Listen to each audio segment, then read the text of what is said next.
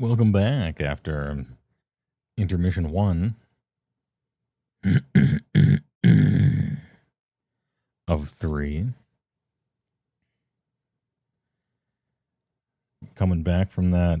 Wait a minute, how big it is? Oh, Okay. we're doing things at 200 bits. 2 streams in one day is in this economy? But the real question, can you handle this 6-foot, dude, a 6-inch? Well, the foot version of it. Damn, look at that. Already using the new emotes. Ken Cry, the meat dimension. Oh, it's from Mr. Submarine. I don't remember that. The worst acting ever. Oh, he dropped his 6-footer the other day. Had to walk away from the toilet, pull it out. It needed to. It's up across the pond. V-Monk. Hey Arcade. Yeah, we are back. The pregnant man reaction. Hey, Discord, good shit. Welcome. We did the I felt like I might as well split it up. And when I woke up, my voice was struggling. Just when I woke up, because I went to bed at 4 a.m. And it was kind of rough. And then I talked for 4 hours about EverQuest, and I'm like, damn, I gotta get a meal or something like that. I don't know. So we had one of them. Okay, so imagine a burger, and now we're good. SG Arcade has been a moderator for 4 years, celebrating my 4-year mod anniversary. 4 more years. Let's go. Let's make some noise. Speaking of pushing things out, your friend is going to have their kid any day now. The entire friend group is very excited. Oh, that's nice to hear. That's good to hear.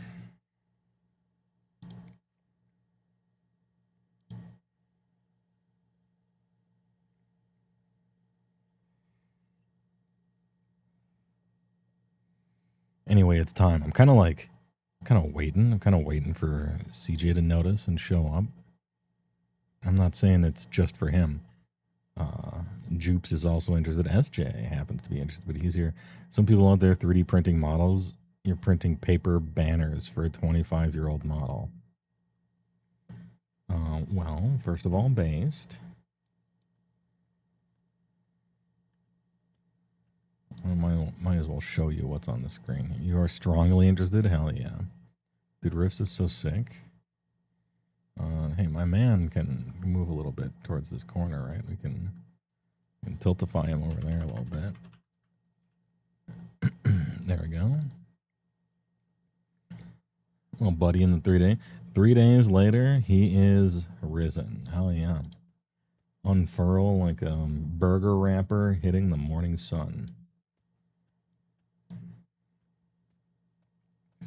I was attacking that rogue lion placeholder so many times that all of my 3-hour buffs wore off. And so I gotta use this fucking gem of wolf form I found to at least have some kind of movement speed. Mind-bending graphics. Positively mind-boggling. Anyway, I killed that lion probably 100 times, and supposedly the spawn rate is 5%. Which means it's not terribly unlikely that it hadn't happened yet. But also private server, and I don't know if that was really the correct placeholder or not. And so that's my fucking problem.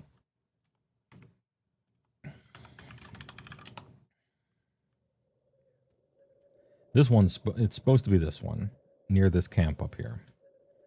It's supposed to be this lion. And it seems like it is, because it's a quick respawn. Maybe I just got unlucky. There's another potential camp down here, and so I guess you could run back and forth, but This one's the quick spawner. So like, hey, all right. Use soda cans. You can bend them into place. Oh. It might be a bit sharp, but that's an interesting point.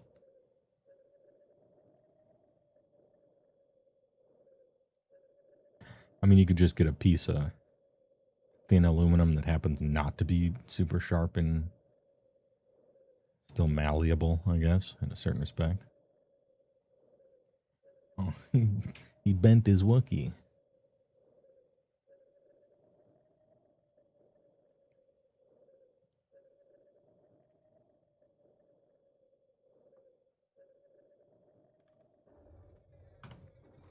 All right, as always, we'll be doing this in the background, I guess.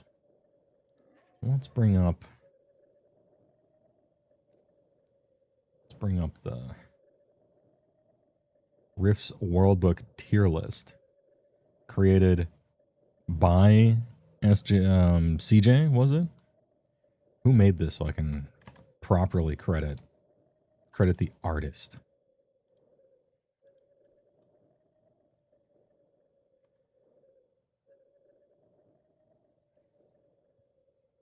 And I will note, and I noticed, and it's so appropriate, and I appreciate it. It was you. The order of the world book images, they are in chronological release date order. Absolutely perfect.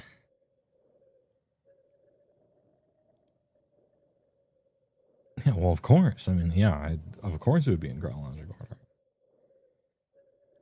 What do you take me for? What are we doing with these tiers now? So, like... Wait a minute, how big it is? Oh! Oh. Okay. Okay. Goddamn, it's so clean. Looks the bits. It's true. As if there's another way to do it. Yeah, there isn't. As far as these tiers, every world book has at least... like something you can go in there and pull from.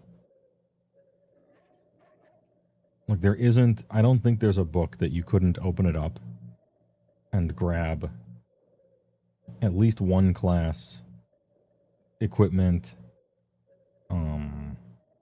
like location data and stuff from, right? So I just don't know if anything is gonna quite get to trash. Because even books that are arguably not good, you can always just open them up and find a piece of equipment that's awesome, a city that's interesting, like the start of a quest, some class, a goofy ass race to use somewhere. Like you can always find something interesting. But I have an idea or two about some pretty low tiers here as I'm perusing through it. But I'm wondering. You would say 3 aspects: quality of the setting information provided for DM, quality of cool things, quality of new things. Yeah, because there is, you know, you do get a lot of reprinted, like, oh, and we took the image of this equipment table that we've been copying and pasting from one book to another since 1989. So you do get a lot of that kind of thing.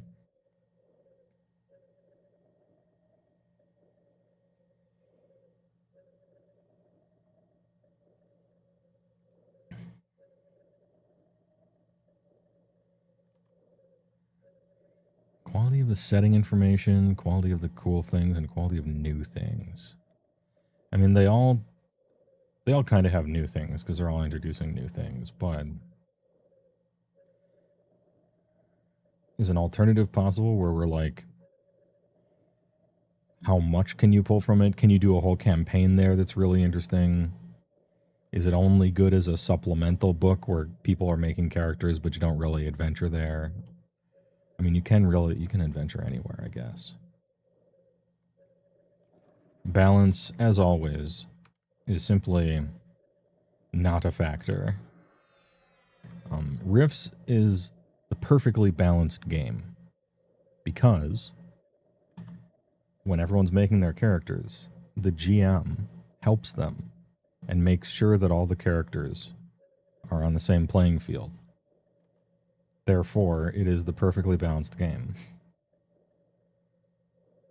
Now, if it was a computer game and you could just select stuff, it would be fantastically imbalanced.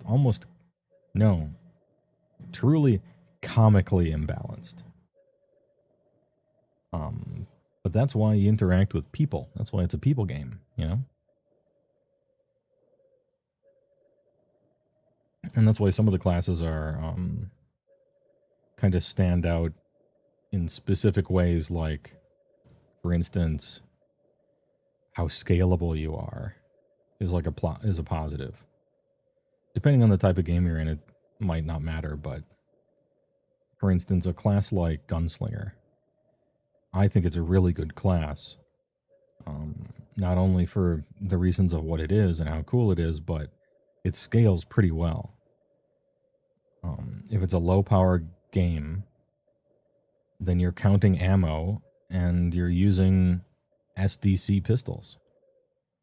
And then that's fine. And if it's your average RIFTS game, then you're using, 46, whatever, ion blasters for short range and something else. And maybe you got like a TW Thunder Gun or something for supernatural. And if it's like a higher power game, then you can actually just give them like fucking Naruni pistols and some kind of wave 2 armor, and he scales up. And so that's kind of cool. Anyway, let's start in chronological order, shall we? And are we doing chronological order, or are we defining our terms? Like, just getting it out of the way.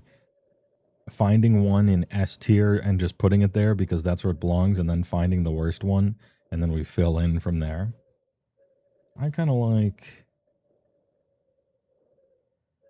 chronological. And I can speak on it. The first one. The first world book. Is also like one of the worst world books. I'm going to be perfectly honest with you. I've never used this. Vampire Kingdoms. Yeah, I've truly never used this book for anything. It's kind of janky. Some of it mechanically has issues being smoothed over with the rest of RIFTS because they're still pulling a lot from PFRPG godly stuff. Of course, we get vampire clowns, vampire carnival thieves. This shit's great. Wild vampires, of course. You got demon familiars and masters and henchmen. Talking about the giant cities is funny. And this is this might be a point against it for the introduction of the flooper. I believe this is the book that invented the flooper. And it gets docked points for that. So here's a flooper.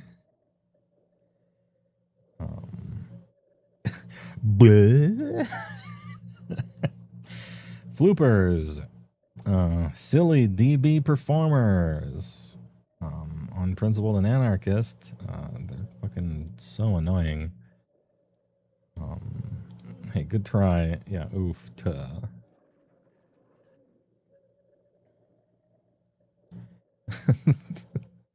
Like, yikes. There is some like interesting flavor here as far as vampires, like doubling down on just respecting the source, even if it doesn't make sense or it's weird. Like running water, and then it's almost like they were sitting around a table and some kid is just like, "Ooh, does this work?" And then you're like, I don't see why it wouldn't work. Let's just do it. Sounds like a clever use of game mechanics. We'll just do it. That's because that's how they did it. Like, vampires, running water. They can't cross it. Well, we'll say it just does a shitload of damage to them instead. Oh, well, okay. Does rain count as running water? Fuck it. Yeah, sure it does. Oh, shit. So the create water spell is a fucking nuclear bomb, I guess, against vampires. Yep. What's that water warlock spell? Typhoon or something? Tsunami?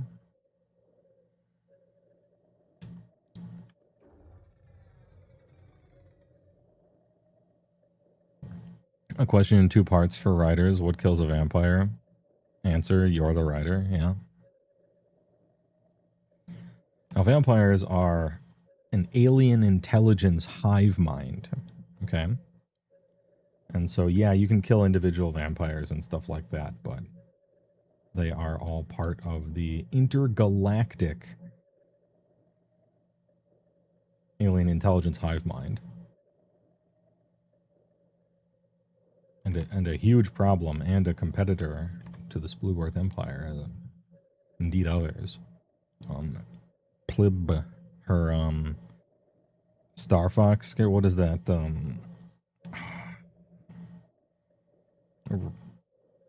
What's the name of that race?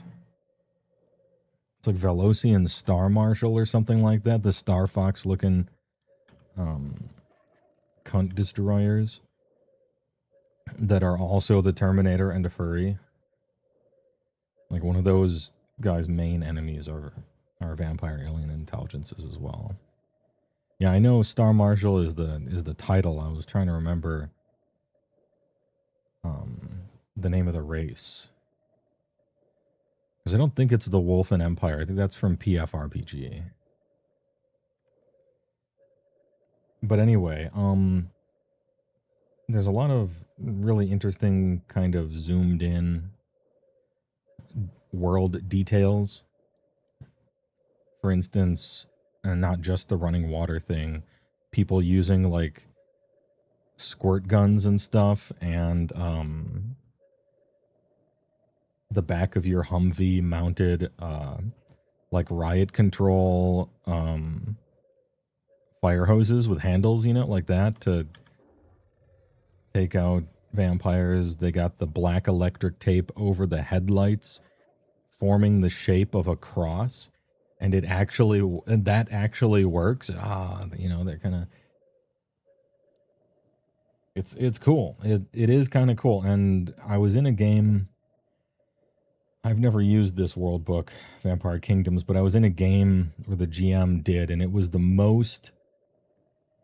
lowest power level Rifts game I ever played, pretty much. SDC everything, no MD. Survival horror, as in like keeping track of rations, keeping track of counting the bullets. How many silver bullets do you have? Like, in the middle of like a conflict, I was like throwing a speed loader of bullets to somebody else in the party who had run out, like during combat and stuff. Exhaustion tables. It was, the game system can technically support that.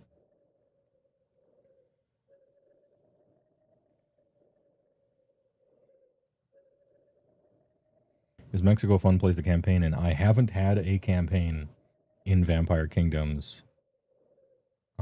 He was using Vampire Kingdoms book for that, but we were in New West. If you want to fight vampires for 10 seasons straight, or 10 sessions straight, I truly, if anyone's seen the anime movie, speaking of Ninja Scroll getting a 4K theater release, same director, Vampire Hunter D Bloodlust. If you want to watch that movie, that's one of the movies where I'm just like, this is a Rifts movie. Like this movie is a RIFTS campaign. It's just fantastic dudes and characters and vehicles and crazy powers and mercenaries fighting fucking hooligans and mystic vampires and shadow men and stuff. Excellent animation as well. Just some good old popcorn.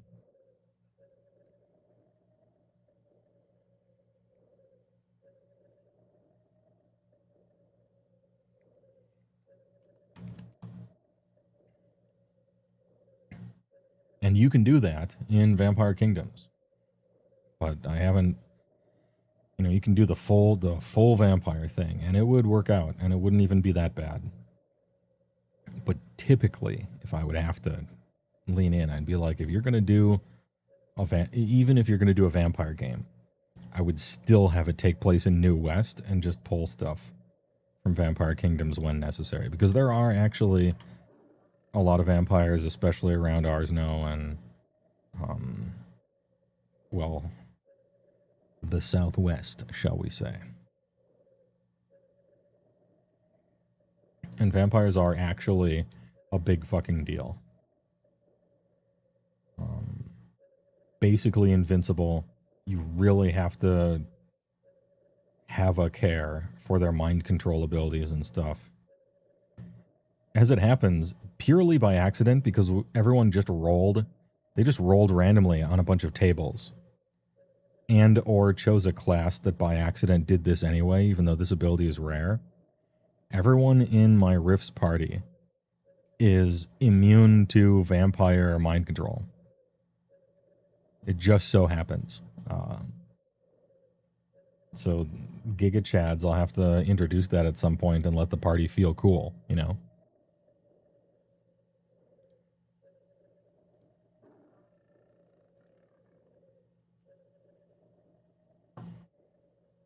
Yeah, I think I would put it in C.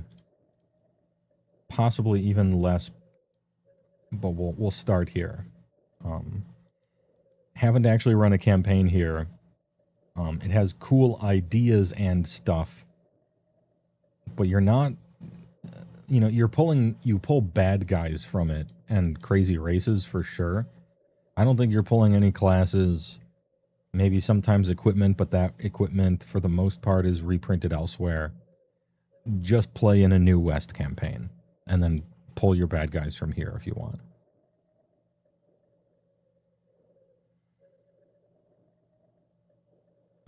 Vampire Intelligence is one of the coolest variations of the typical I think it's cool, yeah. I think it's interesting. And it's interesting that they remembered and scaled it up. And so in Phase World and the Anvil Galaxies and the Three Galaxies and stuff, they're always like, oh yeah, then the Vampire Alien Intelligence, yeah, that's a big problem. That's a big problem in the Phase World scale and the Galactic scale as well. It just so happens there's a big incursion on RIFTS Earth, because there's a big incursion of everything on RIFTS Earth. And so I put it in C tier. Oh, wait. Didn't I say I was going to play the cool-ass RIFTS intro that we haven't played in a million years that I made out of anime? Or that one thing? Well, Jimmy, roll the tape. Let's get hyped.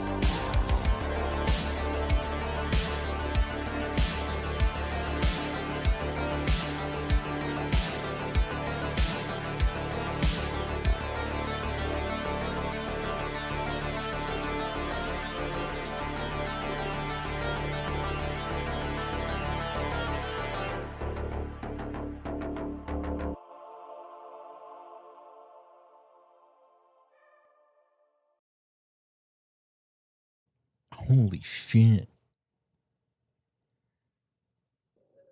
Dude, I watched that one time. All right.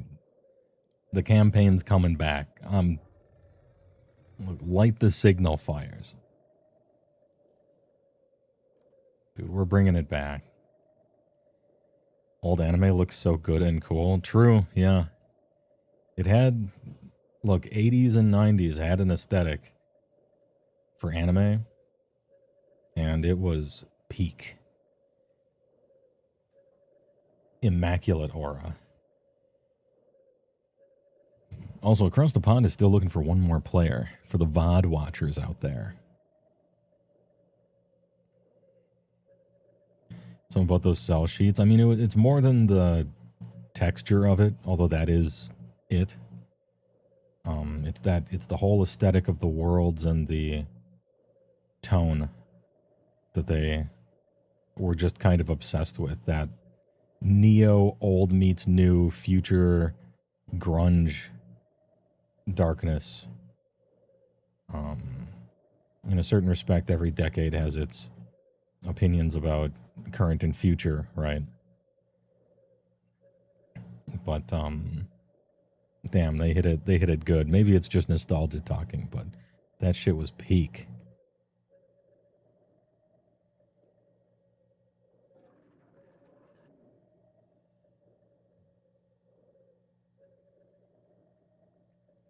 Anyway, I'm lighting the signal fires. This is the beginning, okay? I watched that opening I made a while ago. We're doing a tier list. I'm lighting the signal fires. Somebody call Plibit and see if Jupes is done fixing his roof. We're getting the gang back together.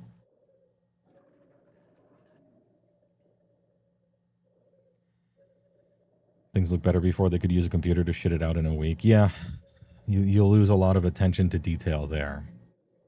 And as we all know, the little details are the things players can fall in love with. Vampire Kingdoms. C tier, pulling monsters from it, good. Aura and aesthetic, good. But just playing a new New West campaign. Not bad, but hey, all right. All right, now we got Atlantolis, okay? Atlantolis. This shit is actually kind of sick. All right?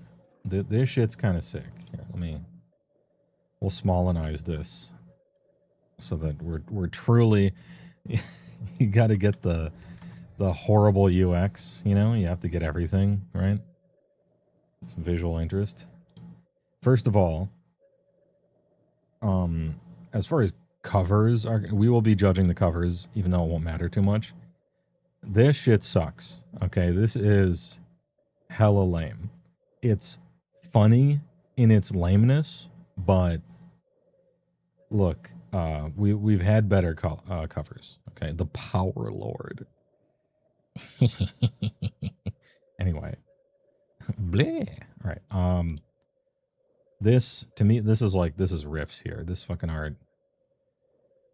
The feel, the look. So good. So classic. Anyway. Yeah, this, by the way, the reason CJ said this, the name of this being is a Power Lord.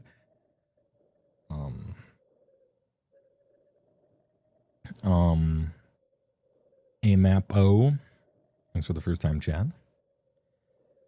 Atlantis book is super sick. It really delves into the Splugorth stuff a lot, which had been pretty mysterious. And we get one of the most beloved races and classes in the True Atlanteans. And their tattoo magic, which is just so interesting and cool. You get the, what is it? After the 7th tattoo, you become an MD being. Pyramid magic, teleportation, and stuff like that. Yeah, this is where you get that giant list of magic weapons and magic items and everything like that. This is where we introduce a lot of bio-wizardry, which is extremely evil, and this is where they delve into a little bit of the secrets of rune magic and rune weapons and how evil that stuff is. You got so many items, such a cool area. Yeah, Sunaj assassins as well. Holy. Did we get T-archers with this too? I think we did. Undead slayers, but it's not really an undead slayer. You're a fucking everyone slayer. It just happens to also be undead. This is where we bring in Kitani that are super sick. You got the slave stock. Cool zones and areas. This book is chock full of like everything, and it's kind of a brewer's paradise. You could not interact with almost anything in here and still pull tons of stuff in for character creation and character gen and treasure and all sorts of that.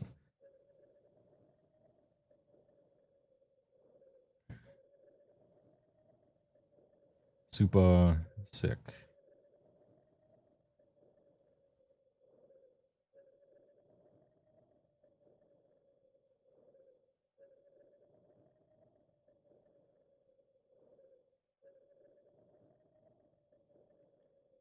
They don't have True Atlanteans until Secrets of Atlantis is like a sequel to this book, and it expands it and kind of, I'm not going to say retcon, but just gives a facelift to a lot of the Atlantean stuff. Yeah, and you could just play an Atlantean campaign for sure.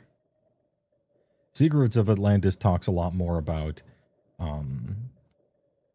the society and the culture of Atlanteans and the different clans and Draco Amicus and the giant Dyson sphere and a few more different types of T-men. What's that one where you're like a pyramid mage or something like that? There are a few more tattoos and everything. It's basically Atlantis 2, which itself is a really good book as well.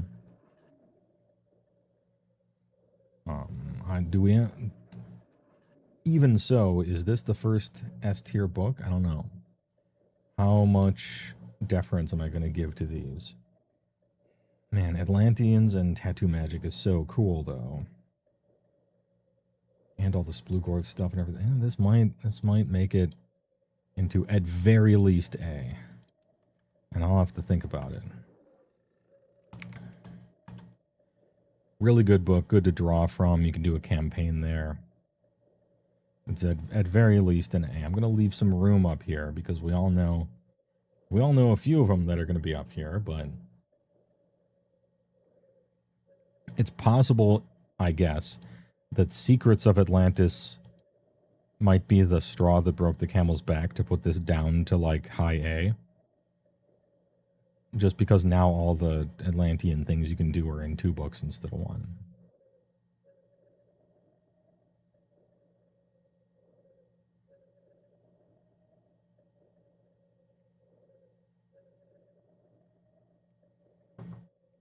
All right.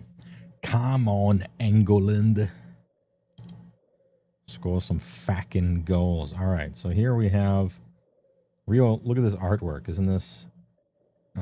This is classic. You could take this picture and write the words Ultima on it, and you couldn't tell.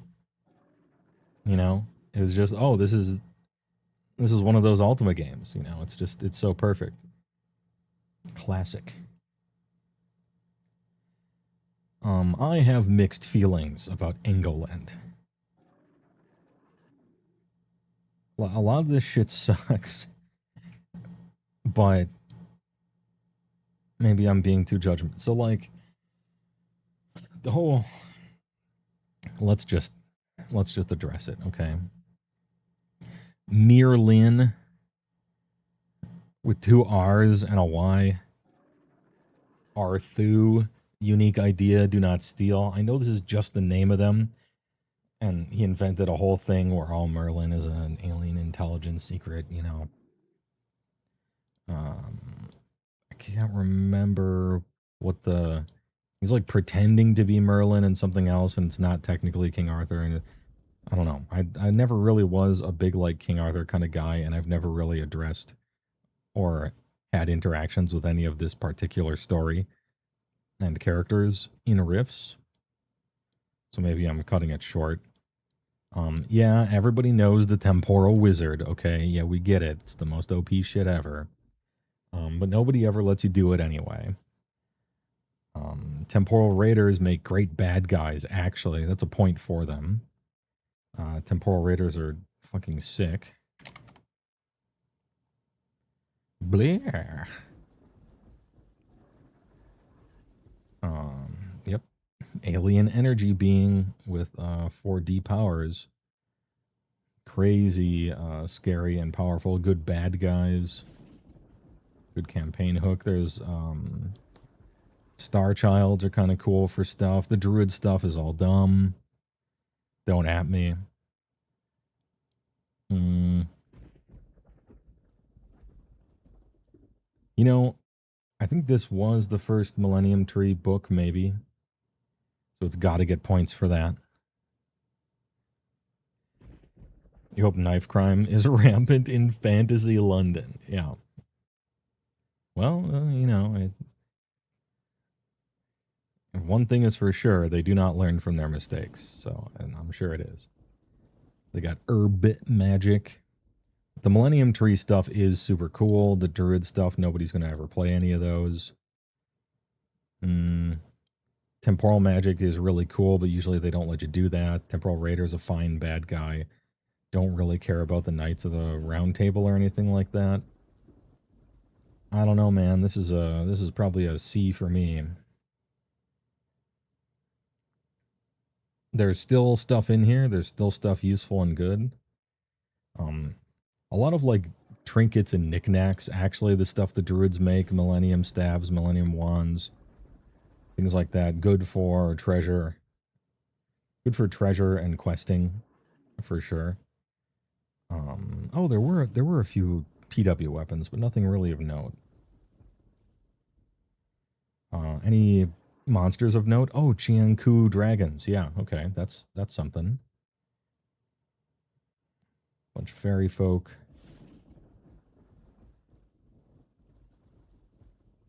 Any noteworthy OCCs, RCCs I'm missing?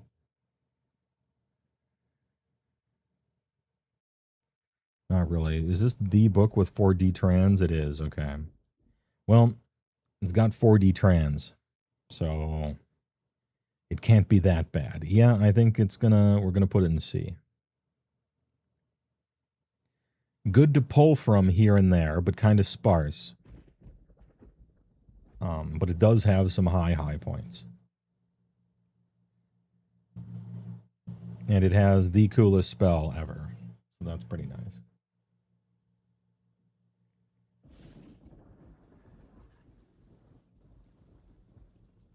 All right, controversial choice. Next up is Africa.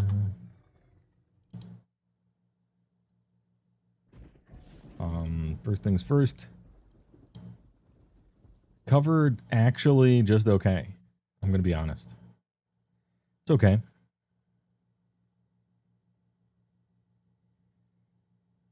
Looking a little gooby here, but it's iconic. It is, I guess it's an iconic cover. I don't actually grade anyone on cover. It's just an interesting point of order, I guess. And this book...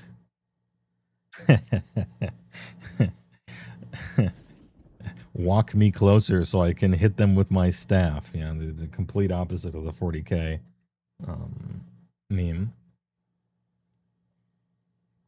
Also, what year it is? What year was this? Can I get a... Where's the copyright?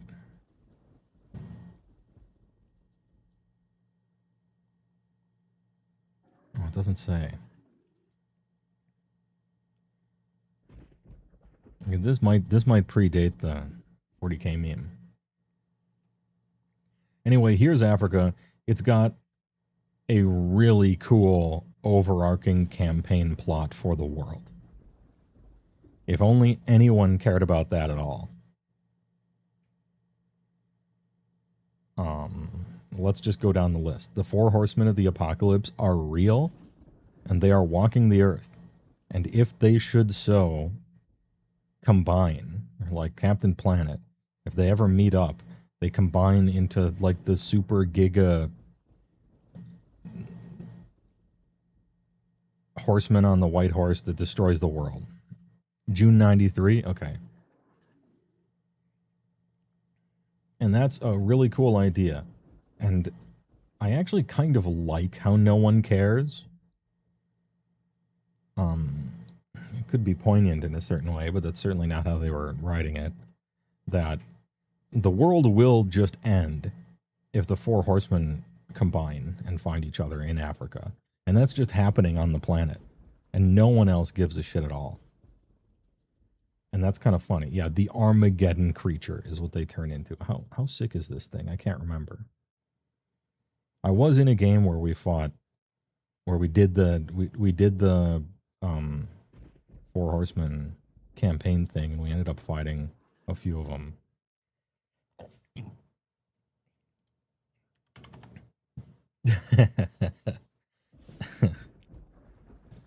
Dude, this mount does not skip leg day. This mount is always in the push-up position. Holy.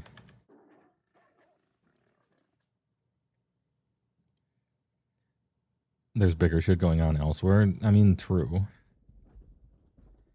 The Armageddon creature, 4 as 1, a primordial force of destruction.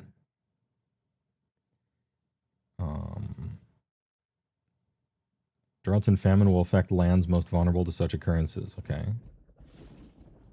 Within a decade, all human and DB life will be extinct.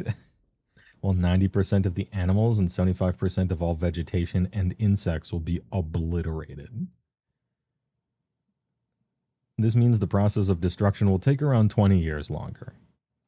The loss of 2 demons will mean that 50 or 100 years might be needed to destroy all intelligent life forms, and another 100 or more years to obliterate all life. See, they're thinking about it. They're like, well, what if you kill 2 of the horsemen? Well, no problem. We have a little table for it right here. It just takes longer. All right. The physical monster can manifest a physical body. War and death can send an army of thousands of robots, fanatic soldiers, and animated dead to crush your attackers. Famine and pestilence can unleash disease, weather, and disaster that covers 40,000 square miles at a time. And I quote, plus the creature itself is super powerful. That's rules text. Okay. Plus the creature itself is super powerful. God, Kevin. So good. They just wrote shit. 80 PS. Soup. 80 PS supernatural. Speed 293. Okay.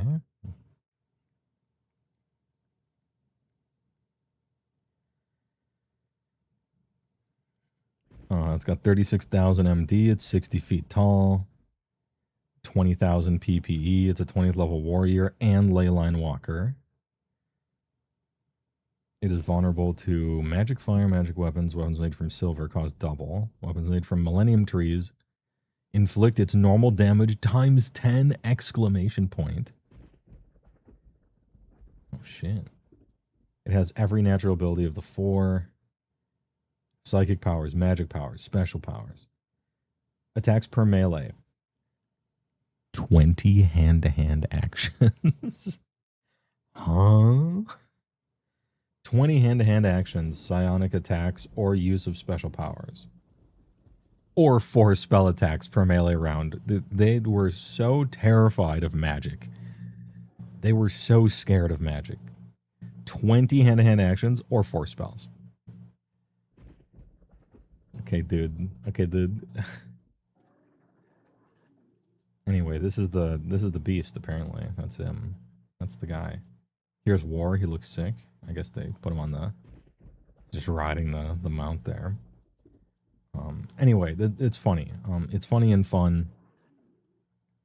But it only really matters if you're ever going to do anything with it, right? They did bring Egyptian gods in. they do have, where's that one? Yeah, they got 3 people, pygmy shamans. What are we pulling from exactly? Apocalypse demons, djinns, yeah, okay. Devil skulls, literally from Doom 2. Oh, booty foss? Hell yeah. Mokele Mbembe slash parenthetical killer or Gentile. Nice.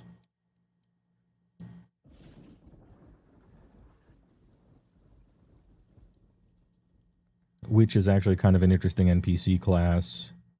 Agogwe. African priest, rainmakers, children of Amon.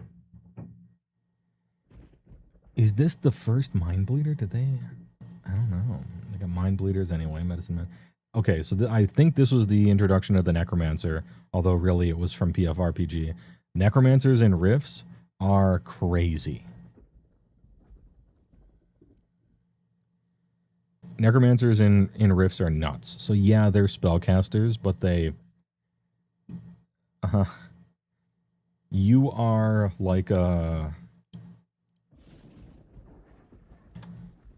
what you do is you collect zombified and or skeletal remains of powerful creatures and people and necromantically graft them onto your body to gain power.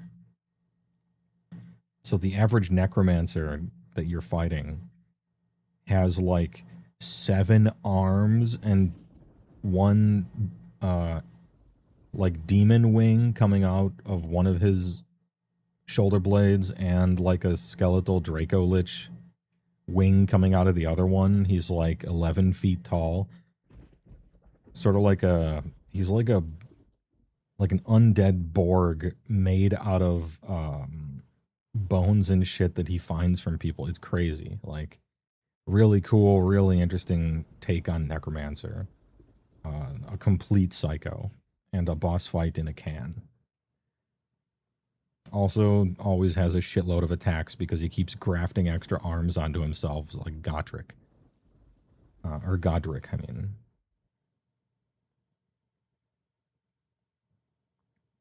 Bunch of cool magic powers of note, of course. Why Africa? Some words from the author.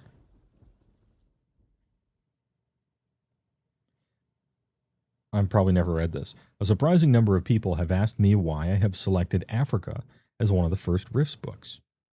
There are many reasons. Mainly, though, I think it's just that I've always found Africa to be a very exotic and alluring place. Kevin. Anyway, Africa is cool. It has a cool overarching story and like campaign event stuff. As far as going into it and taking stuff out of it, there's like nothing. Equipment tables, classes, kind of whatever. Necromancer is one of the coolest villains ever to steal, for sure. But, bro, like, that's it. It's a surprisingly shallow book as far as grabbing stuff from is concerned, for the most part.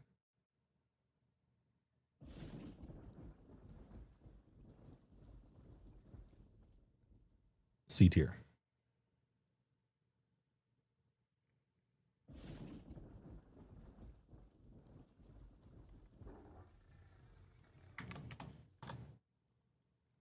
Next.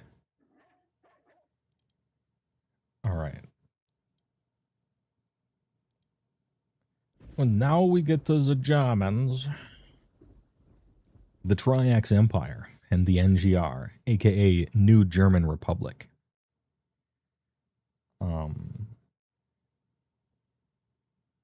Much of this book got power crept a bit, which isn't the book's fault, but this shit was so sick when it came out.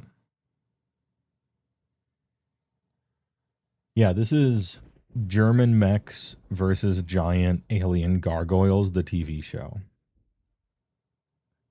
And a little bit of, actually, a little bit of politics in there. little bit of politics, a little bit of xenophobia, a little bit of four-armed giant politician kind of guys, a little bit of second-class citizen kind of stuff. A little bit of German engineering and industry. Fighting gargoyles who hast fucking fliegend.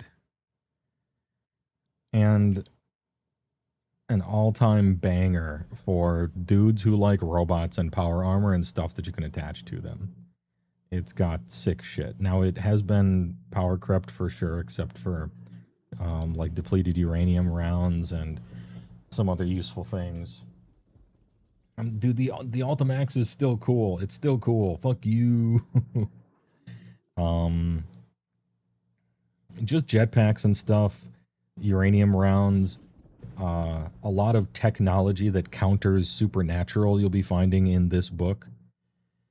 They discovered that radiation stops the hyper regeneration of dragons and demons, and so they start shooting, and so they start making bullets out of uranium 253 or whatever the number is.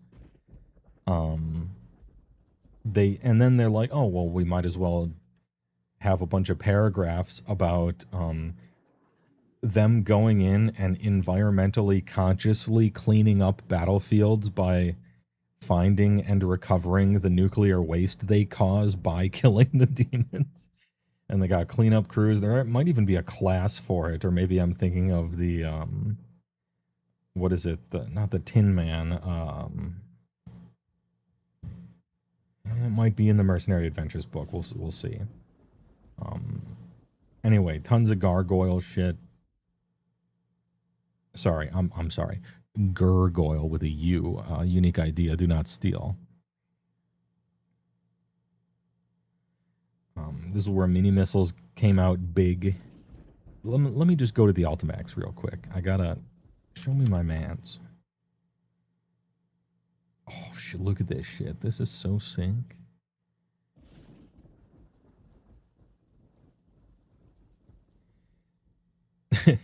Iridium almost got auto-modded right there. Look, it's the new German Republic. It's not what Automod was probably thinking it might be. Don't worry about it.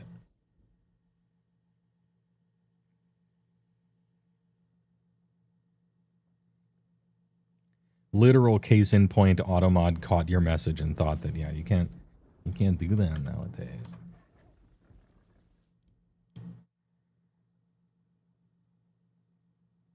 Anyway, look at this dude. Hell yeah. Dude, where's my Ultimax power armor? So this guy runs 44 miles an hour and well, how much? I was about to say it weighs 2.5 tons. It is 9 feet wide. He's wide gaming, 16 feet tall. PS40 robotic. Got a nice rail gun on it. Articulated hands. You'll love to see it. Triax Dynamax. With a Dynamax with the... Are those short range? Those, I don't think those are mini missiles. Slammer missile launchers. Oh, it's got the slammers?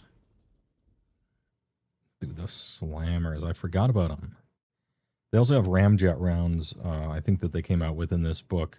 And ramjet rounds are, that's what a bolter is. Like, it's a, like it just kind of like shoots the bullet out, but then the bullet itself has like propellant in it.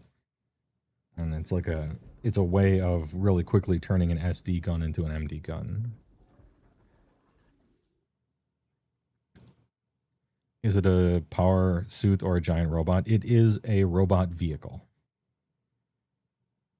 Well, technically it says it's power armor, but it's right on the cusp. I can't remember it's usually a height thing or a description thing, but 16 foot is typically bigger than what one would call power armor, and it's moving into robot vehicle territory. So it's right on the cusp. And then exoskeleton is like very human shaped and typically doesn't require microfusion power or whatever. Anyway, the Dynamax, the thing on the cover is fucking sick. They needed more room for missiles, and so they put them on the pair of missile launcher tubes are mounted on each shoulder. These also fire slammers, concussion missiles designed to knock a giant opponent off its feet and stun him for a few melees. Eat shit. Anti-gargoyle / giant. Secondary purpose, anti-personnel. Yeah, by accident, it just will. The slammers. The 1-2 combo built in is sick.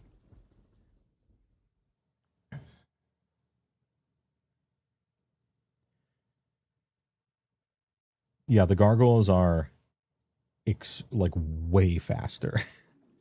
Notably, the Triax is slower than the 4 demons by a factor of 5. Yeah, they're all like 50-mile-an-hour just lumbering stuff, and then the gargoyles are positively speeding. But that's how you, that's how you make. Dude, look at that shit. The dragon wing. It's like a boss in Armored Core. You know?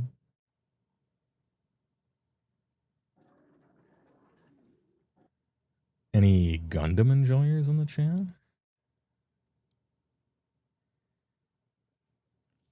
This is not a Gundam. Do not steal. The big boy. The X5000 Devastator.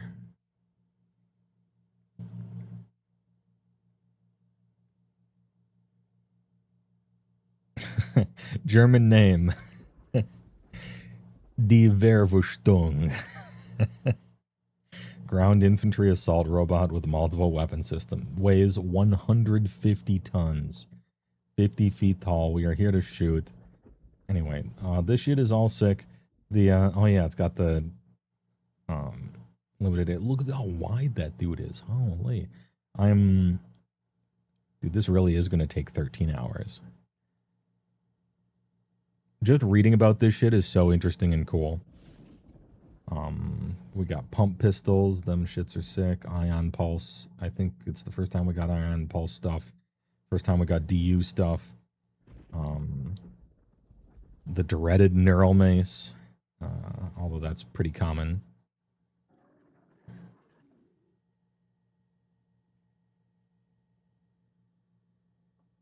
And you'd think it's like, okay, demon gargoyles, right? So they're the savage, insane demons that are just fighting, and they look like demons versus the technology of humans, right? So it's like tech versus unnatural, right? Nope. The gargoyles have power armor. And it flies. No, we're going tech for tech. So how do I rate this book? World building, 9 out of 10. Really awesome tech and equipment and readability. There's neat story stuff. It actually is great for a campaign. It's hella stupid. If you love robots, you're in. If you love Gundam, you're in. A lot of it got power crept over time, but that doesn't actually matter at all because the balance of your game is balancing your party with the world book that you're trying to have a campaign in. So it's like whatever, unless you're playing 6th grade RIFTS, which is also fun, don't get me wrong. Triax and the NGR. Probably A. The day it came out, S. I think we're down to A. This shit is tight.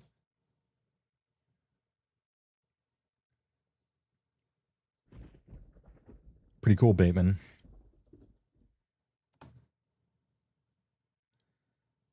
But get a load of this. CJ Corella in the house. ready to spread both cheeks and release an absolute screamer onto onto the game. Now, people say that this was the beginning of the power creep with South America 1 and 2. The crazy power creep. I actually fundamentally disagree. It started with Atlantis for sure. It was already done.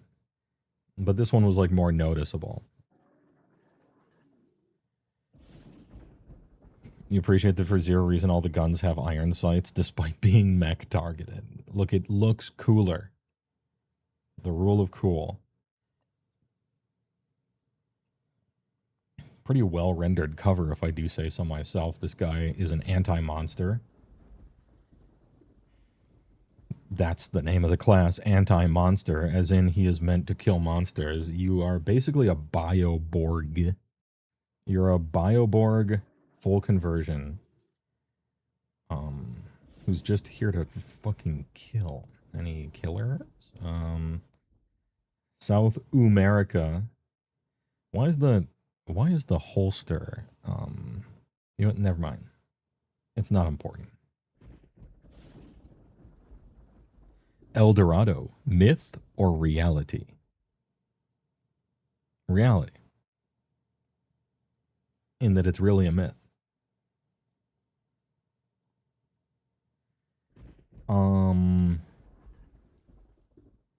This book has a lot of random fucking shit in it. You can read this book cover to cover and be in a game for it. And then somebody could be like, oh yeah, like this thing from South America. And you're like, what? And it was always there. A bunch of goofy ass items and equipment. Is this the one with Incan, or is that South America too?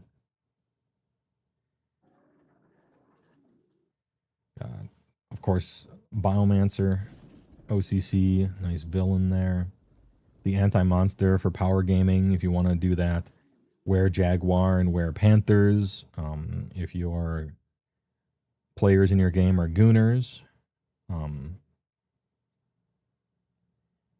they are.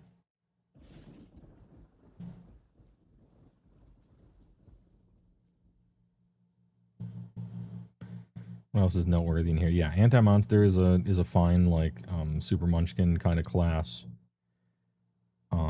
Oh, this is where we get the Atlantean monster hunter. Okay. I wondered if that was original Atlantis or South America 1. Yeah, they got Simba in here. And they got the felinoids. So predating. He predicted the future. The felinoids. Flame panther, flying tigers, any kind of cat girl you want. Here we go. Lizard men, which are actually pretty cool. But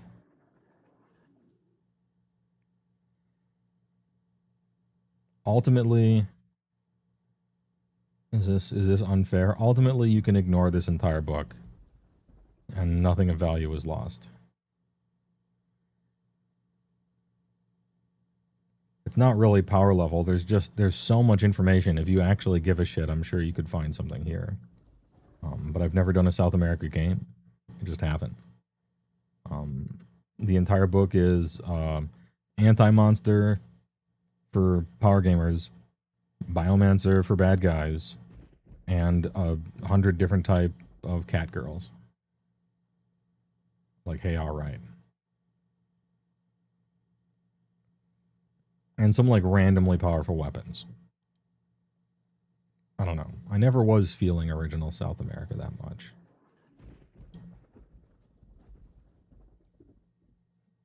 Anyone in chat can chime up with some hidden gems in here, and it'll awaken my memory and probably remind me of something. But I'm putting it kind of low.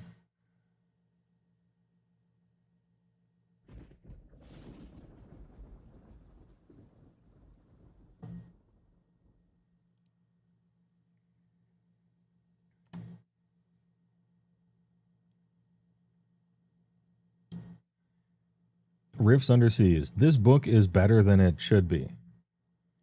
Because, okay, like, mermaid people and undersea stuff is kind of dumb. Personally, I think. Who's that? Who's that superhero that has a trident and he can talk to fish? And it's just the stupidest thing ever. Anyway, I never cared about that aesthetic at all, and I always thought it was dumb. Waterman. Waterman? Aquaman. Or Namor in Marvel. Yeah, both of them. Just the sea people thing is dumb to me. And maybe this is just me. In general. However, Rifts Underseas actually does have some impressive depth. If you really get in there. Do we get to whale magic? And dolphin pneuma bioforms? And ocean wizards and sea druids? Whale song magic, dolphin magic? It's actually sick. Where's the Captain Nemo and the 20,000? Yeah, Captain Nemo 2. The sequel. You have the actual human supermen for no reason, of which there's like 500 in the world. Sea Titan RCC that can then take OCCs. So for the power gamers, any power gamers in the chat? Sea Titan, pretty good fucking race. Technically human. Technically can take an OCC. They live forever, and all their stats are supernatural. MDC beings. Pretty good. Of course, we got Striker attack helicopters and a bunch of naval stuff for the Coalition, which is quite cool. This also is this where we get the is this where we get that prestige class?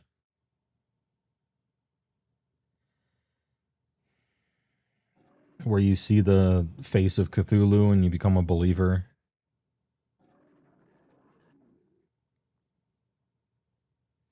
Iwo Jima class transport. Hell yeah. Let's go to it. What about the Semper Fi power armor? Semper Fi.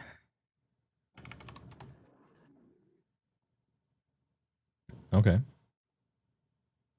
I guess I thought it would look cooler. They're going for, I guess, we're still on the realism kick here for this one. Merovingian amphibious tank. The Iwo Jima class combat troop transport. 10-man squad from ship to land. And it's a hovercraft, so continue. Hell yeah. It's got an ion pulse cannon, some heavy missile launchers. Long or medium range missiles. Holy okay. I guess I shouldn't be surprised. The Navy is the real firepower. And they're here to fucking prove it. Holy shit. How do you fire a medium range missile from a hovercraft? What did you do to it?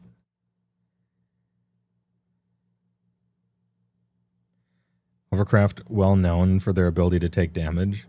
I mean, not really. 225 main body is like less than a Samus, right? So, relatively speaking, it's pretty fragile.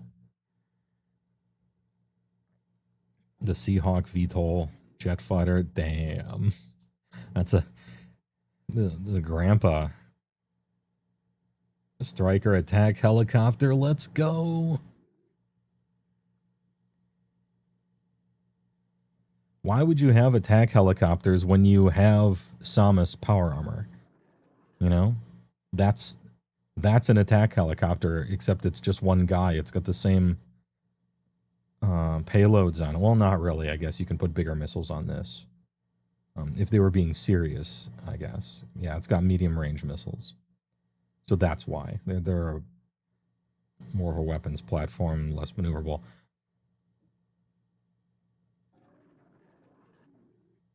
Page 48. All right.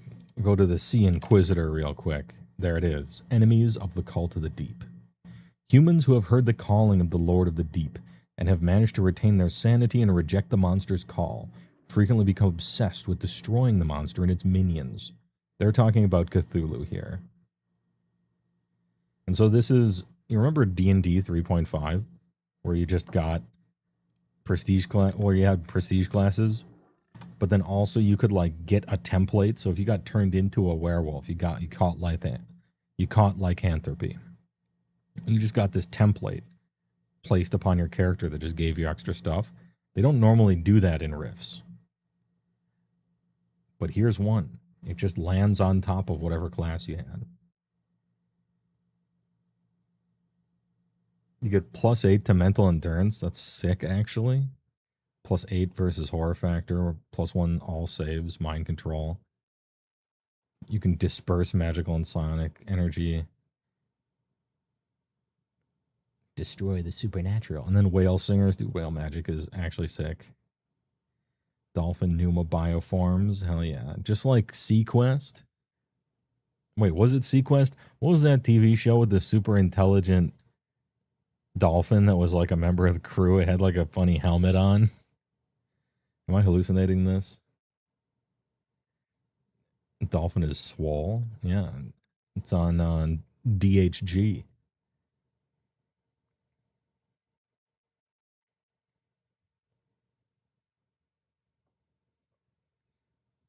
You know, this killer whale Numa bioform have been eating good. Oh, this is Whale Singer.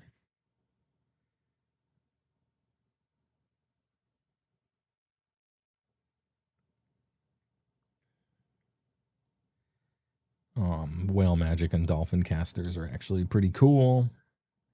Yeah, this book is like way more interesting than it has any right to be, I think. But it's a touch short. Ironic. A touch shallow.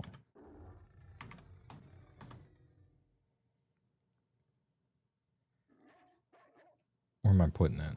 It's got cool stuff in it. It's like the epitome of the bee. It's got a bunch of cool shit that you probably won't really have an opportunity to use. Some pinpoint accuracy, like excellent power gaming stuff, like Sea Titans and Sea Inquisitors. Cool naval vessels and things like that. Mysterious magic that again you'll like never use, but it's so cool. World building that there are whale magicians whose whale songs that travel thousands of miles through the midpoint of the ocean are actually spells casting back and forth. It's really cool. It's just that it's hard to find a use for any of it, and and if you ran a campaign for it, I don't know. It's just really, really good flavor to read through, I think, and glean an idea or two from. I'm putting it in B. Well, we got worldbook, and then worldbook, Japan.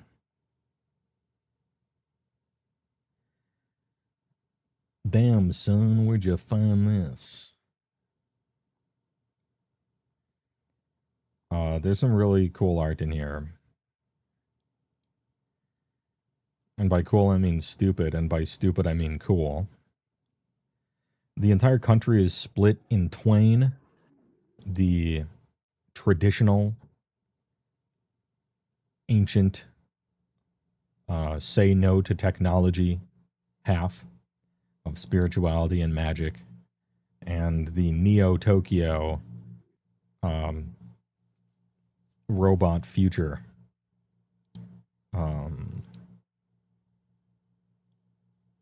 Cyberpunk half.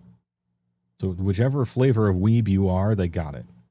And they're both actually really cool, and it makes for a good campaign setting where you either stay on one half and just do all that, or go back and forth and you get the old meets new.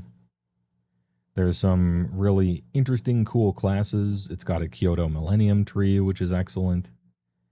It butts up against a lot of other places of note that you can pull from, you know? You can pull from the China book for this.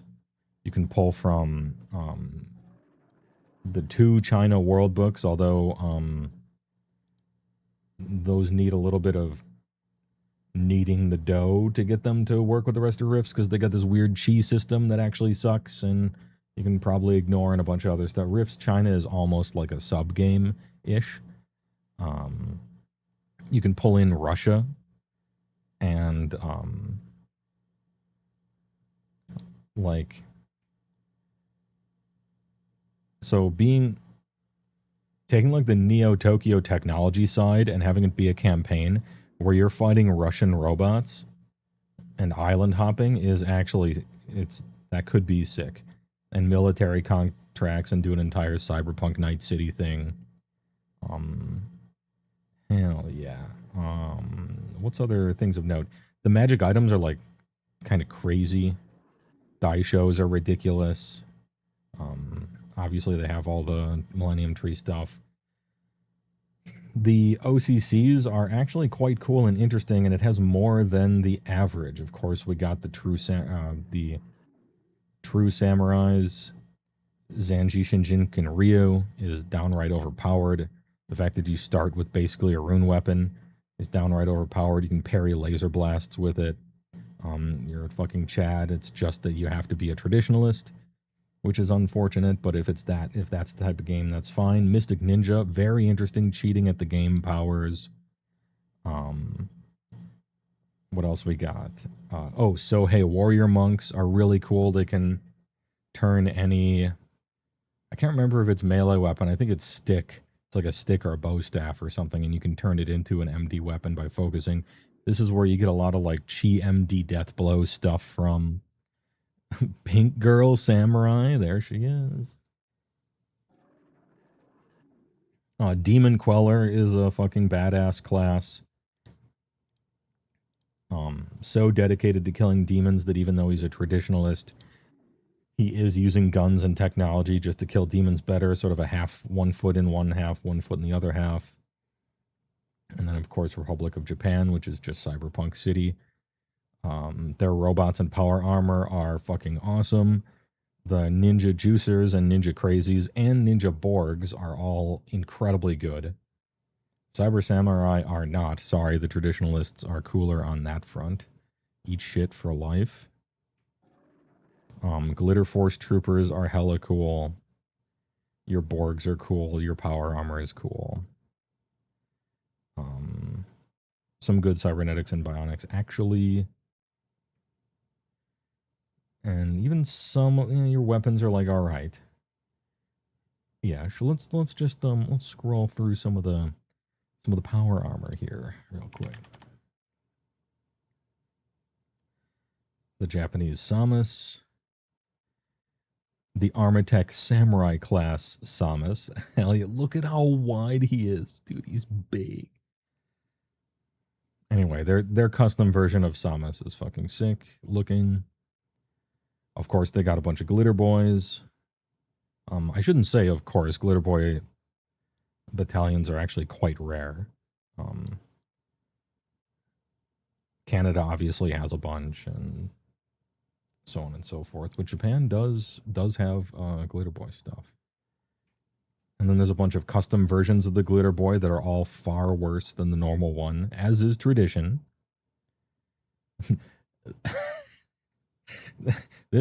I remember this page. Doesn't this guy look deflated? Like his armor is made for someone bigger than him? He just looks like deflated and kind of weak and awkward. And then right across from him, the power spy. It's perfect. The name Glitter Boy is implying a lot of negative connotations. Well, not when this book was written. Oh, wait. Actually, never mind.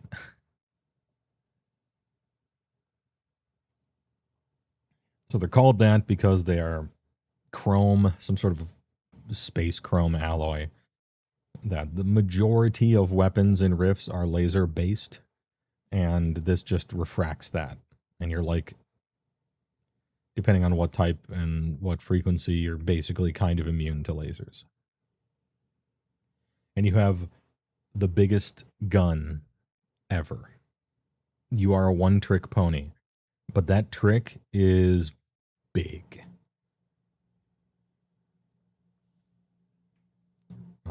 If you get into like a low level, like a low power combat, you could actually kill your opponent by shooting the gun close to him but missing on purpose. He would still just die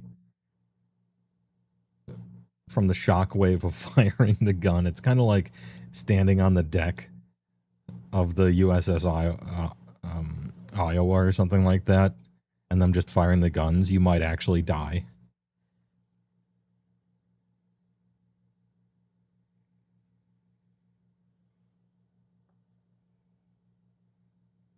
H brand Ninja Bot. Oh, it says Ninja Bot. Oh, look at that. It says it on him. Power armor and robots. Oh, the goofy masks and everything. Hell yeah. Look at the dude. I forgot about this guy. Dude, the Grenadier. One of my personal favorites. The Grenadier. I am here to shoot fucking missiles. And also grenades. Tengu flying stuff. Undersea robots, of course. You gotta have transformers, you need that. Oh, the crab walker. What if my WoW shoulder spikes fired grenades? Incredible. The wrecker. It's got the little tiny hands there, just in case it needs to shoot. Nice, dude. Good work. The apocalypse. It's burning down the house in the background. The Banshee. The Banshee is sick, actually. Very different art styles on some of these artists. Yeah. So the the flavor profile of the art, wildly different depending on the artist and what they were told. Of course, there's dragon power armor. We need that. And their normal getup is kind of nice. The Kudu Street Police armor. Oh, little tiger stripes. Don't mind if I do. Kind of bug-like. The IA 130 Sumo body armor. Big. That same juicer armor picture. That shit was sick. Anyway, Japan book, pretty cool. A surprisingly high number of really interesting and useful classes. Neat story, split half and half between them. Good campaigns. Good ancillary areas to pull from. You can pull from Russia and China. That would make a cool story.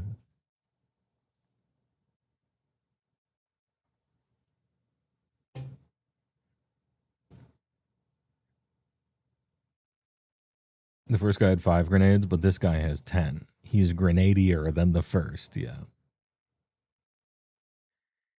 The whole thing with the cyborgs, that the less human the cyborg body is, the more psychological trauma they could develop, yes. So, like, dragon cyborgs are positively psycho, yes. And still ninja crazies are crazier. Can you believe it? Yeah, weeb detected for sure. Worldbook, comma, Japan. A.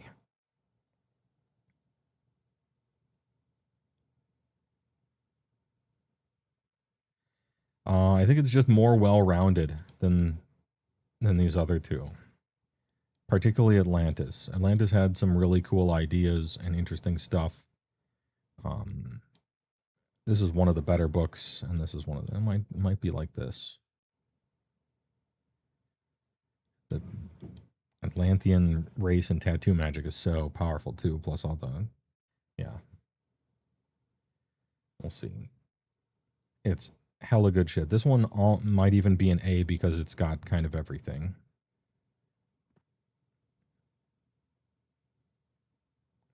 what a solid book. Solid pickup for sure. But it could be skipped if there happens to be no weeaboos in your group. And now we get, hey, remember when the CJ Corella wrote the South America 1 that wasn't that good? What about South America 2? Can I try again? What if we give it another shot? The Archons versus the most overpowered shit imaginable. Holy fuck. This is like the book that people are like, the game is power creeped out of control. And there was at the time a lot of pushback to this book. In fact, there was a lot of pushback to South America 1 because no one liked it. And so they tried a second try with South America 2. And clearly, upon reading through South America 2, they thought what people didn't like about South America 1 was that stuff wasn't powerful enough. Well, have all the donuts you want, Mr. Simpson.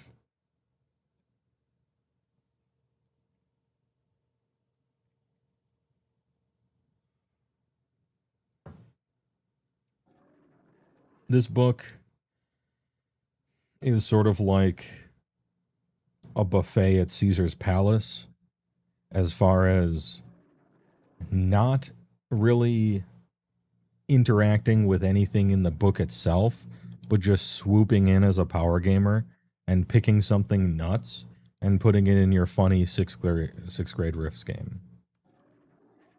And for that, it does a great job at being that. I don't know if it was trying to be that. Ancient Incan undead are crazy, powerful, and cool bad guys. You know, got true Inca demigods, Nazca stuff, Nazca power armor, Phoenix magic, rune warriors, and things like that. You got races, just like one random thing here could just send you down a what was that thing where you found rabbit hole? Couldn't think of it for some reason.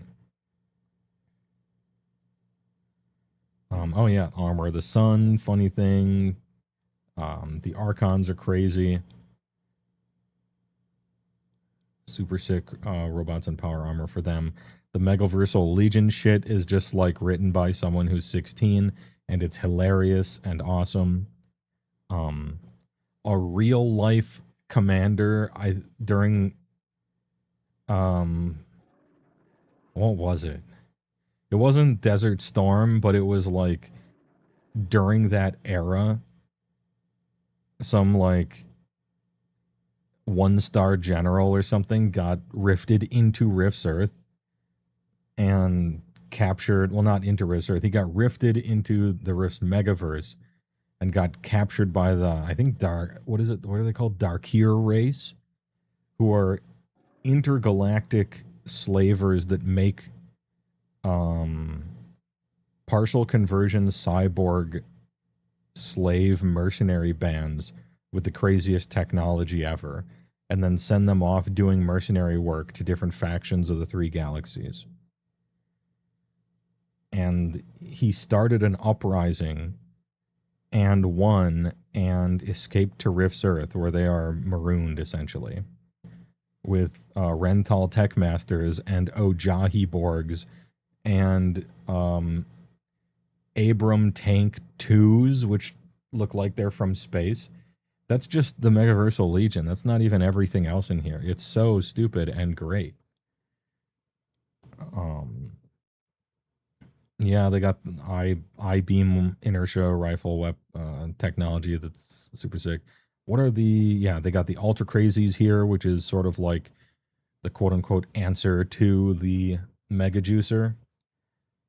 Side note, it's way worse than a Mega Juicer, with tons of downsides anyway. Blood Riders are super sick. You're riding Velociraptors, really cool class if you're looking for mounted stuff. Blood Lizard RCC for your mount there. The Achilles Republic, I don't know too much about. I do know there's Achilles Neo-Humans. There's a sort of like the Sea Titan of South America, if you will. New Babylon for the power gamers. Maki Stonemen are hilarious.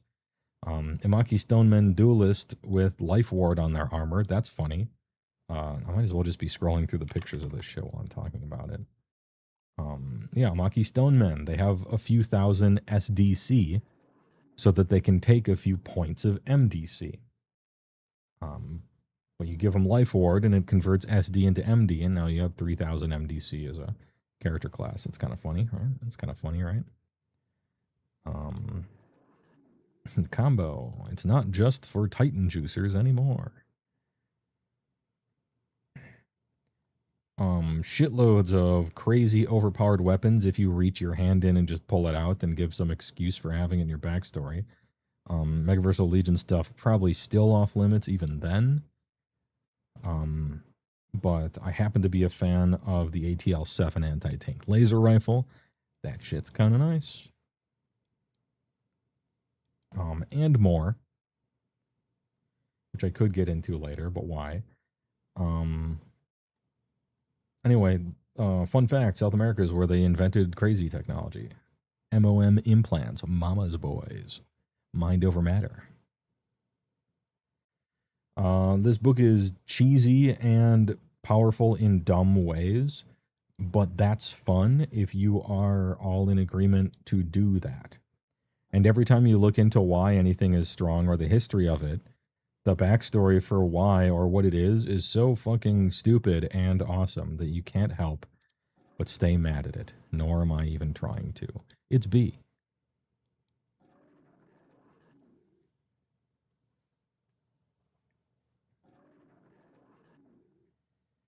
Southern America, yeah, exactly.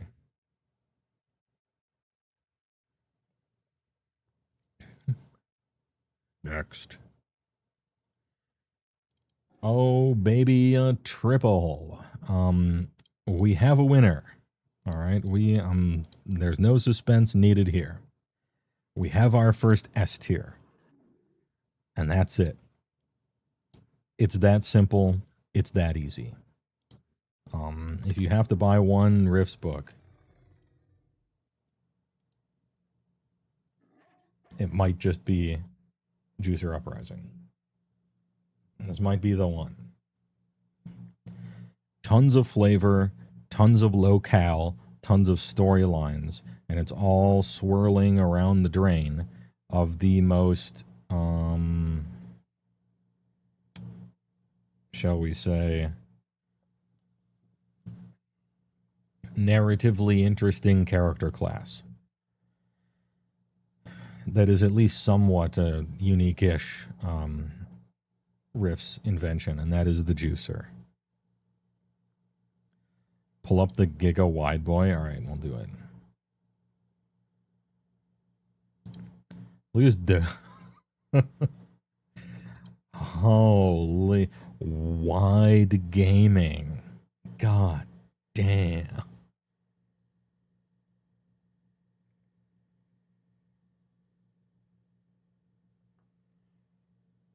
This gives you power over me. This is a Titan juicer, one of the many flavors of juicer. First there was but a juicer. And then we got Titan juicer, Hyperion juicer, Phaeton juicer, Mega juicer.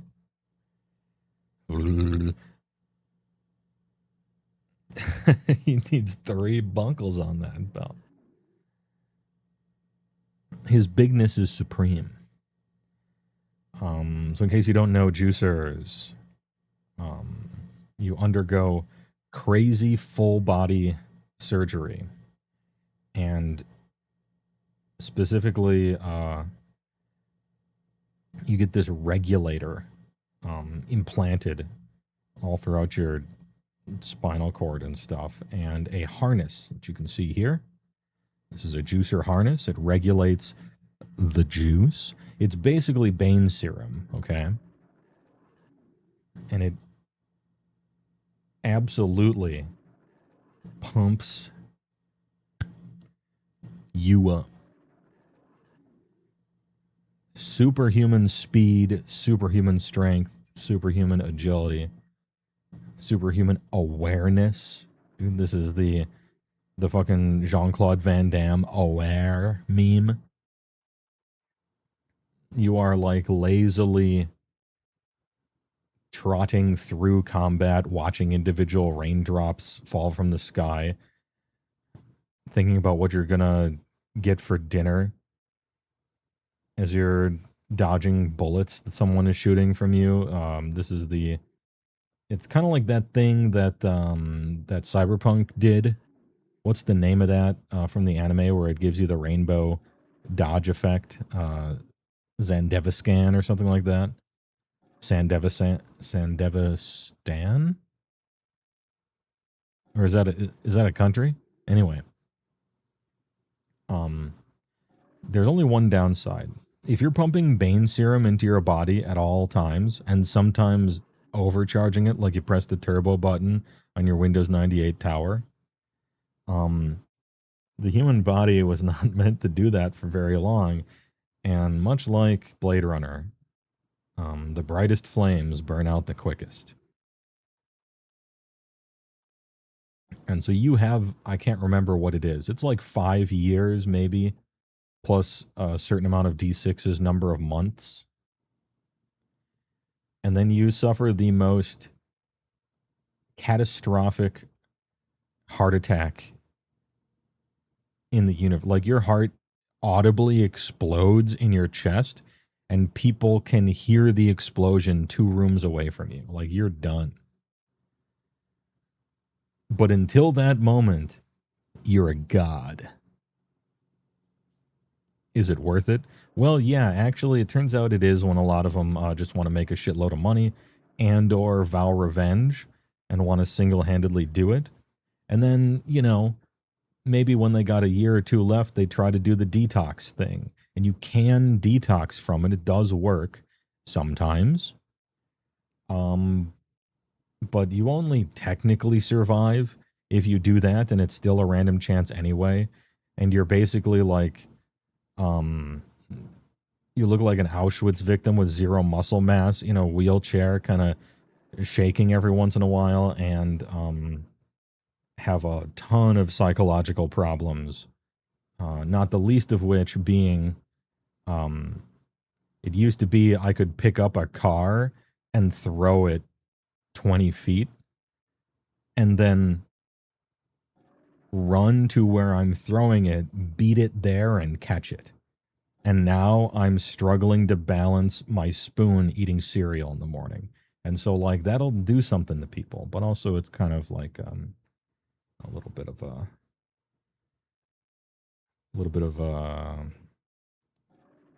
reference to age, you know, and losing your youth and all the rest.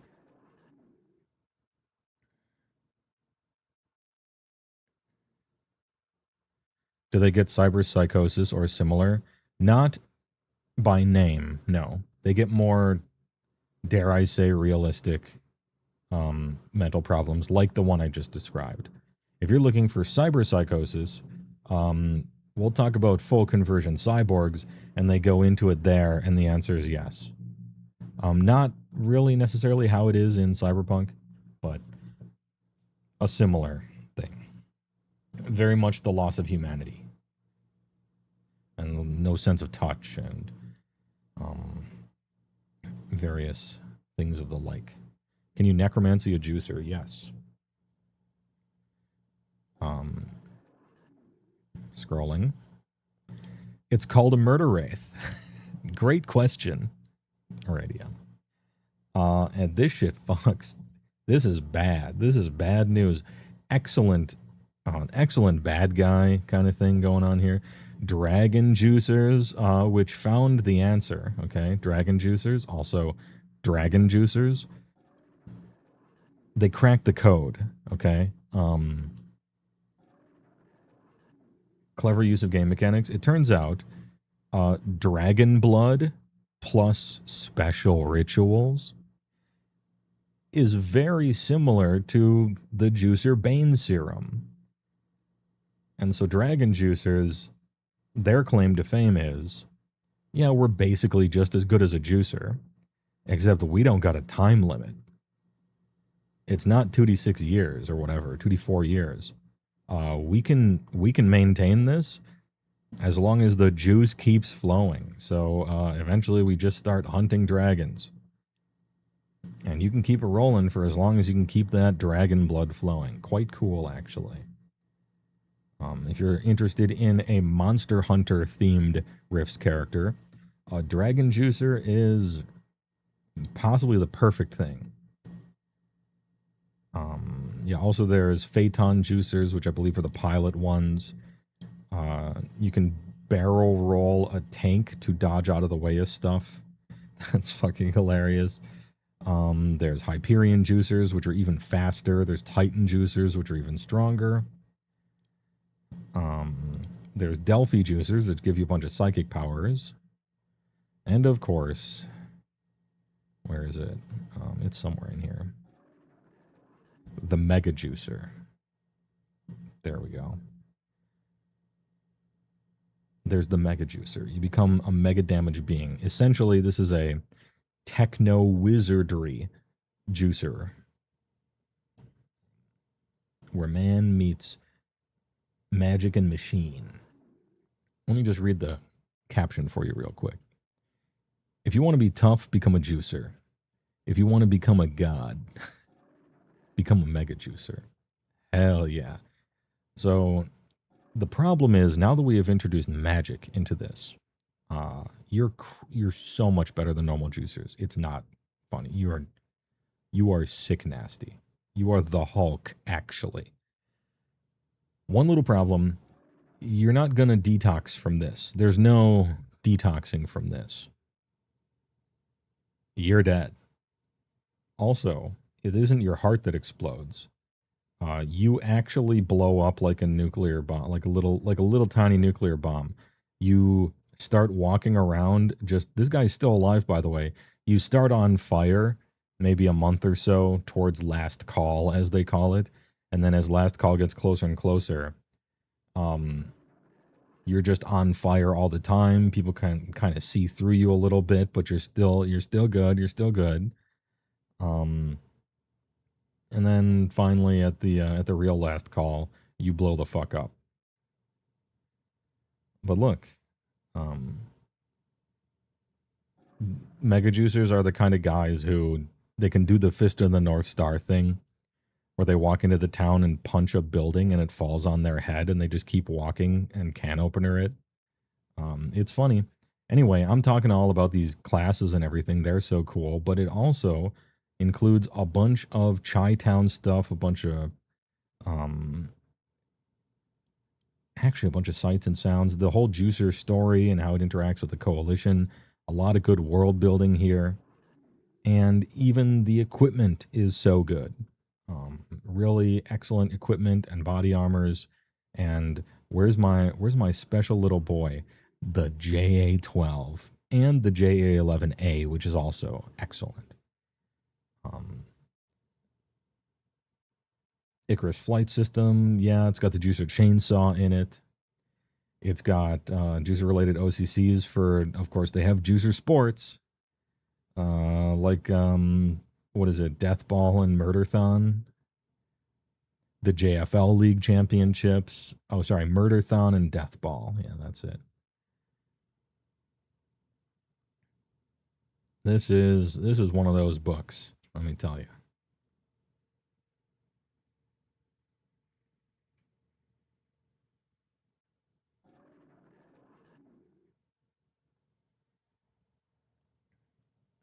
Easy S tier. Prime Rifts. It's got everything. It's got everything. I don't know if the next one is S tier, but it's good. Coalition War Campaign. Hey, you like big robots, right? You liked Triax and the NGR. That had some big fucking robots in it with all that tech. That was cool. What if they were evil? Is that cooler? Kinda, yeah. This shit is sick. If you are going to be like a game master and run your own Rifts game, I might suggest getting Coalition War Campaign. along with whatever DMG you're going to pick up, just because it's so useful for GMs. I mean, these are your main bad guys right here. All the CS stuff, all the CS equipment, all sorts of OCCs. I believe it goes over Dog Boys and stuff. It does a lot of, Cynet, the Burbs, Chi-Town, Common Monsters, Prozac Regime, how they run their country, the history of it. It's got Skelelobots and stuff in it. It's got like everything you're going to need to run anything close to in North America. Good world building, good classes, good equipment, good NPC stuff, good bad guy stuff, good big robots. It's got the Juicer Killer Power Armor, which doesn't do that. Does it have the Zytokic Slayer Armor as well that doesn't do that either? Anyway, there's... Let's see. Terror Trooper. Oh, the Glitter Boy Killer. That's it, yeah. No, it doesn't. A bunch of different types of Samas, including the Super Samas, where one finally gets a decent weapon, if I IRC correctly. Yeah, and the robots look crazy. This is armor, by the way. Somebody's in there. Although whoever's in there, they're actually curled up in a ball up here, because ain't nobody got hips that wide. Look at this old style. Look at this perfect old style Death Head Samus. Damn, this is perfect. I mean, I know it's just the guys from Jinro. I know it, you know it, everybody knows it. But it's perfect. It's fucking perfect. New ones, don't care for it. New style armor, don't care for it. Give me this.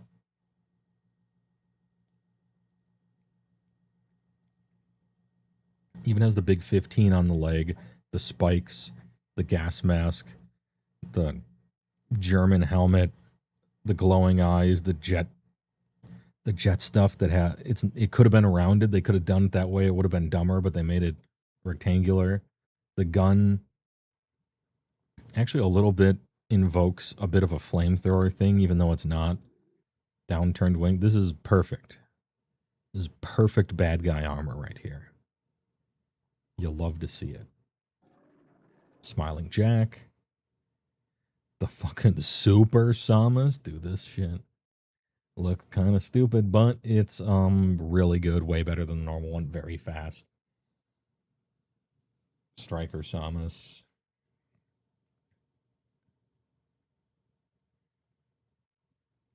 Skelelobots make great chaff.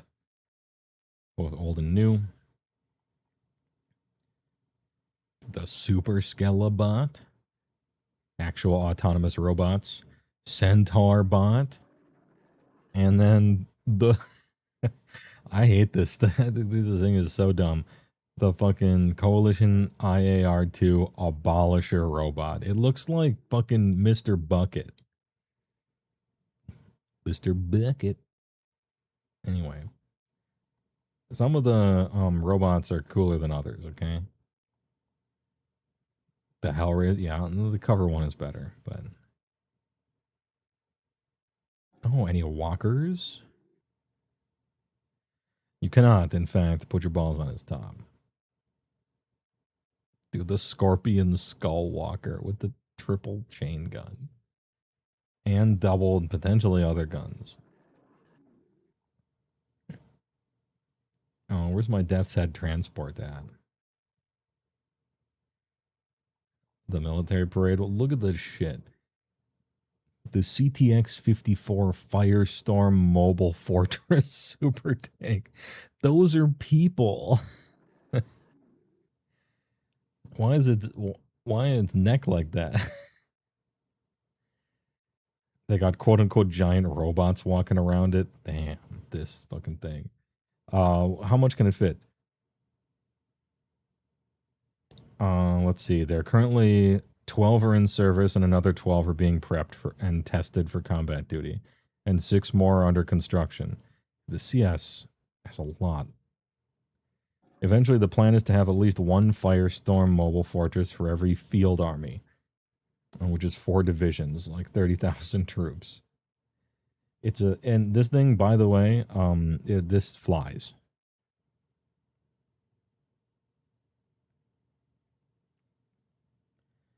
how big it is. Troop payload. Just about any mix of troops is feasible, but the following typical combat force is carried within the Firestorm. 1 squad of Skull Smashers, 1 squad of Spider Skull. So just like 300 robot vehicles, a platoon of troops, and 3 companies of Samus. Like almost 1,000 crew. Troop payload.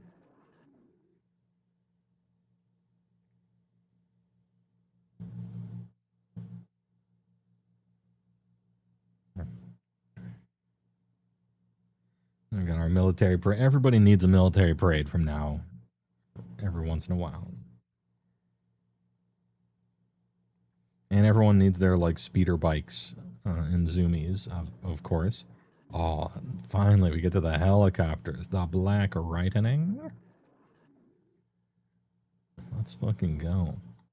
I know that like fighter jets and helicopters have kind of lost a little bit of their usefulness in a world where you have flying power armor and robot vehicles, but you gotta give me a little bit of it every once in a while just for old time's sake, you know?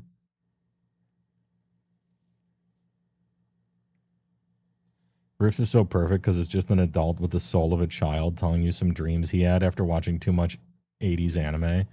And you tell him how stupid it sounds, and he just says, yeah, and keeps going.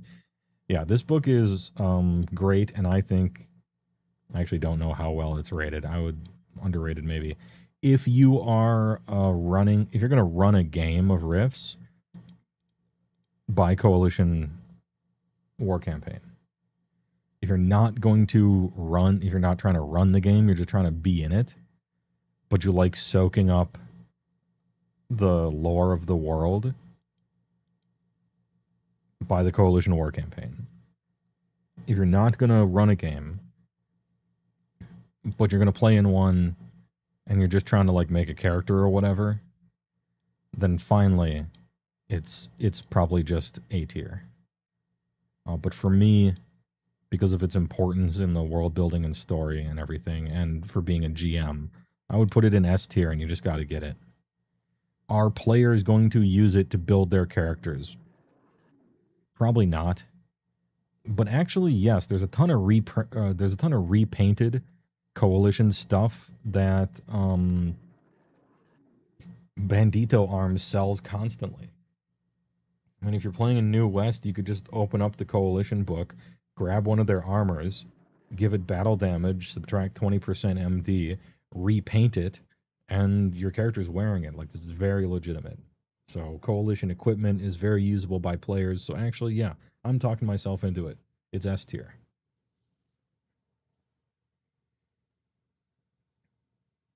Enough said. Moving right along. Sizescape. Book 12.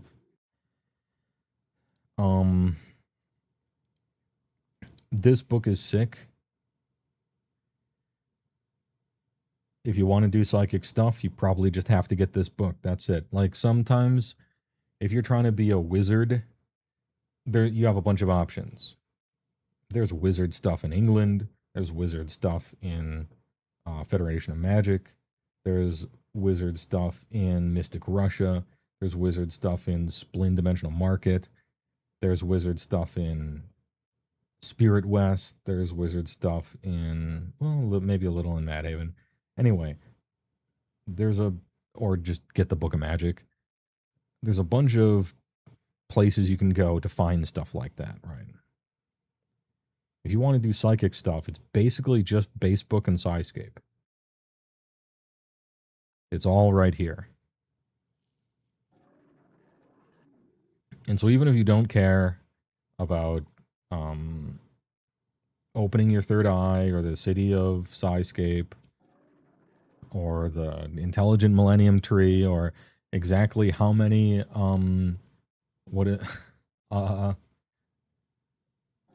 what the fuck is their name? Delanor Bubble Masters or whatever. What percentage of the population of the city are those guys? Let me look. I can't remember. So, the city of the mind's eye. Maybe it'll tell me.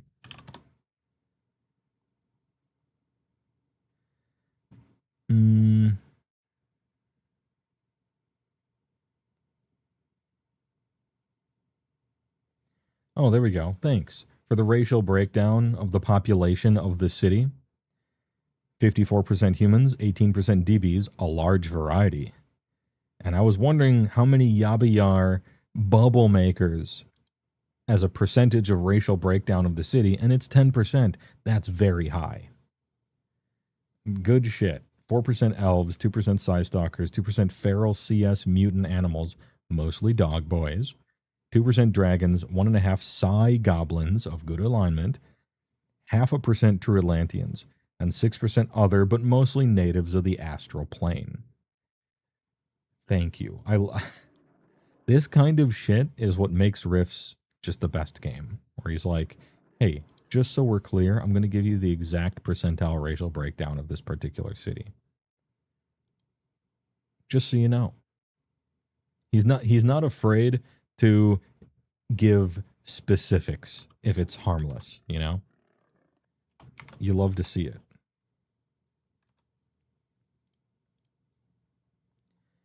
Power gamers rejoice. Every single psychic character who wants to be really overpowered is going to have technically been born in Psyscape and or journey there and get their third eye opened and double the power of one of their psychic abilities for fun and profit.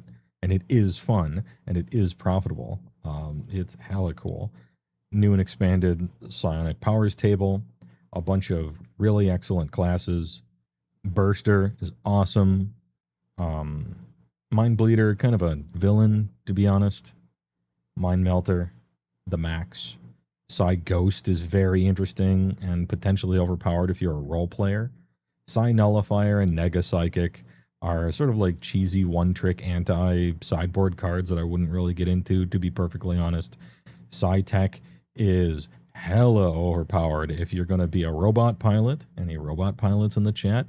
Zappers are really good. They can recharge your Eclipse, and they're just a good class all around. Psy Stalkers are, well, I wouldn't have one in a party, but they make fine NPCs. Psy-Cola is a funny little, extremely addictive psychic drug, but to normal people it just tastes like Coca-Cola, which otherwise doesn't exist, and so they just like it. They just like it. Of course, there's knockoff brands. It's illegal, kinda. And kind of a decent variety of neat little crazy races. Symbiote is very funny. The power leech? Dude, power leeches. Zenith Moon Warpers, huh?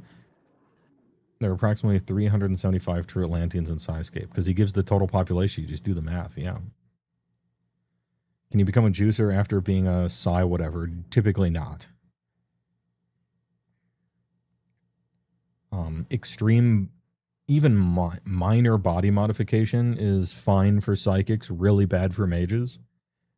Extreme body modification, typically really bad for both. There's ways of doing it, but it's so different that it's its own class. So, like, for instance, a psychic juicer is basically a crazy, if you think about it. And so there's like, they have ways of doing it, but it ends up being kind of a different class. Also, Mega Juicer, technically, because I think you have to start out psychic, if I recall correctly, to be a Mega Juicer. Or maybe I'm thinking of an Ultra Crazy. It's early onset dementia. Oh, dude, Yabayar Bubble Maker. Show me the Bubble Maker real quick. He's just a little guy, just floating there.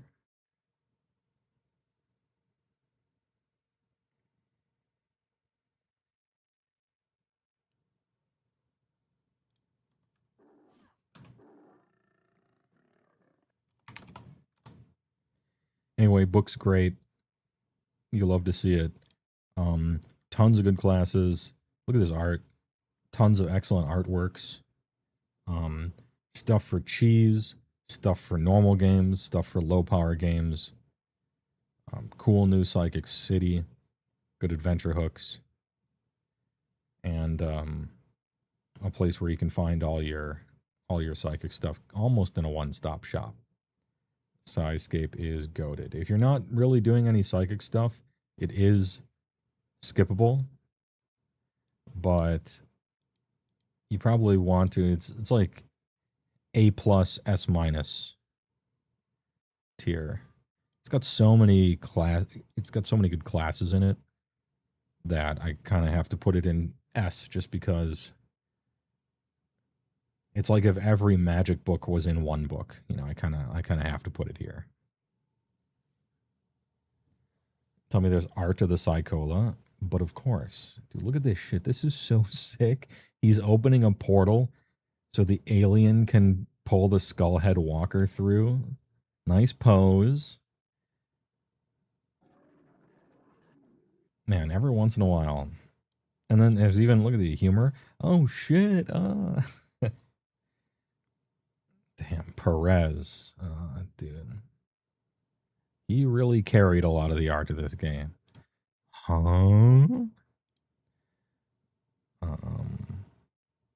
Where's the Psychola photograph?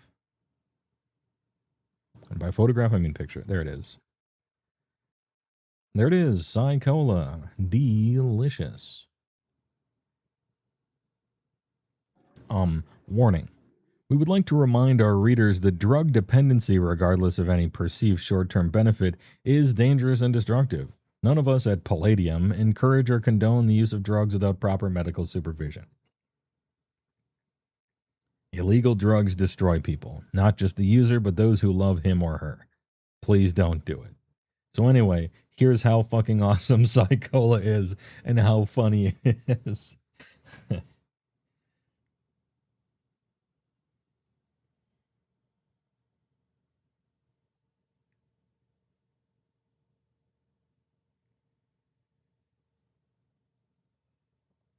Just say no, kids.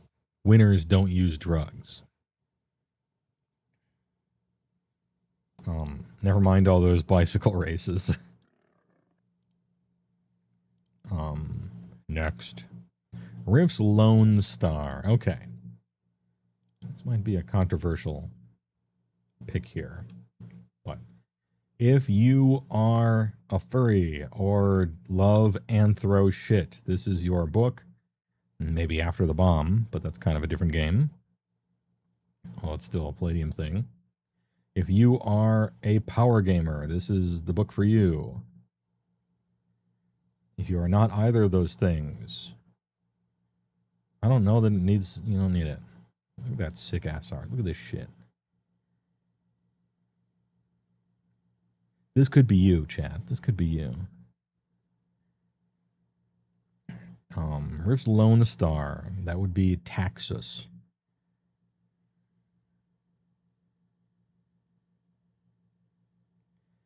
This is all about the heinous and inhumane experiments of Dr. What is it? Desmond Bradford or something like that. He's got some baseball Japanese game ass name.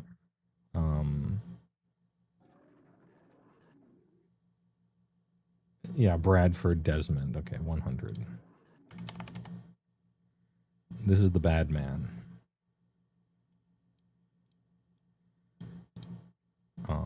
Genius doctor of genetic engineering and cybernetics, head of the genetic engineering division at Lone Star.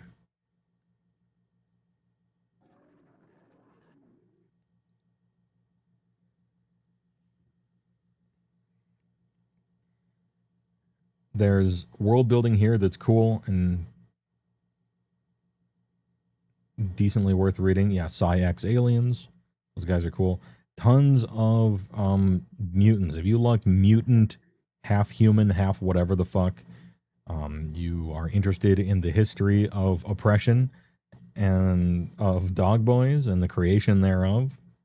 Um, that's cool. If you're into creating your own custom mutant whatever creature that eventually wants to be a PC, mutant rats. Monkey Boy Tex. Hell yeah. Captain Simeon and the Space Monkeys. He's just getting his PhD. You got killer cats, which are actually kind of terrifying. Battle cats. The bear dudes. Anyway, a bunch of mutant stuff. Build your own mutants. Build your own stuff.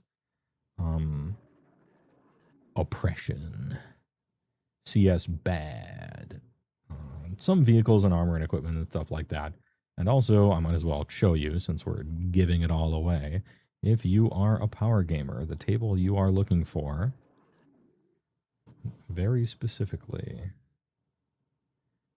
Where is variant human?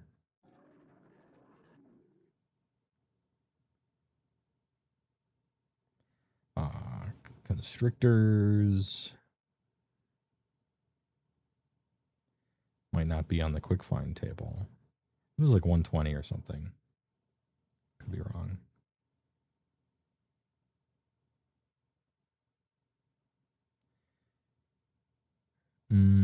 Mutant humans, 96. Is this for the VOD watchers? Yes, okay. So you are a power gamer, okay? Okay. This is the page and table you are searching for. It is page 97 in RIFTS Worldbook 13 Lone Star, and it is the way to make your quote-unquote human character overpowered to quote-unquote roll, wink, on this table twice if human, 3 times if a human mutant, and just get bonuses for no reason that are completely ridiculous. Ambidexterity. Get +1 attack per melee round. There's a bunch of good ones on here. Ambidextrous is one. But the one that you really want, the one that you were looking for, that's Divine Talent. Character is exceptionally skilled in one particular area, a natural. Add 20% bonus to 2 skills, but both skills must be related, like computer programming and hacking, or mechanical engineering and robot mechanics, which just means that you have to find some bullshit way to technically relate them. And you don't care about the bonuses you're getting to them, although kind of you do sometimes. It's neat. You get double bonuses from them. So you take Divine Talent Boxing and you get +2 attacks. Anyway, you're welcome. So if you're a power gamer, go to page 97 and make your mutant human, quote unquote, OP as fuck. Otherwise, there's a bunch of history and interesting stuff and good bad guys and a bunch of crazy mutants and Desmond Bradford stuff. And all the rest. If you're a furry, you like anthro stuff, you like building your own funny things, it's good. The book is, even though I've been kind of seemingly singing its praises a little bit here, the book is honestly pretty skippable. You wouldn't have to really do much to skip it. But I think dog boys and their history is kind of important. And if you give a shit about that, there's a lot to learn here. Ruins of Dallas? What the fuck, Kevin?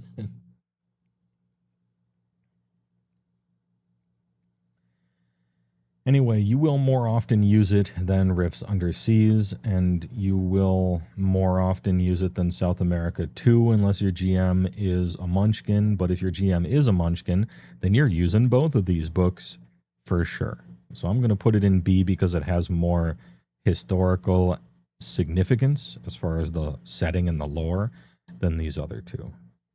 It's a B. Is this a role-playing game or homework? Yes. What's this? It's a Rifts tier list of all 35 world books. And I didn't CJ just made this list. I didn't prepare for it at all. I didn't do anything. I just sat down on my computer and opened up his link. No notes. And I'm just going through every book and giving them a tier. These are the signs of autism.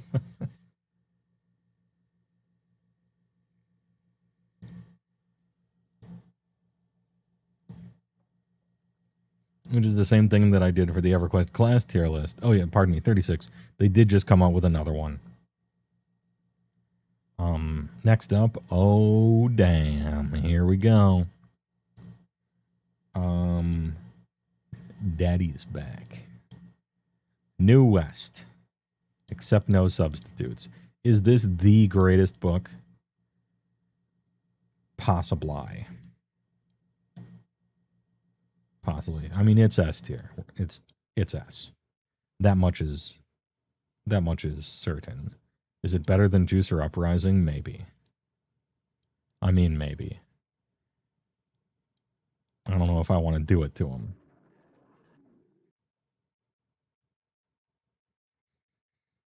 I'm going to put it in S. Where it lands here, I'm not sure. It has a wider breadth of possible things. Juicer Uprising is just juicers after all.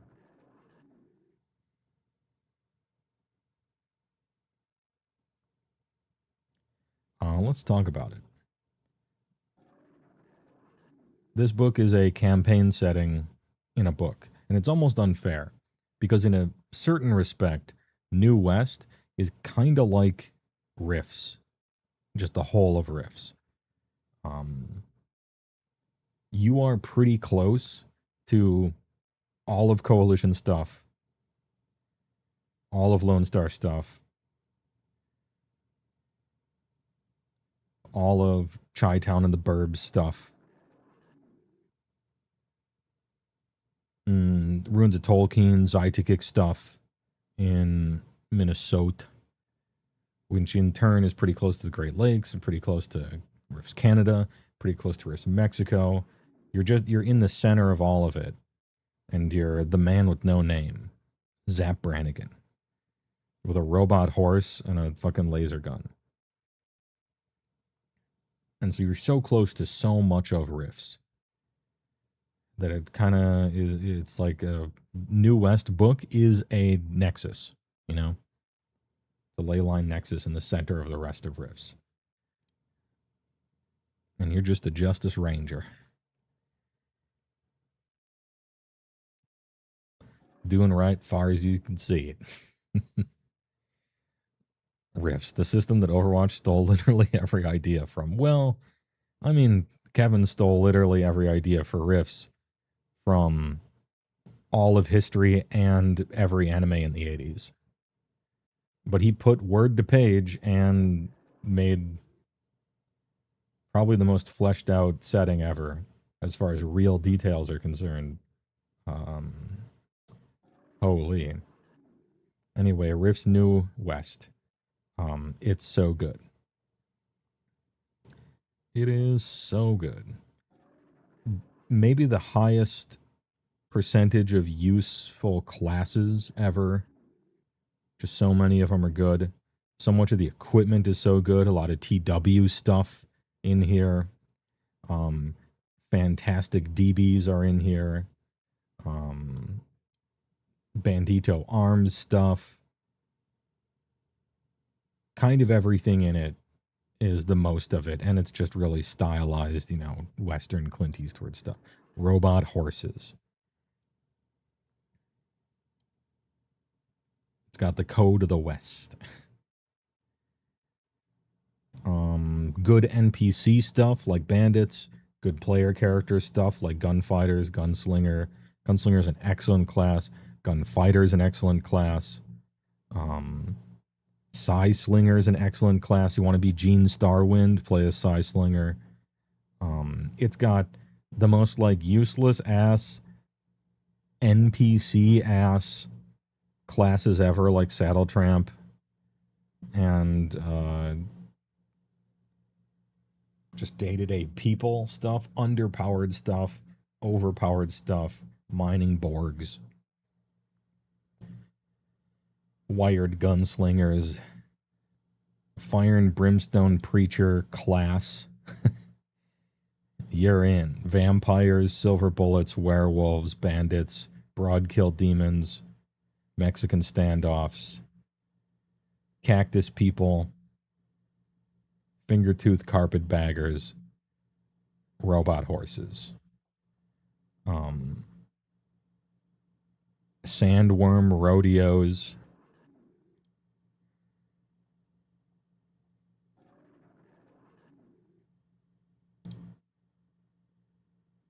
vampires.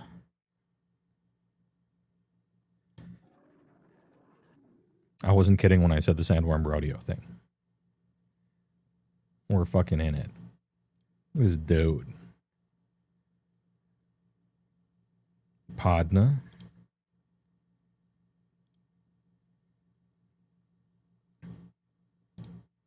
Anyway, this is it. This is the book. This is the RIFTS world book. It might be my favorite, and it's got the highest density of badass art in it. It's got some of the highest density of Perez artwork.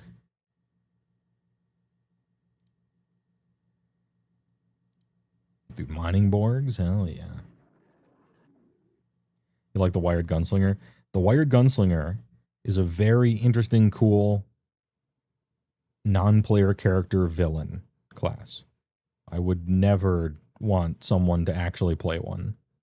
Because if they role-played it appropriately, it would be the most miserable, psychotic experience ever, where they end up accidentally shooting some kid and blowing their head off.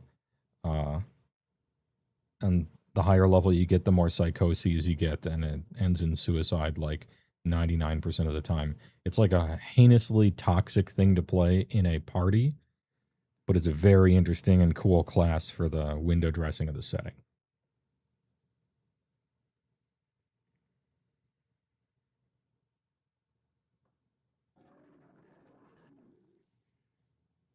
You should nab Vince if you will do this again. You're going to tell me that halfway through? I should have just messaged him and been like, hey, you want to stream Saturday? We'll both talk about every world book.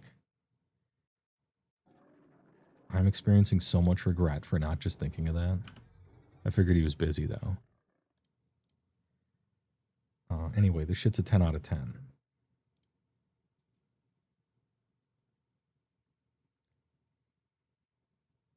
That poor lion.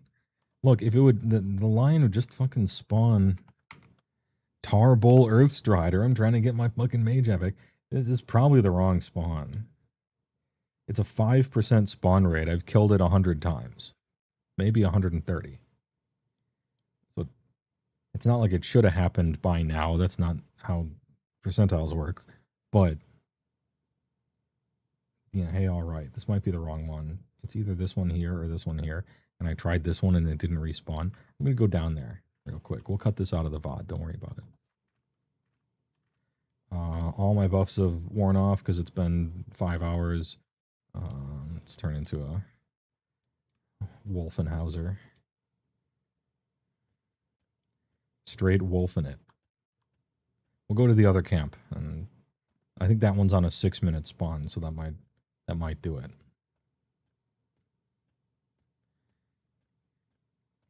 Anyway, CJ, speaking of EverQuest, CJ, you I'll get back to the Rifts thing, but we're gonna cut this out anyway.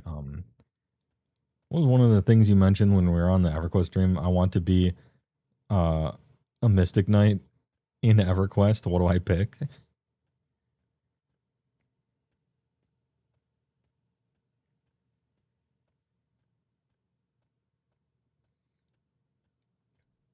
If by Mystic Knight you mean has as many abilities as possible, can just literally do everything, the guy,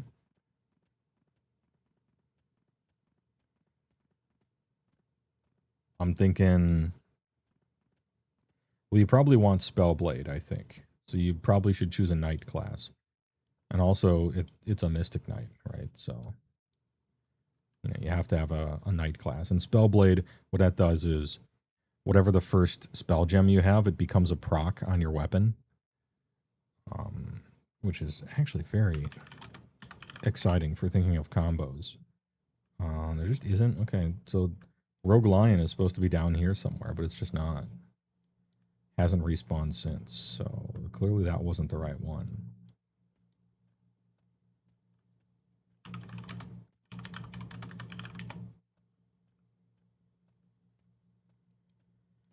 I'm gonna look. I probably have to look on their Discord because some of the quests and PHs are a little different, and this one just probably is. But it's not like I would have solved this problem earlier if it was an EverQuest stream. But it's not an EverQuest stream. It's a have EverQuest on in the background, haha, funny, you know, while doing something else stream. So that I don't feel that strongly about it. I think it would be at this exact moment if they fix SK life tap, you know, it could be something else. But I think Paladin, Paladin Berserker Bard, or Paladin Berserker Enchanter, one of those two. It depends on if you want to charm monster or not.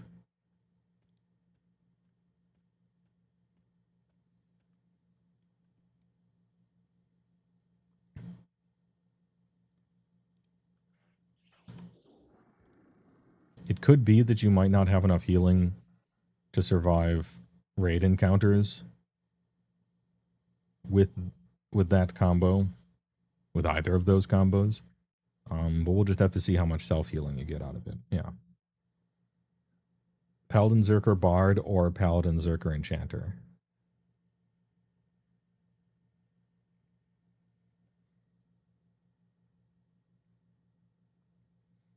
If your self-healing is good enough to survive raid encounters as just one Knight Healer class, then I would say Shadow Knight, maybe Shadow Knight Necro Bard. It just gives you everything, right? You get a pet, you have Feign Death, you have Life Tap heals, you got Harm Touch, you have Night Strike. You have 5 songs plus extra songs you can do for every buff in the game. You have Enchanter for charms if you want, or Mezzes, and the best mana regen and the best haste. Bard also gives you haste.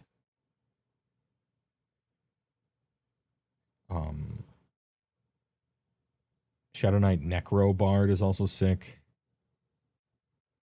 Because Necro's self-heals are, their taps are big boy taps.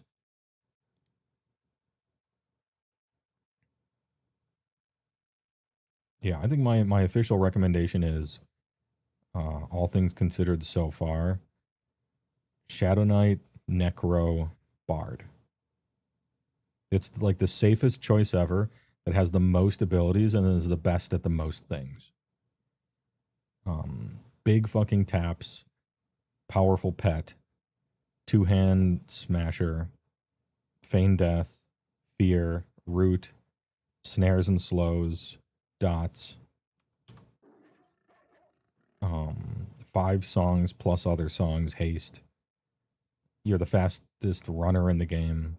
It's kind of the Giga Chad Mystic Knight class. SK Necro Bard.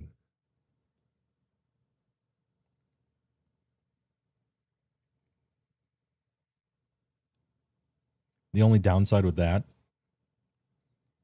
is you have so many spells and abilities that you're going to have to make actual decisions about which ones go on your bar, because 5 of them are taken up automatically by Bard and another 4 are taken up automatically by Shadow Knight. However, Necromancer's spells are just Shadow Knight spells, except 10 times better. So that problem might solve itself. And a spell gem is taken up by Spellblade. But don't worry about it. You can right-click right here and save a spell set, and then load a spell set and make a bunch of them. So you're like, oh, this is the one where I summon my pet and buff myself. You just right-click, sit down, it does it. oh, this is the one where I'm out and grinding, right click, select that one, and it changes all of them out and gives you the new ones again. Also means you can use caster stuff and plate stuff and bard plate stuff. It's kind of sick.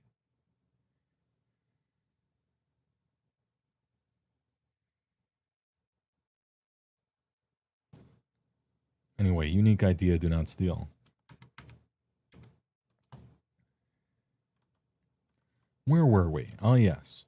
We just said that New West is the best book, maybe. And now we get to Spirit West. Okay, it was the best of times, it was the blurst of times. This shit sucks. This shit is dumb. They really tried with basically no access to the internet, using card catalogs in a local library and asking people, like a professor at a university one time, trying to get some Native American shit right. And they kind of didn't, but they gave it a decent shot. And some of it's overpowered for sure, but they're like traditionalists, like half of Japan.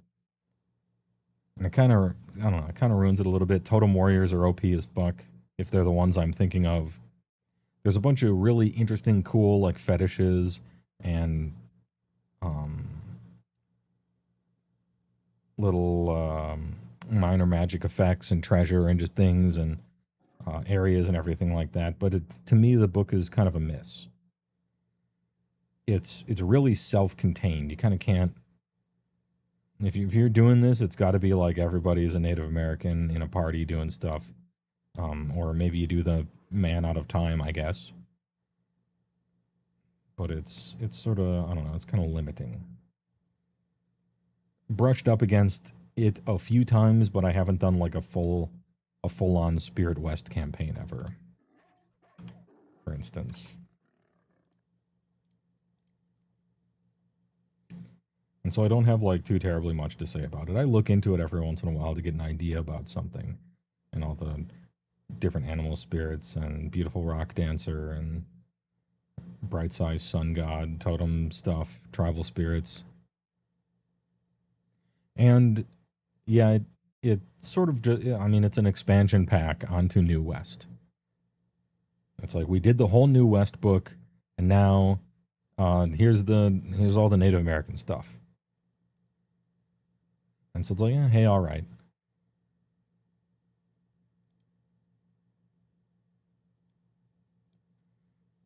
Extremely skippable, but there is some cool stuff in it. And so there's some cool stuff in it. There's some overpowered stuff in it, but not too much. And otherwise, it's kind of skippable. But the thing to get it for is like lore and setting. It'll make your New West adventures better if you have this stuff in it.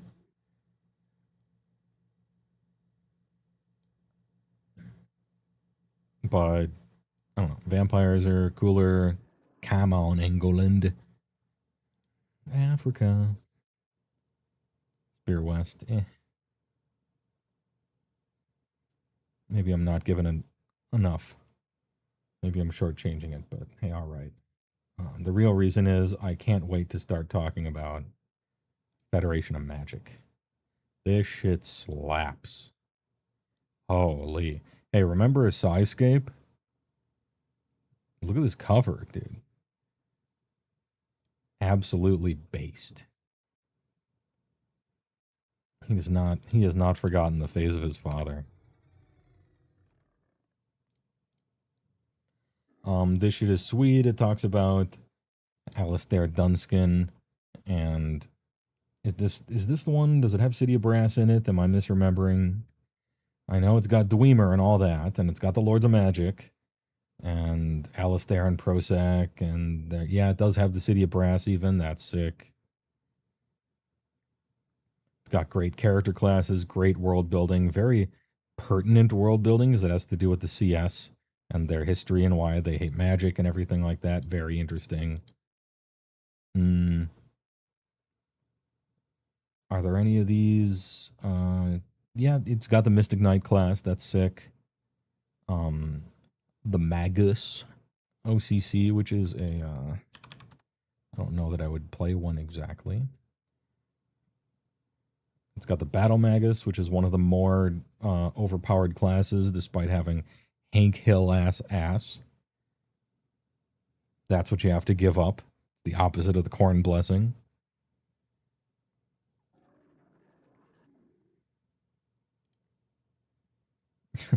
Damn, she got the fucking aviators on. Hell yeah.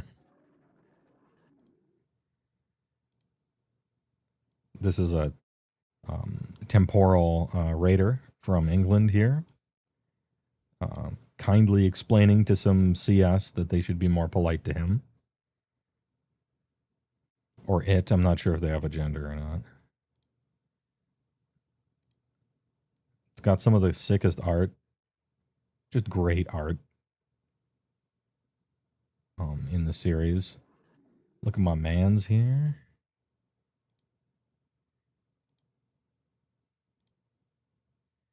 This dude, the Conjurer, the Summoner. Summoner's not good, by the way. Oh yeah, the four-armed paladin people from space. That shit was sick. Anyway, what was I talking about again?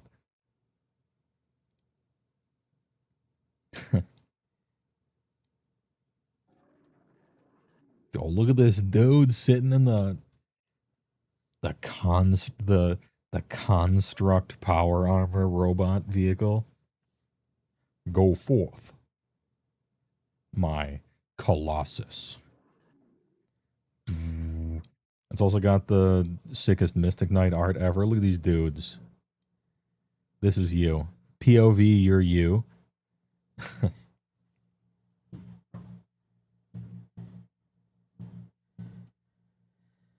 They're not exactly the good guys, but if you want to be them, but also be the good guys, we'll talk about Madhaven when we get to it.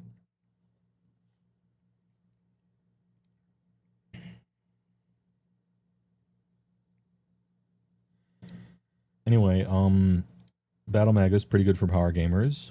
A fine class, a true Gish, as it were, as in hybrid spellcasting, but still man-at-arms quality fighting with a bunch of bonuses, very fast.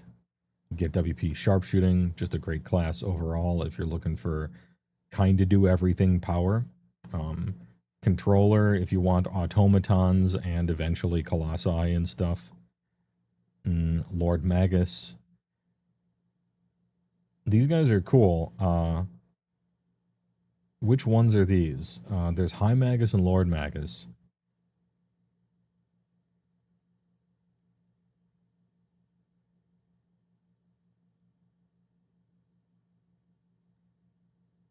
Half of them, one of them can only memorize high level spells, the other one can only memorize low level spells. I might have to read through it. These guys slowly turn into magical beings over time, and they just get superpowers and become a supernatural creature as they level up, which is pretty sick. Innate Lord Magus spells.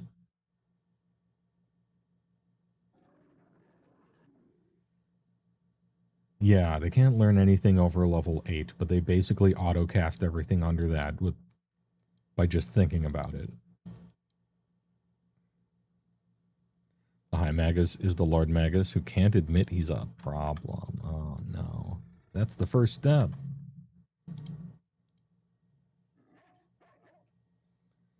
And then the High Magus, who only knows the sickest shit, and you start with a cane always.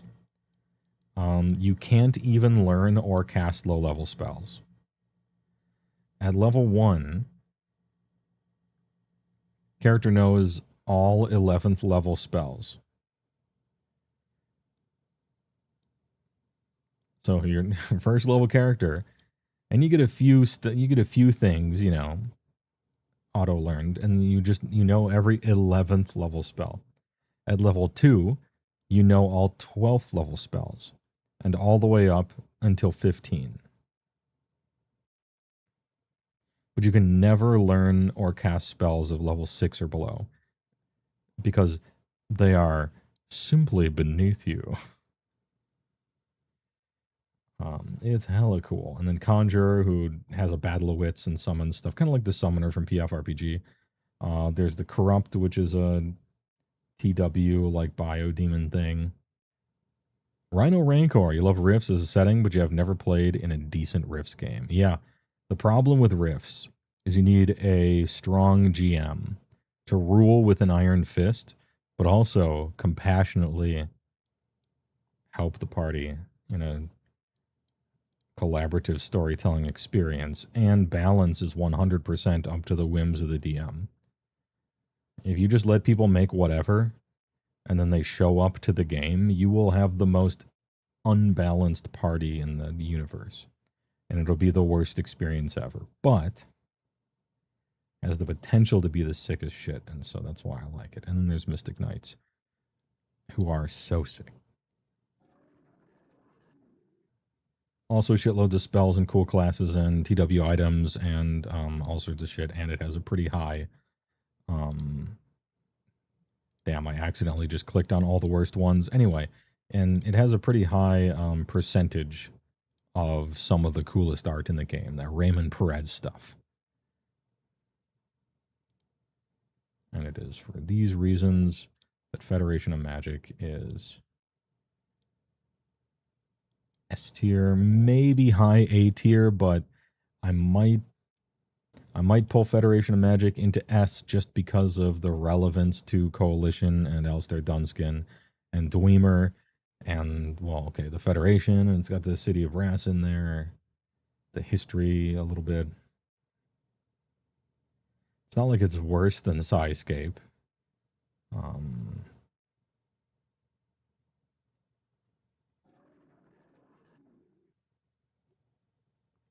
Okay, I'm putting it in A+, I think. No, it's got a bunch of spells too. It's just that Skyscape has a higher density of excellent classes, and this one has 2. But then it gives you a whole bunch of spells and everything, and blah blah blah blah blah. I don't know. It's a useful one to grab, but I'm just wondering. I think it's, if I have to think about it, I guess it's not S, huh? Just tippy top A.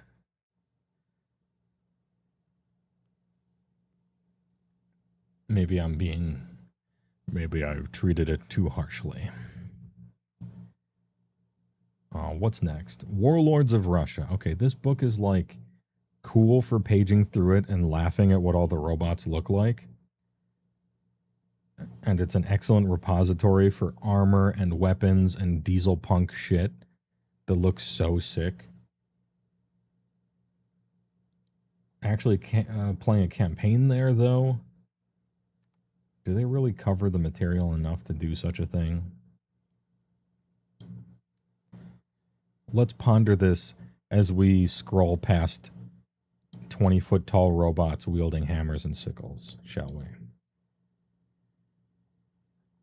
And I'm just going to scroll to the robots, okay? Briefly. And I am going to stop here and there. This one's upside down for some reason. Hey, all right. I'm going to stop here and there for equipment of note. Red Star armor is pretty sick. They got a lot of Borg stuff in here. A lot of Borg stuff in here. Some quality equipment. Actually, I think a few decent classes as well. Look at this dude. Why do you need the pig sticker under the chainsaw? Well, just in case the chainsaw catches. Like, it's easy. This is actually pretty sick. Oh, damn, it's upside down. Why? Oh, shit. It's a really cool looking robot. I'm sad that it's upside down. Oh, the Avenging Angel. Oh, I forgot. Yeah, it's got the Mantis power armor that can cling to walls and stuff. That is actually pretty sick. The Cyborg Demolitionist.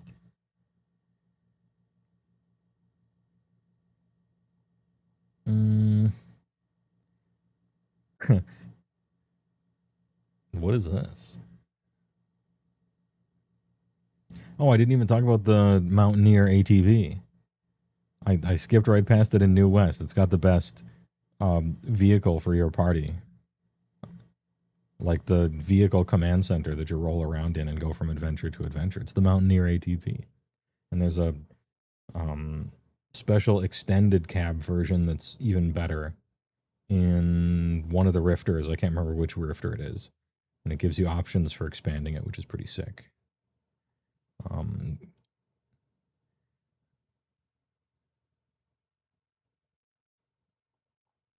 The War Chariot. Look at this dude. It's a monster truck, semi truck. War Wagon, War Throne. Anyway, some of the classes here are actually pretty neat. There's a particular one. No, I'm thinking of Mystic Russia, I think. Hero Knight is actually kind of cool.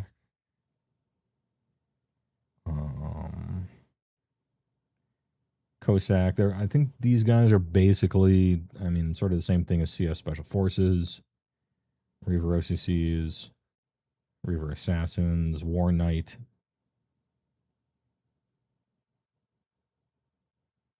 Let's see.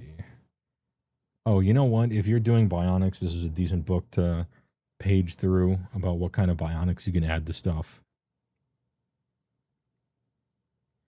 The Russian vehicles and war machines are kind of like exclusive a little bit. There's some cool weapons and armor.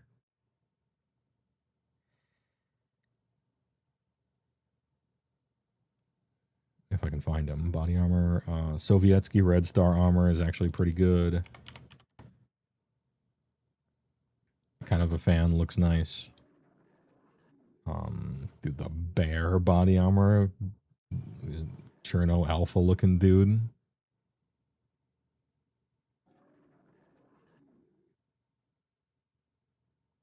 And there are actually some cool Russian weapons, and the servo harness is a decent go-to. If you're trying to do AoE damage, I think there's a decent gun here that I'm trying to recall. There's some like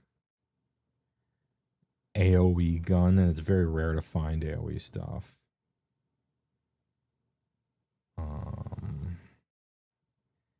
Handheld mini missile launchers, which are kind of rare. At least ones that shoot quads. Ones that shoot quads, human. Haven't looked too much into the lore of this one, just stole awesome looking things when making characters and pulled stuff in when trying to put some bad guys on the table.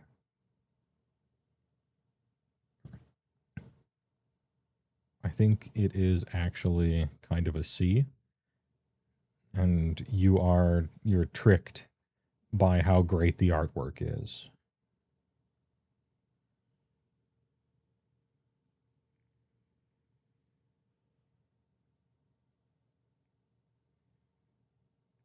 You'll check again, but it's not in the swimsuit edition rifters. No, it's not in the joke one, no.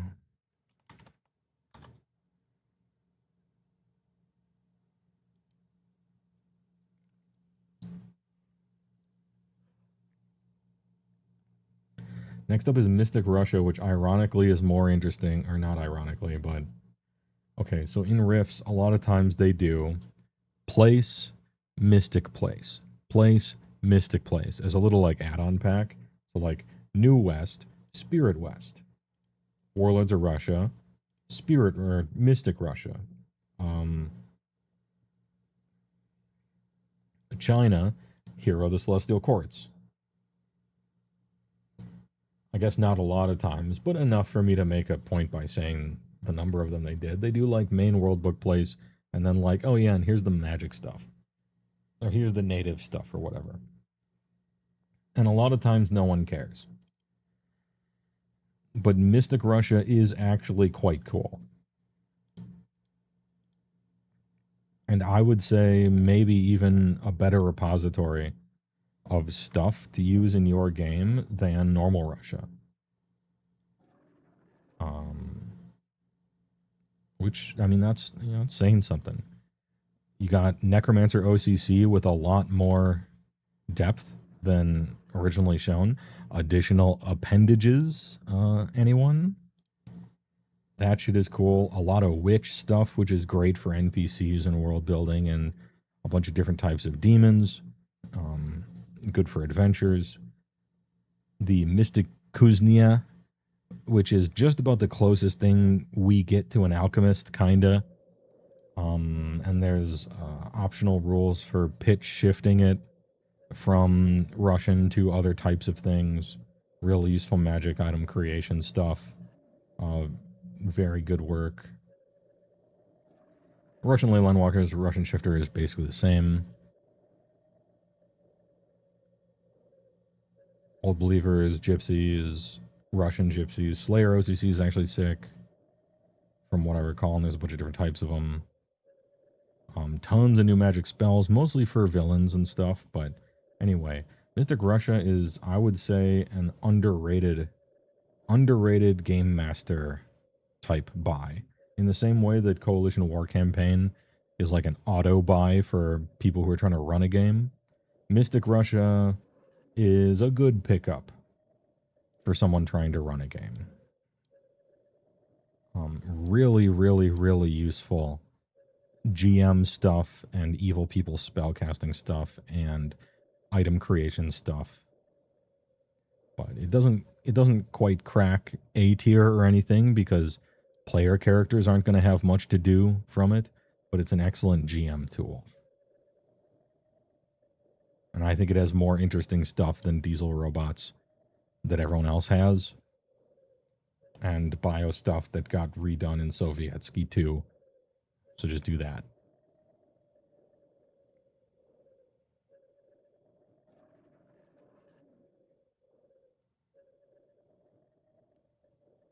And then we have Australia. Australia, mate. Kick the tires, light the fires. Cover not great. This book, whoever got this book back in the day, bought it because in their head they're like, I bet this place is just Mad Max. And that's awesome. And then you get the book and you look through it and you look at the classes and you look at the tech and equipment and everything, and you realize that is entirely true. It's just Mad Max. But it's not actually that awesome.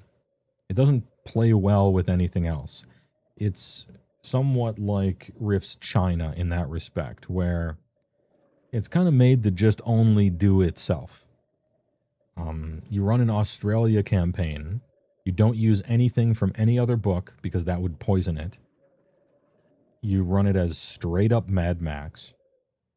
Very low power, low to the ground, SDC everything.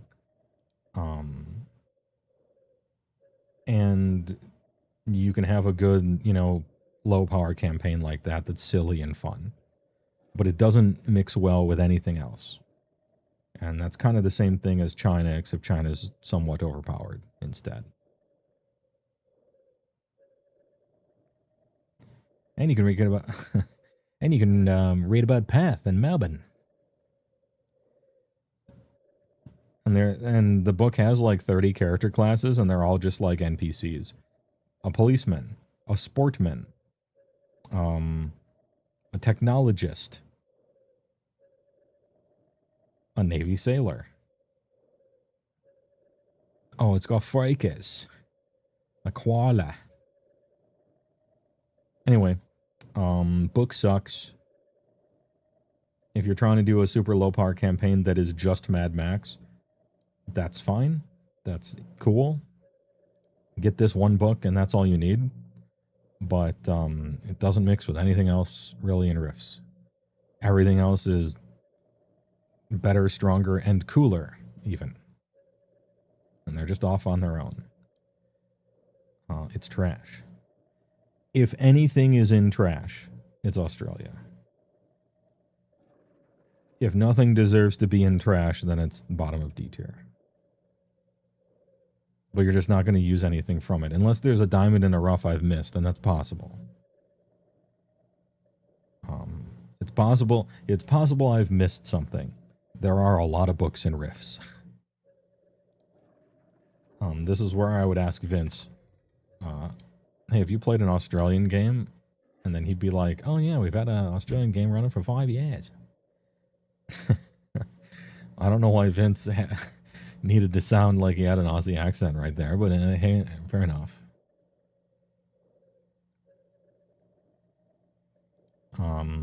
Trash. RIFTS Canada. Oh, speaking of the sequel books, Canada and New Quebec, or Free Quebec, I mean.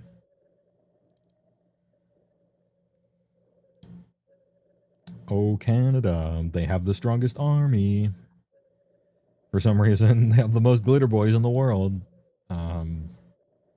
That shit's kind of cool. This is interesting, the relationship between Canada, the wilderness. I'll talk more about that in Free Quebec, probably. Yeah, we'll talk more about that in Free Quebec, actually, for the world building.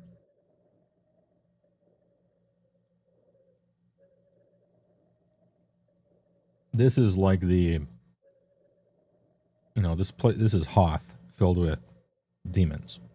Okay, this is Hoth from Star Wars filled with demons. Plains of ice and snow. Alberta, Saskatchewan, British Columbia. The Laszlo region, that's big.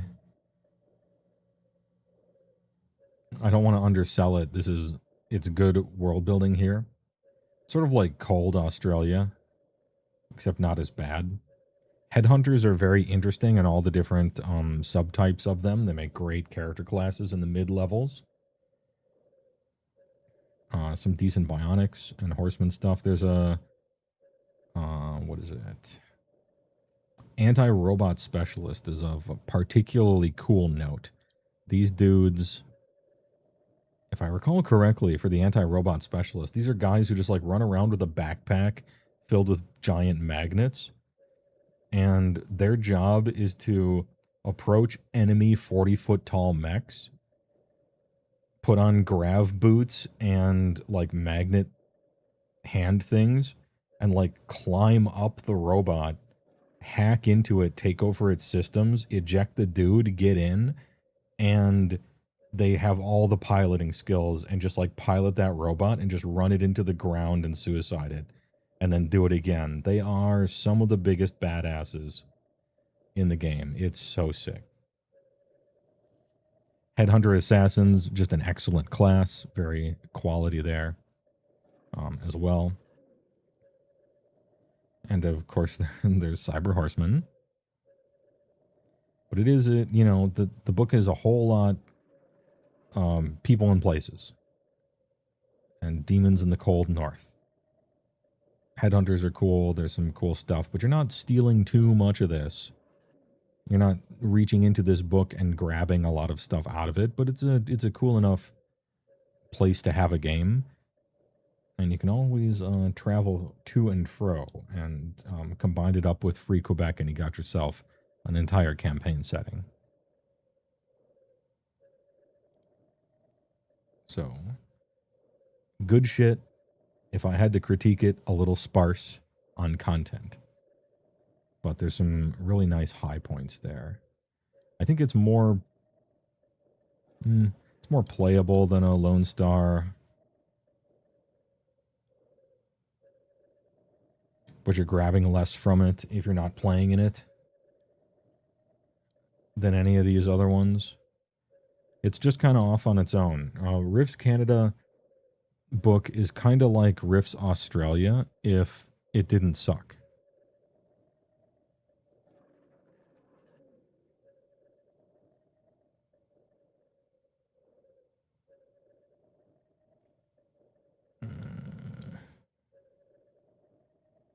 Put it in B.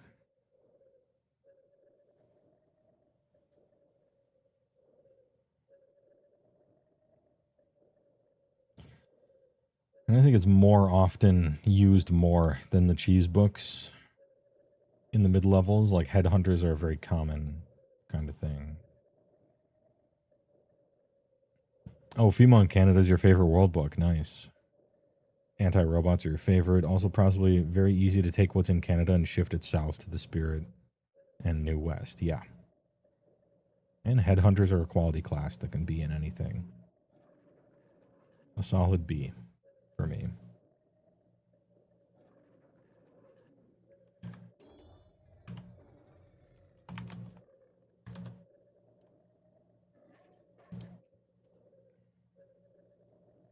Splin Dimensional Market. Okay, well, this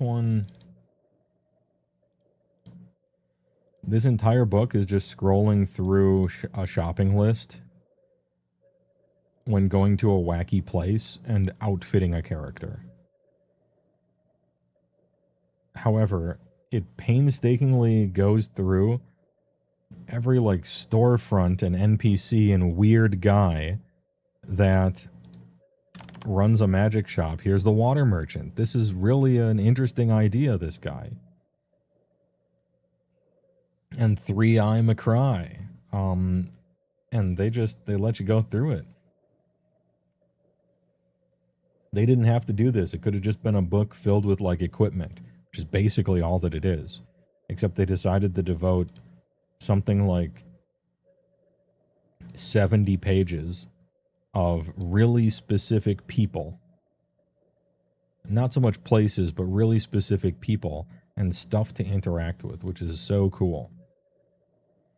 And then they go through and add a bunch of new slave races, which are all really cool.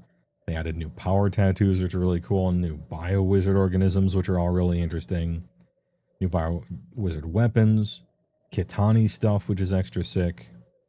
Just goofy, weird-ass stuff in what is essentially just a giant book of, like, equipment you could get or use. Splin Market could have been a giant equipment book, and I would have already put it maybe in B. But they detail all these weirdo people and weirdo storefronts with little histories and adventure hooks and all the rest. What a great book for a GM specifically and a player trying to make a character in anything. Bottom of A. Hella cool.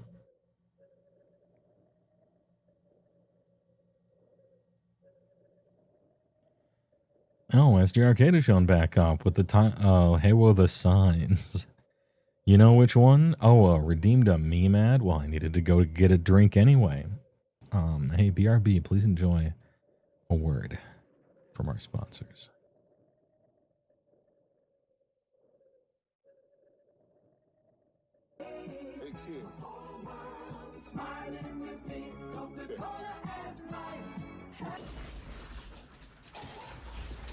You like magic cards, right, kid? Oh, fuck yeah! This is shit. Kill me now. Well, pull out your wallet, you little shit beast, because SG Arcade has a TCG player storefront for you. Tell your friends, too bad you don't have any. Just call 1-800-420-6900 or steer your web browser to the sgarcade.com superhighway. Holy fuck these deals. If you go where this stream advises to shop, the cream rises to the top. Oh yeah. Hello there. I'm Mr. Cream. AC Penny. When it fits, you feel it. But so big you gotta grin to get it in. Once you pop, The cream. don't stop. If it doesn't get all over the place, it doesn't belong in your face. Deliciously hot, dangerously Creamy. The juice is loose. She wanted to remember the love they shared for Cream. Sometimes stuffed 5 ways. So my family's looking for beef. Now, that's what I call Cream, yeah. Because I'm good enough, I'm smart enough. And I am the cream. Then why do we call it big? Because big things go into it.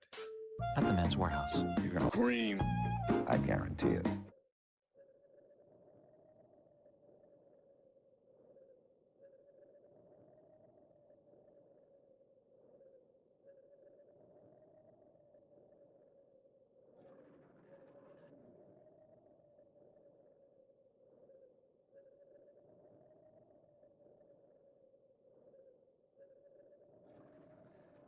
Thanks to Tier 1 sub, SG Arcade, gifted to Rhino Rancor.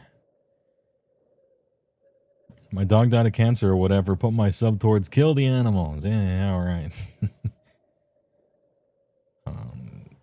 Hey, long time watcher, first time donator. Greetings from Germany. Anyway, we're back.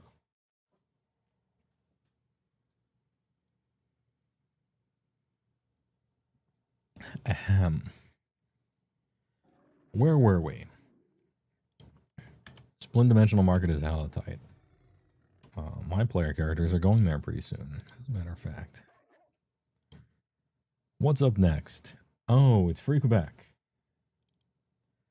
If you combine Free Quebec with RIFTS Canada, it probably becomes S tier.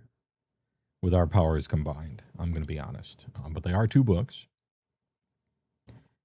And this is the most powerful army, maybe, in the world. They have the most glitter boys.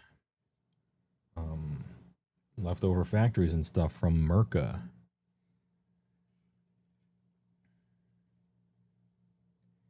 Tons of coalition military stuff. Good world building. They got some cities. Actually, a lot of the city stuff is pretty cool. If I recall correctly, there aren't like too many OCCs, but they do have Descended Glitter Boy Pilot, which is the one you're looking for. That's the one you're looking for, by the way. And then they have some really snazzy, really stylish, retro future 1950s World Fair kind of looking ass weapons and armor that either look kind of dumb or really cool. And here we'll just go through some of them. It is, of course, Raymond Perez. Capsule Corp stuff. Like old-timey laser blasters. Dude, the Stopper Ion pistol.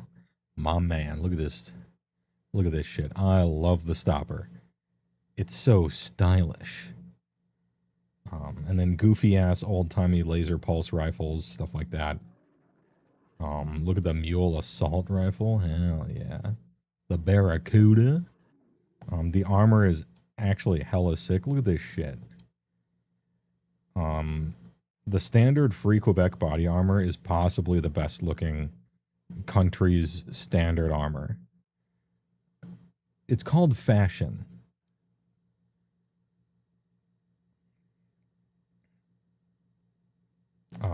Juicer EBA. Got some combat vehicles and stuff. And then, in this book, we have, once we get through to it, yeah, there's like giant Glitter Boy Transport Skyhawk rotocopter things, which is actually sick. I wish they would hang them from the bottom of them, to be honest. Reloader vehicles. And then we got a whole bunch of different types of Glitter Boys that are all fucking terrible and way worse than normal Glitter Boys. Right? So we have, to start us, and then there's the history of all it. It's pretty cool. And all the Glitter Boy legions. So the typical Glitter Boy legion is 15,000 of them. Jesus Christ. Half of them are classic, and then the other ones are, you know, anyway. So the classic Glitter Boy, 770 main body, like a goddamn tank, run at 60 miles an hour. And they have the fucking gun, right? The boom gun. 40, what is it? Yeah, 3d6 times 10 MD. An actual walking weapon platform that's semi-resistant to laser fire. It has one trick. It's a good trick, sir. And then there's a bunch of other types of glitter boys that are all just way worse. The Triax glitter boy, it's the same except its gun sucks. The glitter girl, it's the same except it's hot. And its gun sucks. Jesus. Yeesh. And then there's the glitter boy sidekick, which is the same except its gun sucks. And it's got no MD. And it's not even a glitter boy. And then there's the tarantula, which is the same, except it's bigger, has more armor, and its gun sucks. And then there's the Taurus, the double, okay? The double. Let's go. It's fucking huge, and it is dual wielding mortars, which are worse than a boom gun. And then there's the Silver Wolf glitter boy, which is, I believe that's the flyer one. That's pretty fast. No, it's not the flyer one. Oh, it's supposed to be faster. It's supposed to be faster for like light infantry. And its gun sucks. And that does it for the glitter boys. Can the non-standard glitter boys carry boom guns? I'd have to look into it. You could probably get them to do it. You would have to like physically alter it with somebody that had robotics, engineering, and electrical and everything to fit it. Because the whole point is that you need the pylons and it's fully integrated and everything like that. As long as the suit still had the pylons, probably yes. But the book is just Glitter Boy, and then 7 different Glitter Boys that are all just straight up stone cold worse than Glitter Boys.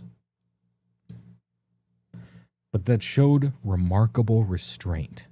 In a game famous for power creep, they released the Glitter Boy book with 1 million different types of Glitter Boys, and none of them are just like a power crept, just stronger Glitter Boy. Good. Actually, you know? That's good restraint. If they just kept doing that, like it'd be nonsense by now.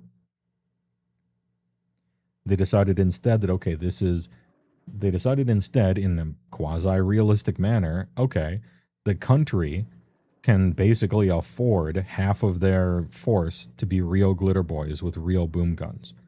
But they can't afford for the other half of them to have boom guns because they don't have the infrastructure, they don't have the production volume to be able to outfit them all with really expensive, the best shit ever boom guns. So what do? Well, I guess the expensive part is the gun. We can design a whole bunch of ancillary glitter boys with different jobs within a unit. Like this is the faster one, this is the longer range one, this is the reloader one, this is the sneak one or whatever. And then give them worse guns, but it's still people, and they're just all supporting, all of their little jobs are supporting the main glitter boys, which are the central firepower of your shit anyway. And so it's actually kind of a realistic way of going about it. And I appreciate all of those things. I appreciate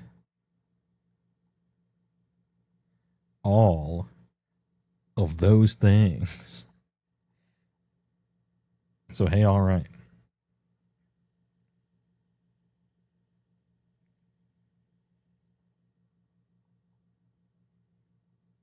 And then there's other robots and everything like that, and that's cool. And that's cool, dude. Different types of Samus. The Violator Samus. Look at this. Absolutely beautiful. It's called fashion. Dude, Quebec, every once in a while, Quebec is just like, hey, check this shit out. I look so sick. Is the VSAM better than the normal? I think it is. I can't recall. It's been too long. I know the Super Sam is better. I think the VSAM is better. I could check. This is a strange pose. He's on some JoJo ass pose here. Ideas. Hell yeah. Dude, the dervish? The slasher? Dude, how come these robots are all sassy? I mean, I guess I'm not complaining. I'm just wondering. Yo, look at that. They're all sassy. Got the chain there. Yeah, Quebec Navy, amphibious roblors. First Fleet Commander Jacques Lefebvre.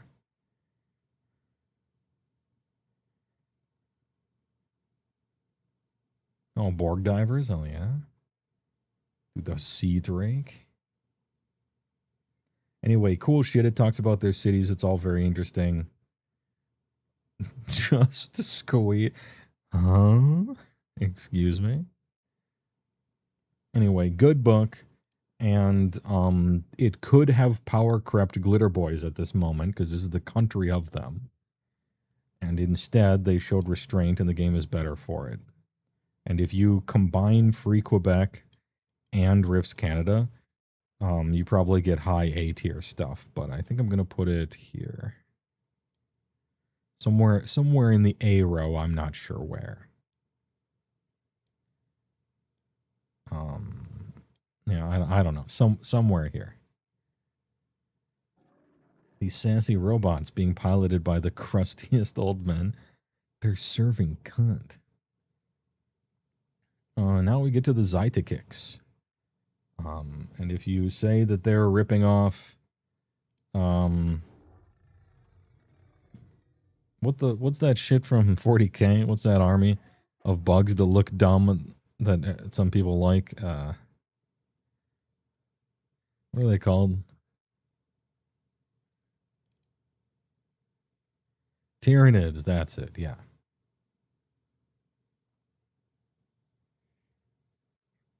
Anyway, if you tell me they're ripping off Tyranids, they're not. They're ripping off Starship Troopers. Okay, get it right. And Tyranids are ripping off aliens. And they look worse. But then again, it was drawn by Giger, so, whatever. Zytekicks Invasion. This is basically a GM-only book. You buy this book if you're a GM and you want to run your players through some heinous shit. Zytekicks don't fuck around. If you think you are a melee guy, you might not be a melee guy when it comes to fighting 6-armed bugs that are 18 feet tall. They'll tear a glitter boy in half. The thing is, it's got to get to it first. And some of these guys fly, and the hives are massive, and they do travel through space, and it is a problem. It's almost it's a little bit of a campaign book, maybe, we'll say. It does have Cyberknights in it, which is sick. It has a million different Zytekic types and bugs and classes, or not classes, races and various territories. A lot of the Zytekic territory is, if I recall, Minnesota, kind of Wisconsin a little bit. If you want to fight in melee, reconsider. Yeah, it pretty much reconsider.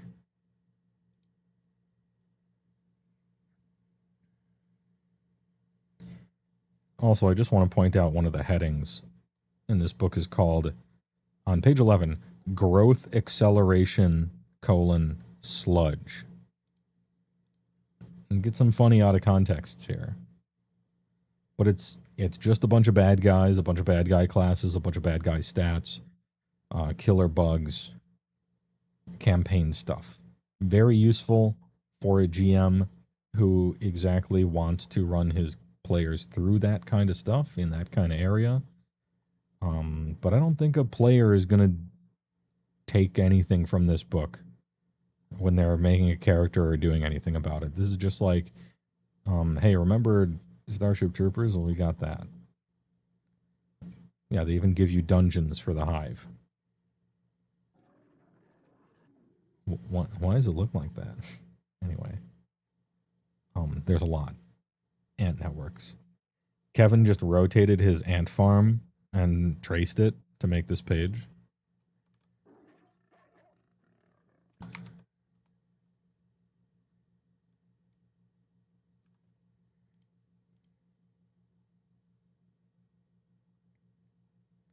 And their stats are nutty. Like they will fuck you up. So there is that. Where am I going to put it? It's sort of a GM only book. The Bugs. Because their main base is in Manitoba, yeah, and Upper Ontario, Canada, as well as Minnesota, yeah.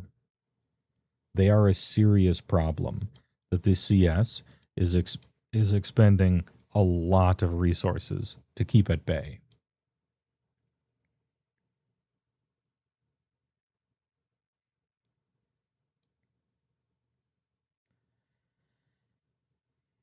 I'm going to put it in probably C tier, game master only if you're going to run your players through stuff like this. But there's nothing really here for players.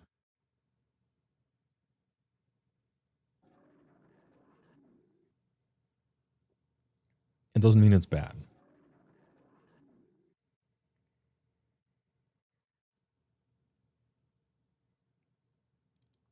RIFTS China. China. And they called it China 1, TM.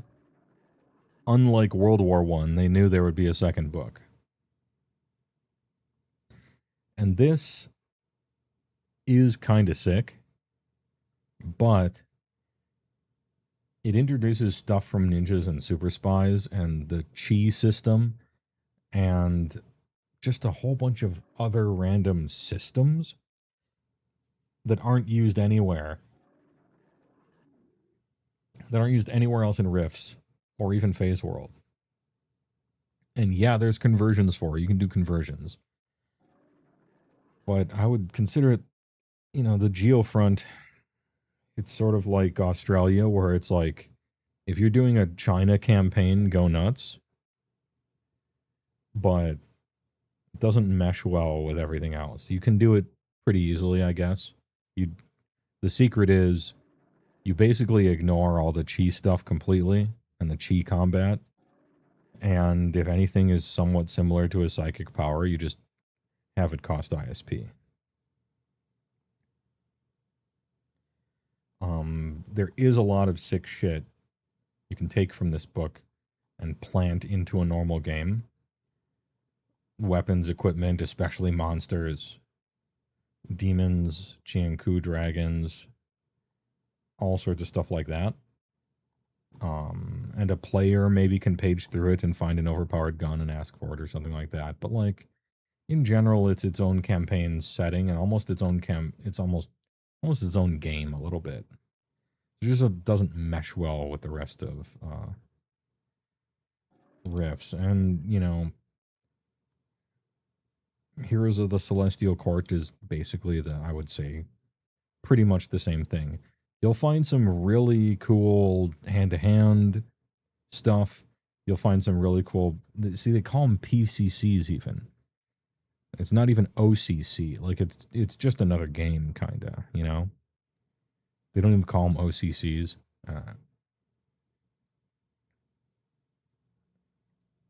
Anyway, there's some sick shit and some cool stuff that requires a little conversion to use. But overall, it doesn't mesh well with the rest of the game. But the stuff in there is actually cool. It's just different. So is it, as far as like, I don't know if this is a tier list of should I buy this or not. We didn't start out that way, but if it is, the answer is no.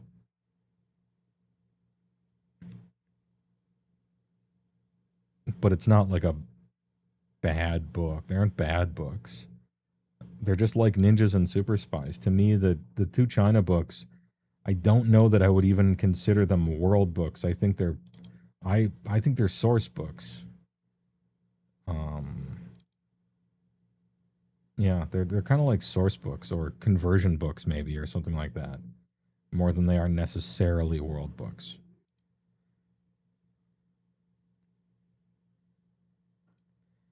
We're making a new row.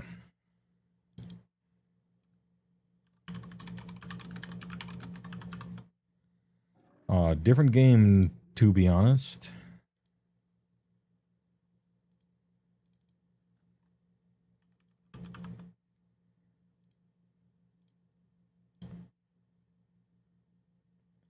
Kind of like it's like a different game.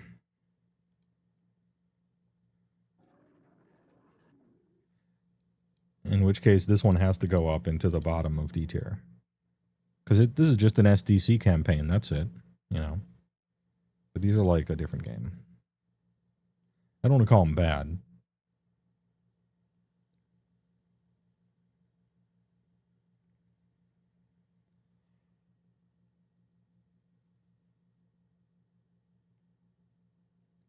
Strange playing the big blue crocodile totem warriors in China, as in moving them from Spirit West to China. Hey, step right up. That sounds sick.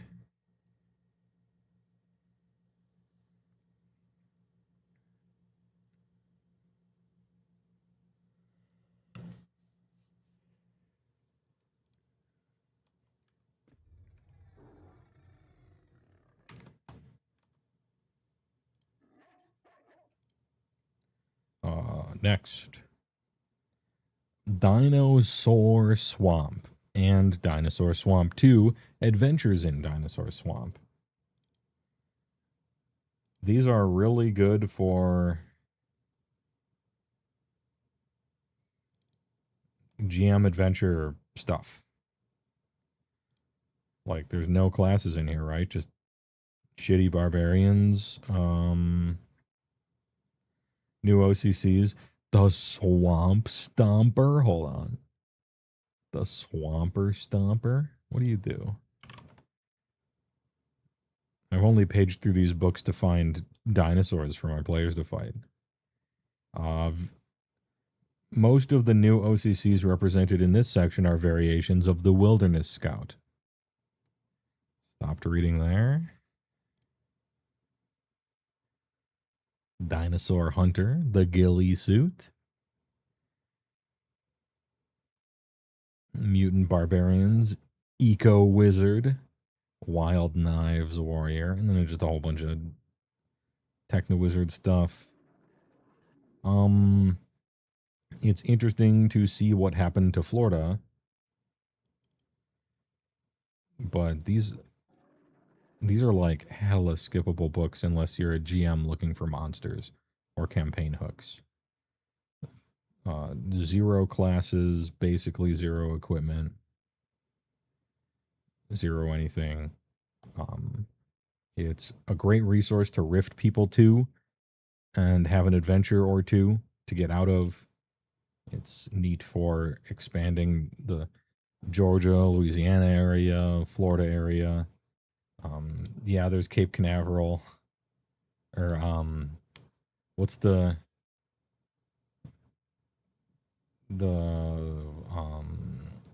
NASA launch near Orlando? I don't know. There's like NASA stuff under the ground, kind of. That's sort of cool.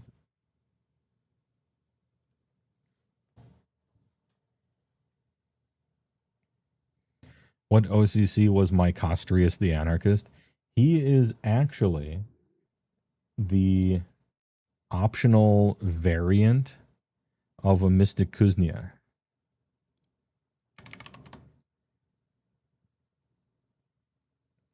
There's like a little, I don't know, there's some section somewhere, either in this book or a different book, that talks about like other countries' versions of Mystic Kuznia. And I don't know where that is anymore, but I used I used that, and he's essentially like he's somewhat of a alternative Mystic Kuznia as the class. Not Russian, but that's what he is.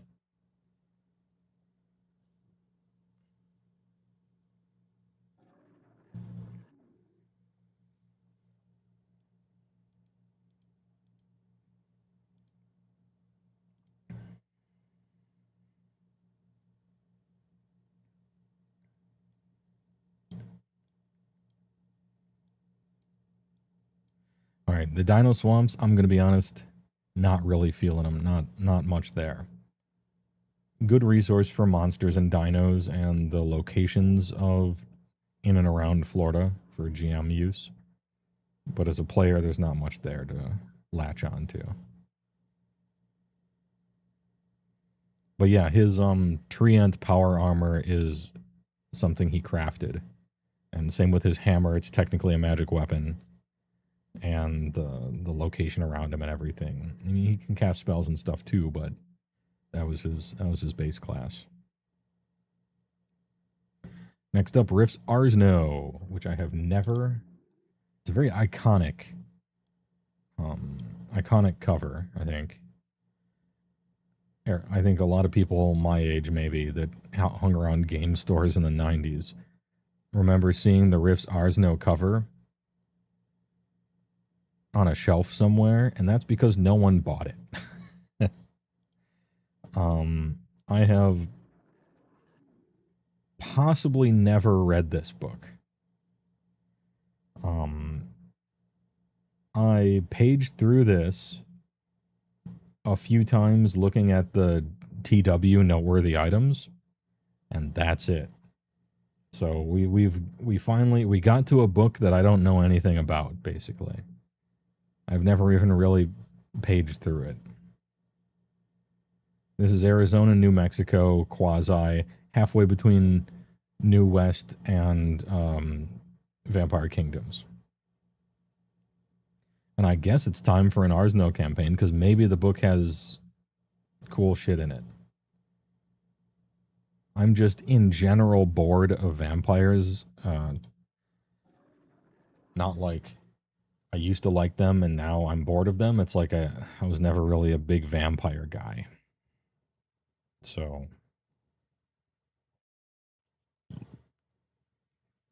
we finally hit a world book that I don't really know much about. And so it's unfair to put it on the tier list at all, so it stays down here. We got it. There's one. There's it took 28 world books, but we hit one that I've only briefly looked through a few times.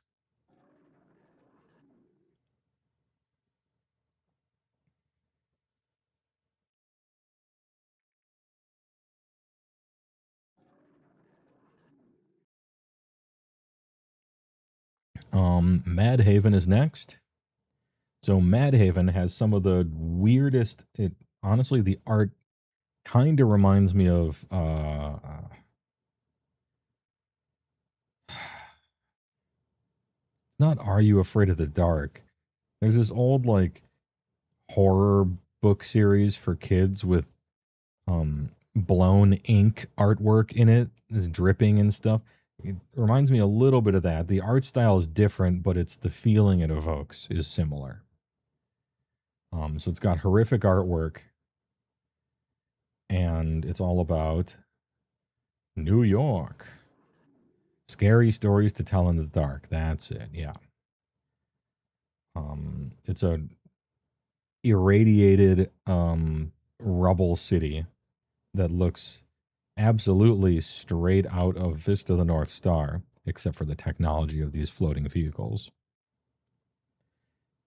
Insane, radioactive, hideous mutants everywhere that are actually like overpoweredly strong. And a pyramidal garden structure, like Balam garden thing, filled with mystic knights who aren't evil and are actually cool, and the way that you make a Mystic Knight as a good player character to put into a party. And they're called the Knights of the White Rose. And that's basically the thing you take out of this book. Can you do a Mad Haven campaign with mutants and stuff? Sure. It's not even necessarily that self-contained. You could go there and come back and do stuff, but most of what players will do with this book is be like, I want to be Darth Vader, except his armor is porcelain with gold trim, and I'm a good guy. And I have a lightsaber in one hand and a submachine gun in the other, and have psychic powers and can cast spells. And you're like, sure, yeah, this is Rifts. Yeah, you could do it. Hell yeah, dude. Go nuts. Some of the hideous mutants. Got this guy. This is a bunch of Bradshaw drawings. Dino Men. Leopard Men. Mantis Men. These are like the kind of, they look like NPCs from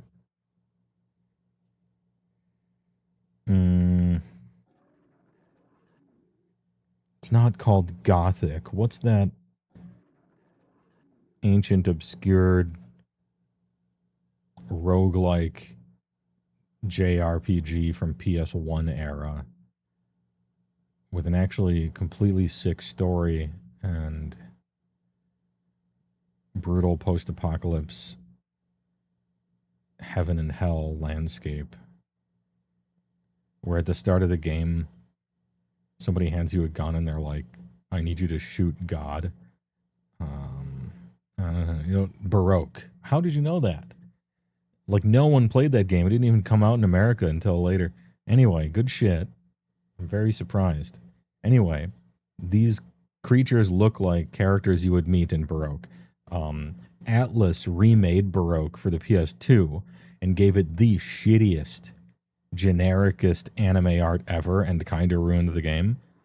But the original was sick, even though the gameplay was absolutely miserable.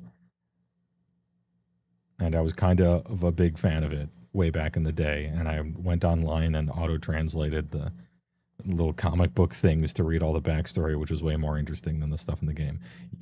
Arrested at Waffle House is deep in the weeds on this one. Very surprising. Anyway, this shit looks like it's from Garage, except without tits. Hey, you know that one? Smarty, smart guy. Anyway, Metal Morph. Yeah, so these things are like freakish and horrible. Pseudo-men mutants.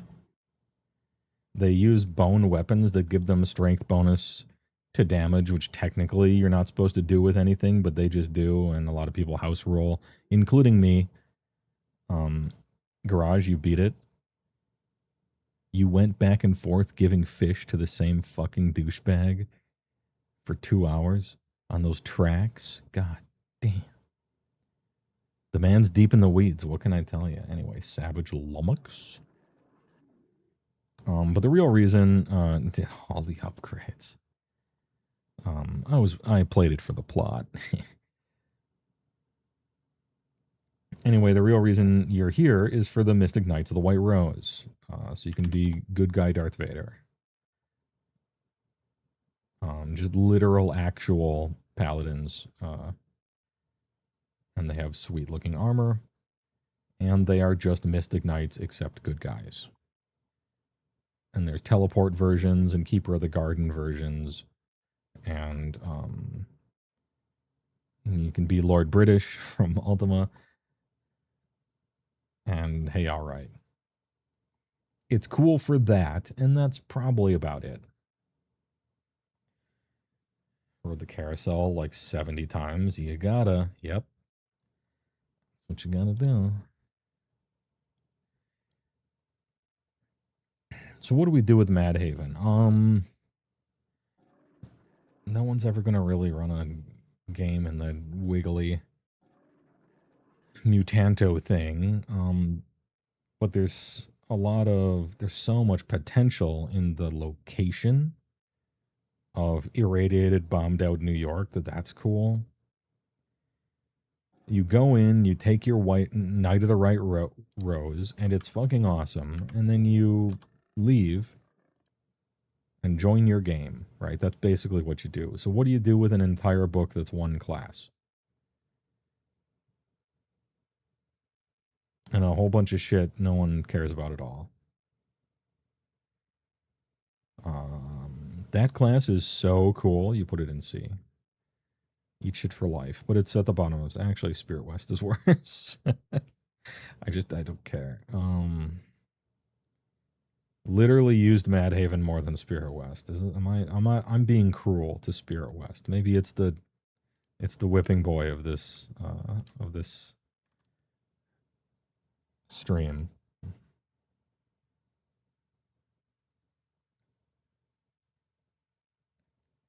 You do get to pick a robot wife. You think a lot of D tier is, oh shit, we found a portal or a bus to go to this location for 1 to 3 sessions and get back out? Yeah. Or like GM gets to pull something from and use, and that's kind of cool. Australia is kind of in a league of its own of just like, we want an SDC super low power campaign, but it's wacky and Mad Max, and so we just play there, but it doesn't, you wouldn't do anything like that with anything else.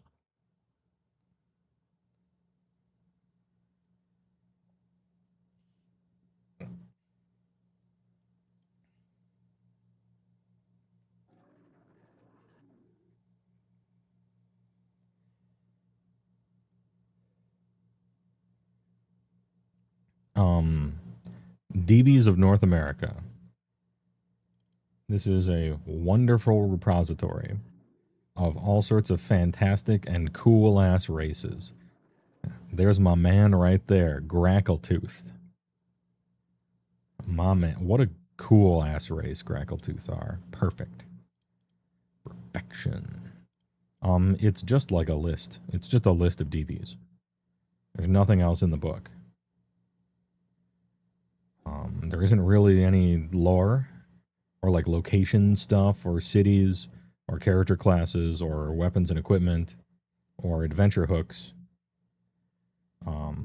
It's just 221 pages of really interesting races you could play or meet. And there he is, the Fingertooth Carpetbagger. And a lot of them are really noteworthy and cool. Auto G, hey, power gamers, Auto G, clever use of game mechanics, technicality on qualifying for the race of any class you want and then getting an OP race. Cactus people make excellent NPCs in the New West all over the place. Blind warrior women are sick. Demon dragon mages are ridiculously powerful bad guys. Dutani are sweet alternative elves. Ectomen have that one picture with the Misfits t-shirt. Ha, funny. Denor Devilman look bad, but they're actually not. They're pretty cool. Ferrybot DBs are cute AF. Look at this. He's just a little guy. It's like this. They're like the size of a $50. Like, just a little guy. And then there's this shit. I don't know what that is. Yeah, Deerman, Finoti. Also great NPCs. Floopers. The Newman of races. Oh, he's a complicated man. The Forest Warden there. Gankers, there he is, dude. Fucking Grackletoothes. What an excellent race. Really fun to roleplay as well. If you secretly want to low-key, and I mean low-key, like don't overdo it. If you want to low-key play as the Ultimate Warrior or maybe Arnold from some action flick in the 80s, and you need an excuse to do it in RIFTS, Grackletoothed. Grackletooth Gunfighter Dual Wield M2s. I'm sorry, JA11s. And you're fucking set.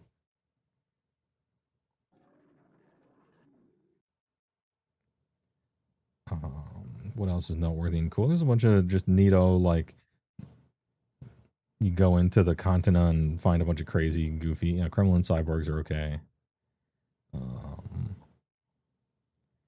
Dude, Larmax, look at that jaw. This shit is like Batman from the animated series level jaw. Holy. Laurenids. Live orcs make cool races. I basically consider them kind of like Ixar in a way. They make cool spellcasters and stuff. I think they were in the first game. I think I had a live orc fire warlock or something that you guys ended up fighting. Get mogged, the Chad face, yeah. Dude, mastodanoids are sick. These dudes are cool. Big fan. Malvorn are interesting. They can interface with technology and stuff like that. Nimbor Gorilla Mans are just dumb. Only Bushmen.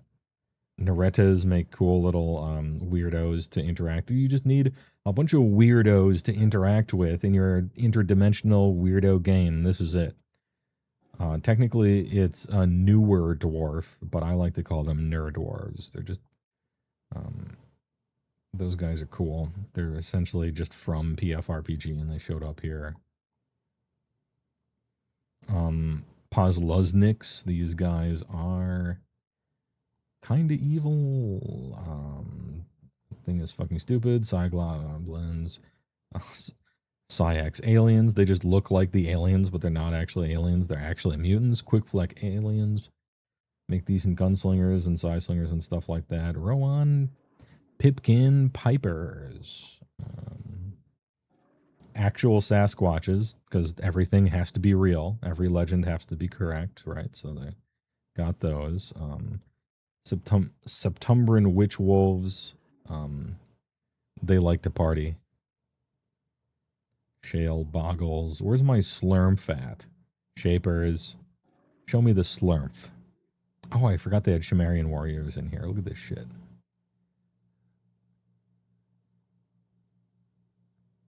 Simvan monster riders are actually really cool, despite the stupid picture. There it is. The Slurmf.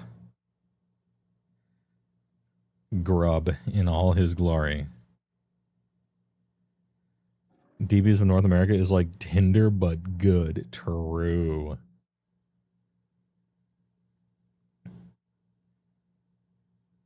Spine. Splugorth slave labor. Yeah, those guys are cool. Goofy proportions on that guy. Hey, Tremador. These guys are cool. Tremador is they talk like those Mass Effect races that can't show emotion when they talk. Or at least in my head, that's how they always talked. Vanguard Brawlers are classic. Chi-Town shit. Elcor, yeah. Vintex Warriors are kind of Chadley.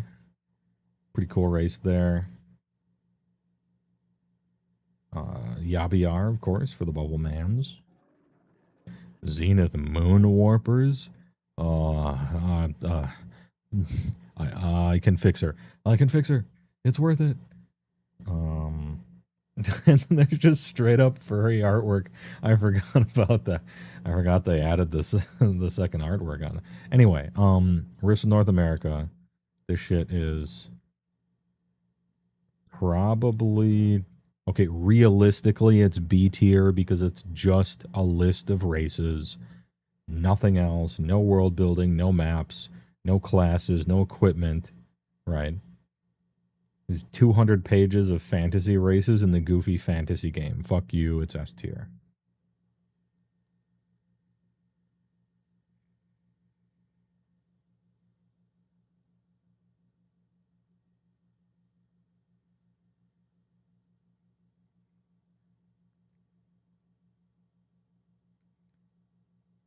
Yeah, by world building, what I mean is like giant stories and historical explanations, which they also include.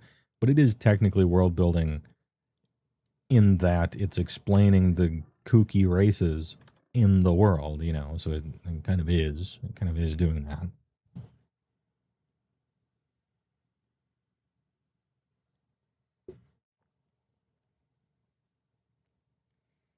Triax 2. Hey, did you ever wish Triax had just I don't know, 100 extra pages of robots, armor, and equipment, and it was all just better than the original stuff? It's Triax 2. It's got like fucking amazing looking robots. It has most of the old stuff anyway.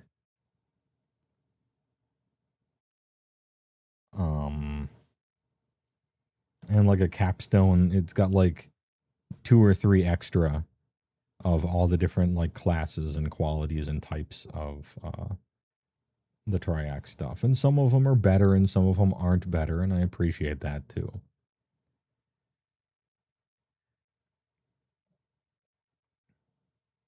And it goes through a full timeline of stuff that's happened since 103 PA or 104 PA. All the way up to present day, which is technically 110 right now, I think. So, hey, all right. We already went through Triax, and so I don't necessarily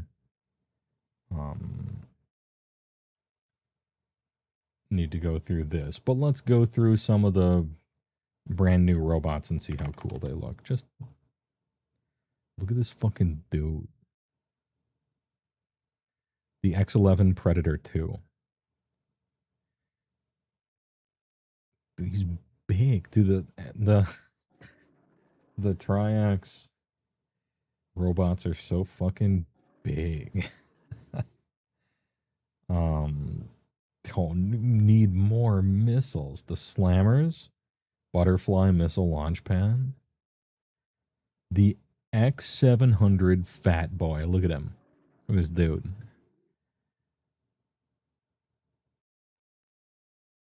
Main body 980 MD, almost 1,000, and it has a twin-linked boom gun.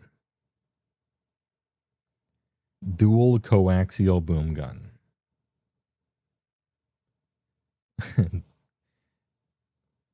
Hey, you like boom guns? What if we twin linked it? Badoosh.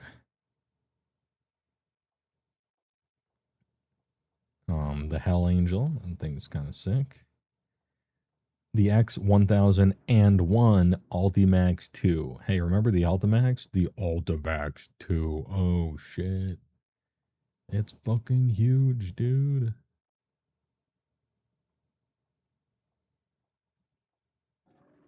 And then new Jaeger weapons, stuff like that. And then preposterously large looking robot vehicles. The Long Strike. Does it have long range missiles or just medium?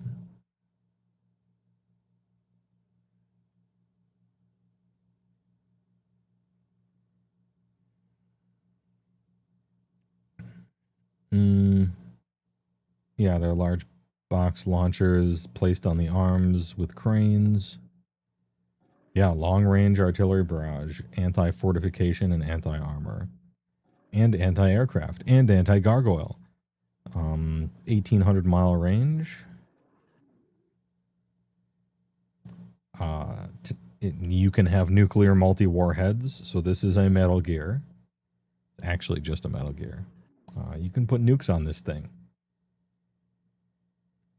It is a Timberwolf with tiny arms and a little bit worse looking missile pods. Yeah. The Rainmaker, which is weird looking, looks like a frog. The X2525 Faust. I don't know if I like it. The Faust, huh?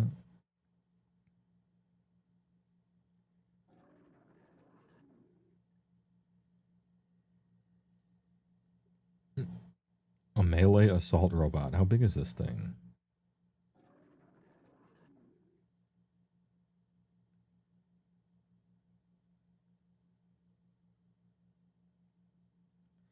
27 feet tall. Okay. Faust from Hit Kusoge, Guilty Gear Strive. Yeah. It's got underwater capabilities. And a reinforced pilot. It needs a crew of 3, a pilot, co-pilot, and a communications officer. Hey, all right.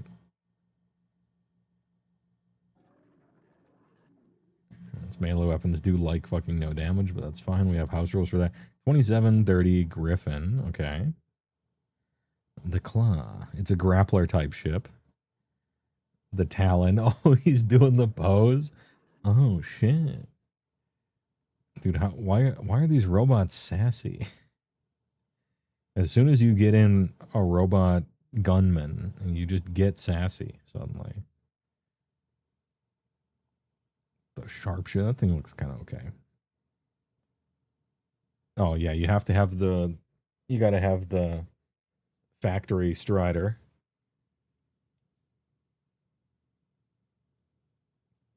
Actually, hold up. This is a factory Strider. What did Helldivers mean by this? The X5001 Devastator Mark II.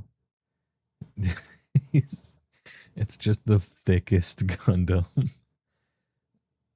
Holy shit.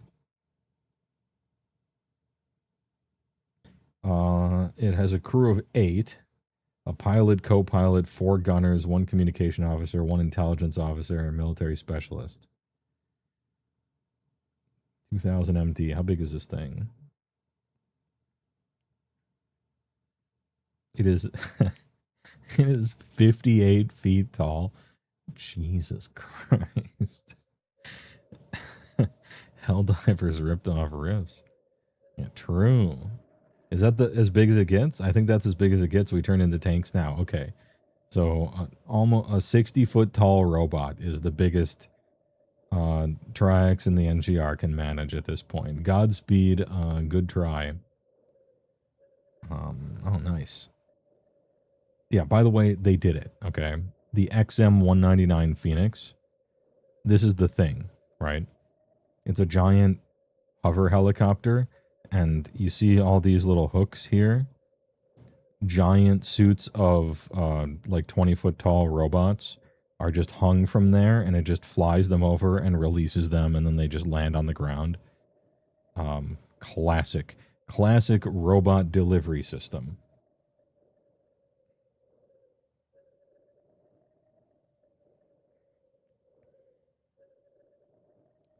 The Luftwaffe cyborg combat pilot. There, he's locked in. He is fucking locked in. He's more machine than man now. Anyway, the book's great because the original book was great, and it's got basically all that stuff, and then new ones that are kind of OP. But the damage doesn't scale really either, so it's kind of like it's not power creeping. I'm putting them right next to each other because they're just like you do both of them. They're kind of the same. Lemuria. If you want to do undersea stuff and you like merfolk, then this is a wonderful book for you. I don't, personally. Also, as a side note, what if merfolk... Okay. I'm scrolling here to find the picture that I know is there. What if merfolk had power armor and they were fucking huge? Jesus Christ. What if their power armor made them look exactly like Doom Guy? They're just goddamn... Look at this shit. Problem surface human. Holy shit.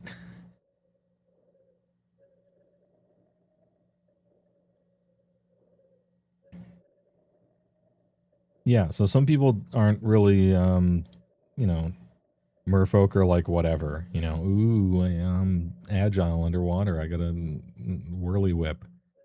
Yeah, okay. I got a solution. We'll just make them fucking sick. And huge. And there's all sorts of lore and everything that I have not read. Also, what about a sea lion? The Sea Lance War Steed? What if you had war steeds instead of robot vehicles or transports? I mean, that's actually kind of sick. Here's your vehicle section.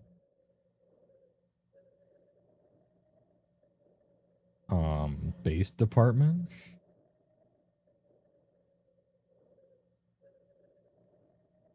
Look at this thing. It's regal. Also, why is it sassy? Why is this mount sassy?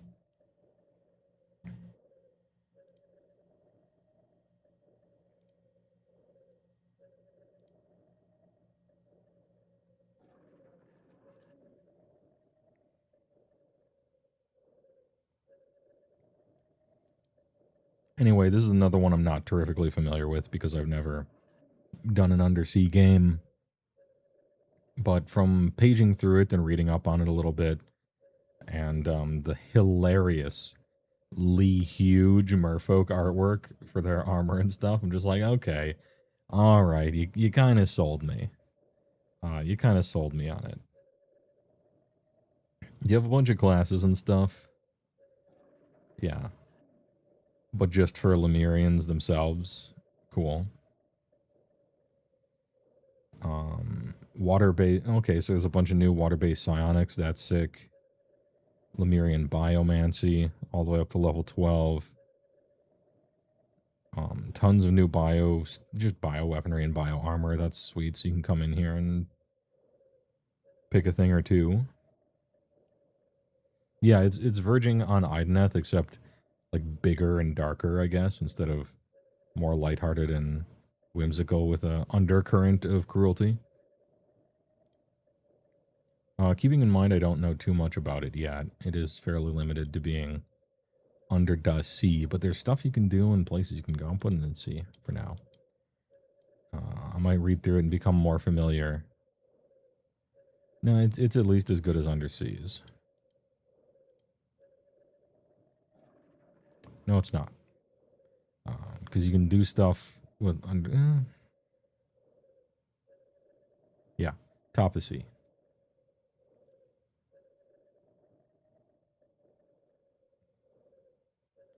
And damn, a lot of the new books are kind of like Triax 2, Northern Gun 2, Sovietsky, which is Russia 2. They're good and expanded and have like way more stuff you can get. But they're just like they're sequels to books that are already here that have all the world building, and it's just like what's happened in the last 10 years.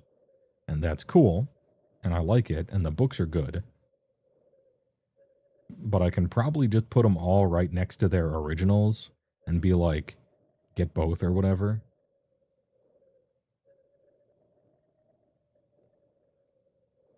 But I'm going through them anyway because they have really cool looking robots, okay? Northern Gun robots are a little more mech warrior, a little more American, a little more fucking wide. So this is basically just a giant history, locale, and vehicle book. Big vehicles. If you like robots and power armor, big with tank tread, wheelie feet. You're in. The giant factory striders, giant robots with giant guns and shields.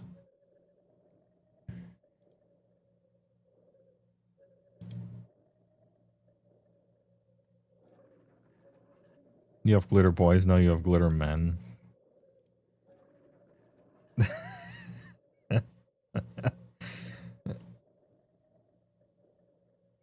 What's even happening here?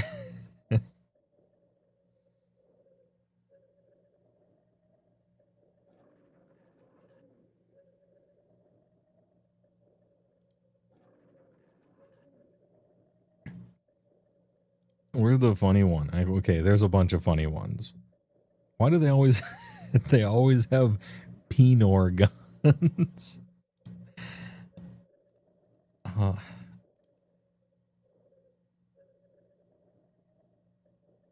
Does this one turn into a plane or something? There's a dude on top. Dude, America is trying to go wide. The crotch Gatler. Yeah, and there it is. Everybody's got to have a Scorpion tank. You know? Just to test.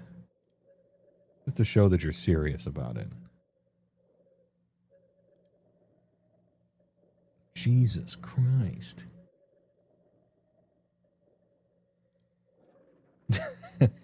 Problem human.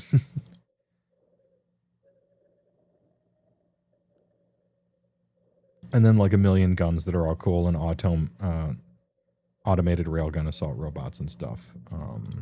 This gun is good. This is a mini missile cannon. It's good. It's a good gun.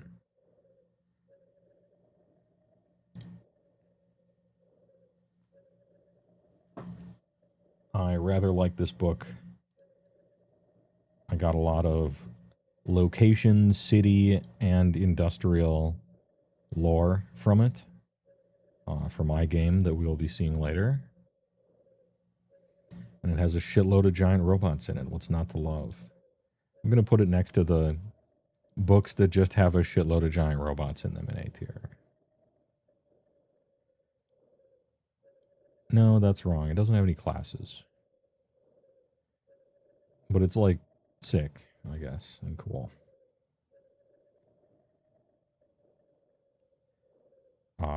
Northern Gun 2, which is definitely going right next to Northern Gun 1, because really in the olden days, both of these would have just been the same book, because this one continues, and it's like, oh yeah, so, here's all the power armor that we didn't put in the other one.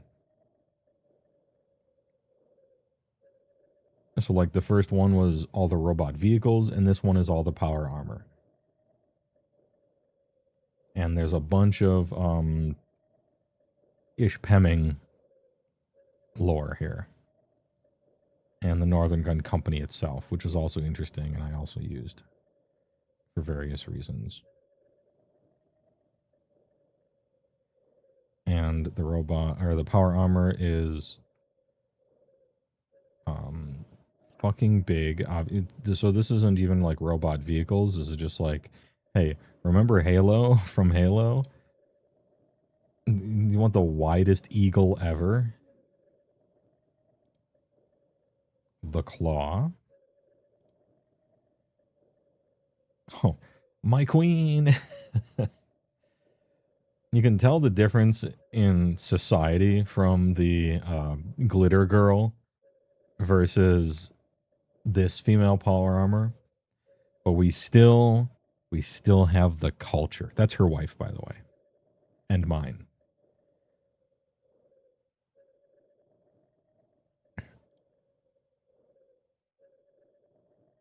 A little top heavy there. Nice mohawk.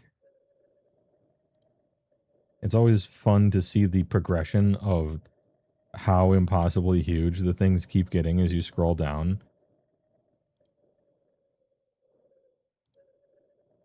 Oh, this is the medic power armor. Yeah. The robo high heels.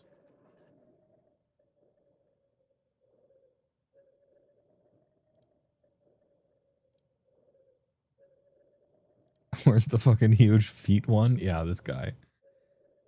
This fucking dude. And then somebody else's picture for the sea demon. And strange rendering in Adobe Illustrator of Silent Shadow. And then we're back to Walton. Walton the Wide. The Wide Dog.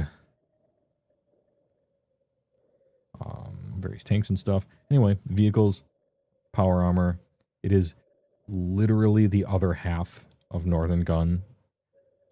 Some of these are like Free Quebec is technically, I guess, maybe a sequel to Canada, but you're really supposed to combine both of them and be in S tier or whatever, right? And some of them are more like you can take one and leave the other. With Northern Gun 1 and 2, they really are just one book that has been split in half. It's like half of them are the robots, half of them are the armor. This one's talking about the general location. This one's about Ishpeming. In the olden days, it would be like a 250-page book, but now it's 2 PDFs. Because time comes for us all.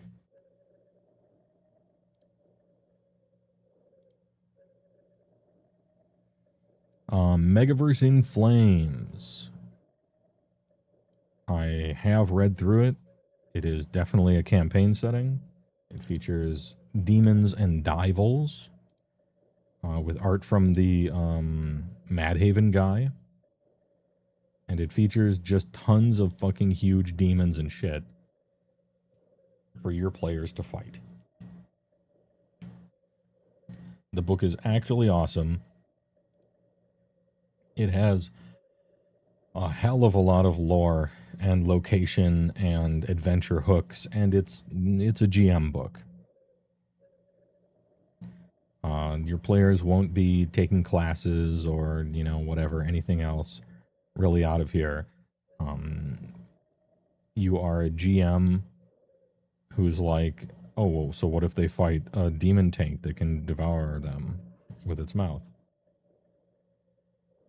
And what about this dude?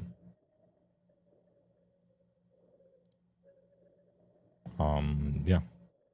The Hungry Hippos tank. Yeah. So if you're doing like a We Are, like the Doom Guy campaign where everyone is Quakeman and Doom Guy and they go to hell and just kill the demons there, Megaverse in Flames, then the Dimension books 10 and 11 for Hades and Dival.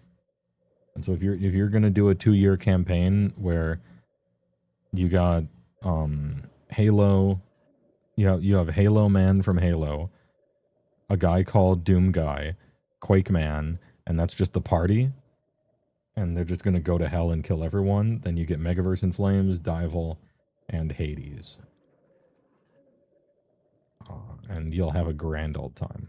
Those are Dimension books, though. They're not world books, so can't put them on the list, doesn't count. But this thing is like, if your players are going to go there, that's cool. Otherwise, you can totally ignore it, and literally nothing in there matters at all.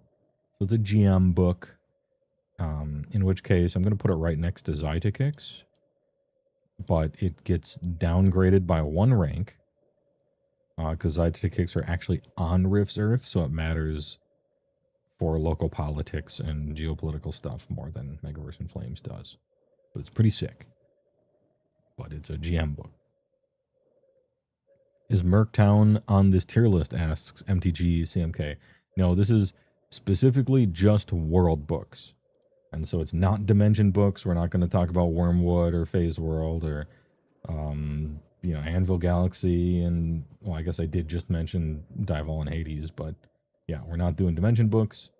We're not doing source books like Bionics and Mechanoids and stuff like that. And Rift's Mercenaries and Merktown and Mercenary Adventures are all technically like source books, I think, which are not world books. However, Rift's Mercenaries and Merktown are actually great. Merc Ops is also great. And the possibly not very well known Adventure Sourcebook Mercenary Adventures has some really interesting classes in it. And this one is low-key a really, really interesting, excellent book. I would put it above a lot of the world books. First of all, it's cheaper. It's kind of a smaller book, but it's really chock full of good adventure stuff for a mercenary campaign. And some really weirdo, like interesting kind of neat classes in it. So just as an aside, I thought I'd mention those even though they're not world books.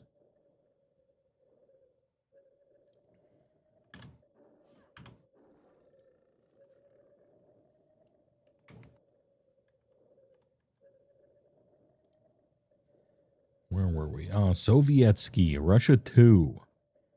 This is basically a collection of a crazy amount of bionics. Tons of bionics. Tons of Borg stuff. Tons of cybernetics. It is the Borg book. If you want more, if you want Borg, you get this. And it talks about what's happened up to 110 PA. In Russia, let me shrink this a little bit and move. There we go.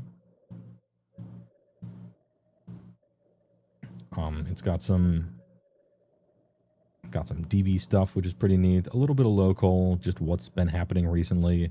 A little more clarity on the army. Some more super heavy machines.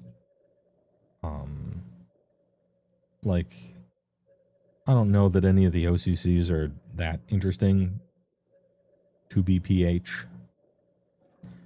And then there's just a shitload of psionic, or cybernetics, I mean. Combat cyborgs, just tons of different, like, cyborg stuff you can do. And big vehicles and stuff, and that's useful. But this one...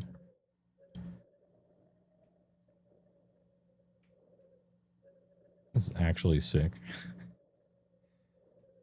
Hell yeah. Oh shit. This picture is so stupid and awesome. Yeah, it's a RIFTS book. Soviet Russia, I thought you guys broke up. Yeah, then in the future they get back together, I guess. I don't know. I haven't read through it lore-wise. I read through it mechanic-wise, but I wasn't running a game at the time of taking place there, so I didn't feel the need to look through all that. But I will in my leisure time. Jet's throwing back.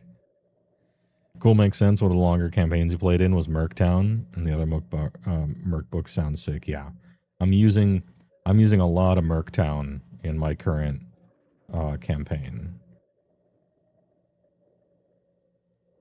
It's just meat and potatoes, like adventuring stuff. Really, it's so good. A little bit of Splin thrown in there, here and there, but anyway, is the final thing Sovietsky gets duct taped to Russia. Except, we duct tape them to the new books. And RIFTS now, out of all 36 of these, I've never really done anything with RIFTS now. I have scrolled through it one time and probably leafed through it one time in college or something to see what new TW weapons they had for a character I was building once. That's it. Don't know enough about it to rate. Haven't been there, wasn't in a game there, haven't read the lore on it. And there it is. Very rough. And taken with a grain of salt. Some personal preference all over the place. But this is my tier list of world books you should buy. Keeping in mind the ones I said as an asterisk that if you're a GM, I recommend buying them. If you're a player, no. So like Coalition War Campaign, if you're a game master, definitely buy that. If you're a game master, you might consider buying Zygotic, but there's nothing in there for players, so it's in C, Same thing with Megaverse in Flames, and some of the other ones that we had mentioned throughout. Stay tuned for next stream, where we do a tier list of all the Dimension books and source books and miscellaneous ones, including Merc Ops, Mercenaries, and Merctown. And then after that, all like 96. Actually, how many are there? How many Rifters did they end up making? Like at least into the 60s when I stopped paying attention. But knowing the ins and outs of all the Rifters, that's like I know a few of them, and like, oh, you want the, you know, expanded Mountaineer ATV, it's this Rifter, and oh, you want you want to ruin your game, or you want to have like a meme game where no one's serious, well then you can take like a Murder Mage, or what is it, the Ludicrous Mage or something like that. There's some like custom spell channeling stuff that you can take in there. Anyway, I know the ones that everybody else knows, but I certainly couldn't rate the Rifters.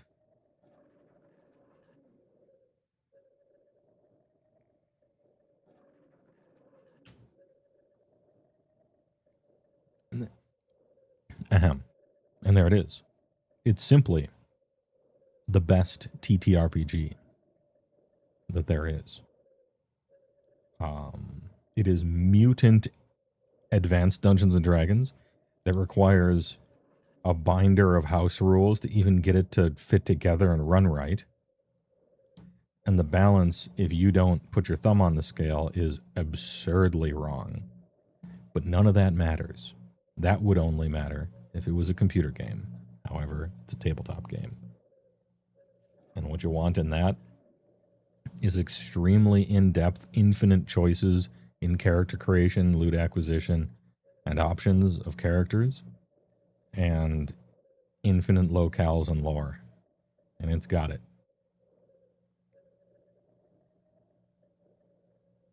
And some of the best and worst and best worst art in the business. Thanks for listening to my TED Talk. Am I hitting you guys with another commercial? And then signing off. Anybody have any questions? Oh, yeah. Please save your questions for the end. Any questions? Is the Palladium fantasy game good? Yeah, it's Mutant Advanced Dungeons and Dragons, except just blatantly still a fantasy game. So it's even closer to what it took. Wow, an evil eye. That's rare.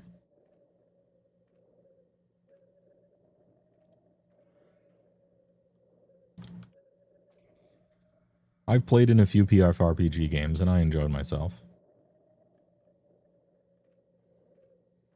Commercial mentioned. Getting wide gaming. All right, let me get a drink.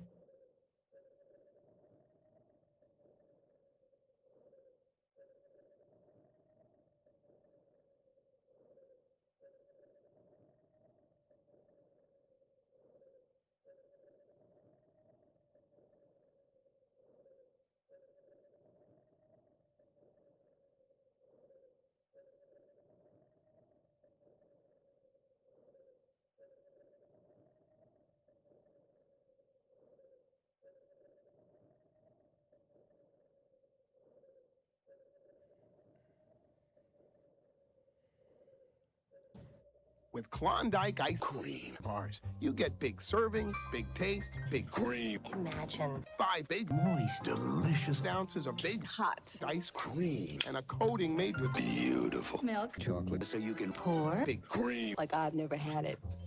Klondike, big bar, big Cream. Big cream. Anyway, I just got a drink. You can probably hear it open.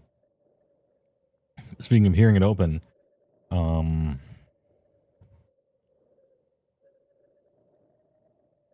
anyway, I'm supposed to get in wide gaming. Headphone users, caution, there will be a loud noise.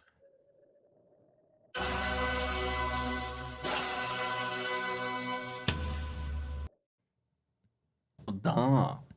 Hey, you're on the air. What's up? First time, long time.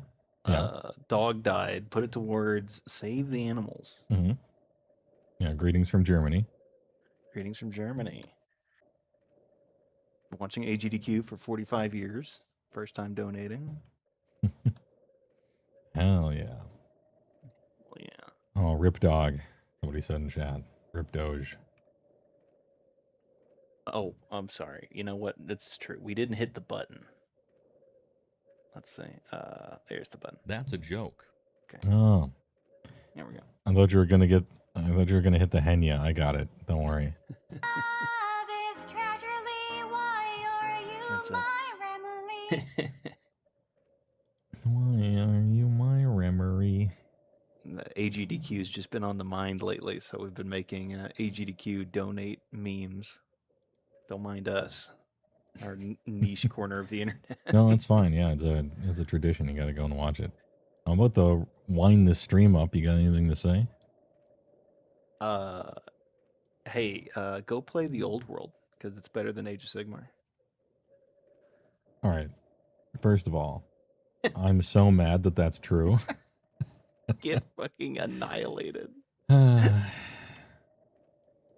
Hey, all right. Also, go play RIFTS. Because it's, go play RIFTS. Because it's better than Dungeons and Dragons 5th. Like we have the same exact situation here. Hey, you keep chasing that ever elusive hyper casual that doesn't exist. You'll keep getting these boring ass bugs. Yeah, that's what happens. And also, go play EverQuest Legends. Pre-order on the 16th. Sponsored stream. Better than WoW. Better than World of Warcraft. Just as single player, even. Hey, do you like old school RuneScape? Well, EverQuest is better.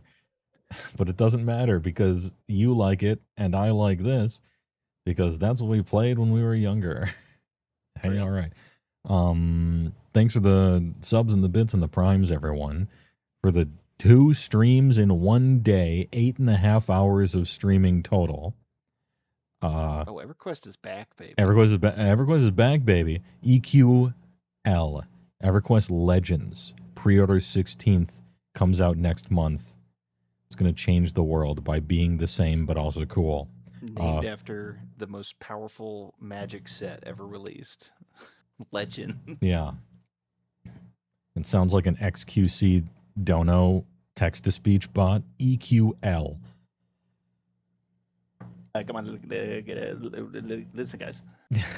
Yeah. Okay. That's all, folks. It's sick. I did a stream about it earlier for 4 hours today. Crow Roast. We did a 4-hour EverQuest Legends class explanation stream this morning. And then I went to Culver's and came back and then started up this stream and did a 4.5-hour RIFTS worldbook review. And that's my Saturday. Wait a minute, how big it is? Oh, okay. Okay, yeah, we're living the high life. Hey, I'll tell you that a wise man would describe today's stream perfectly right here. Who gives a fucking shit how long a scene is? Oh, I was thinking of Damn, son, where'd you... Who wants some wang? All right, thanks for watching. Kage. Thanks for watching. Get out of here. I'll see you guys Monday. Where what are we doing Monday? I have a plan. I had a plan. I wrote it down somewhere. Big stream Monday, maybe. TYVM. I'll chop these up. Those dice. And remember, start rolling dice.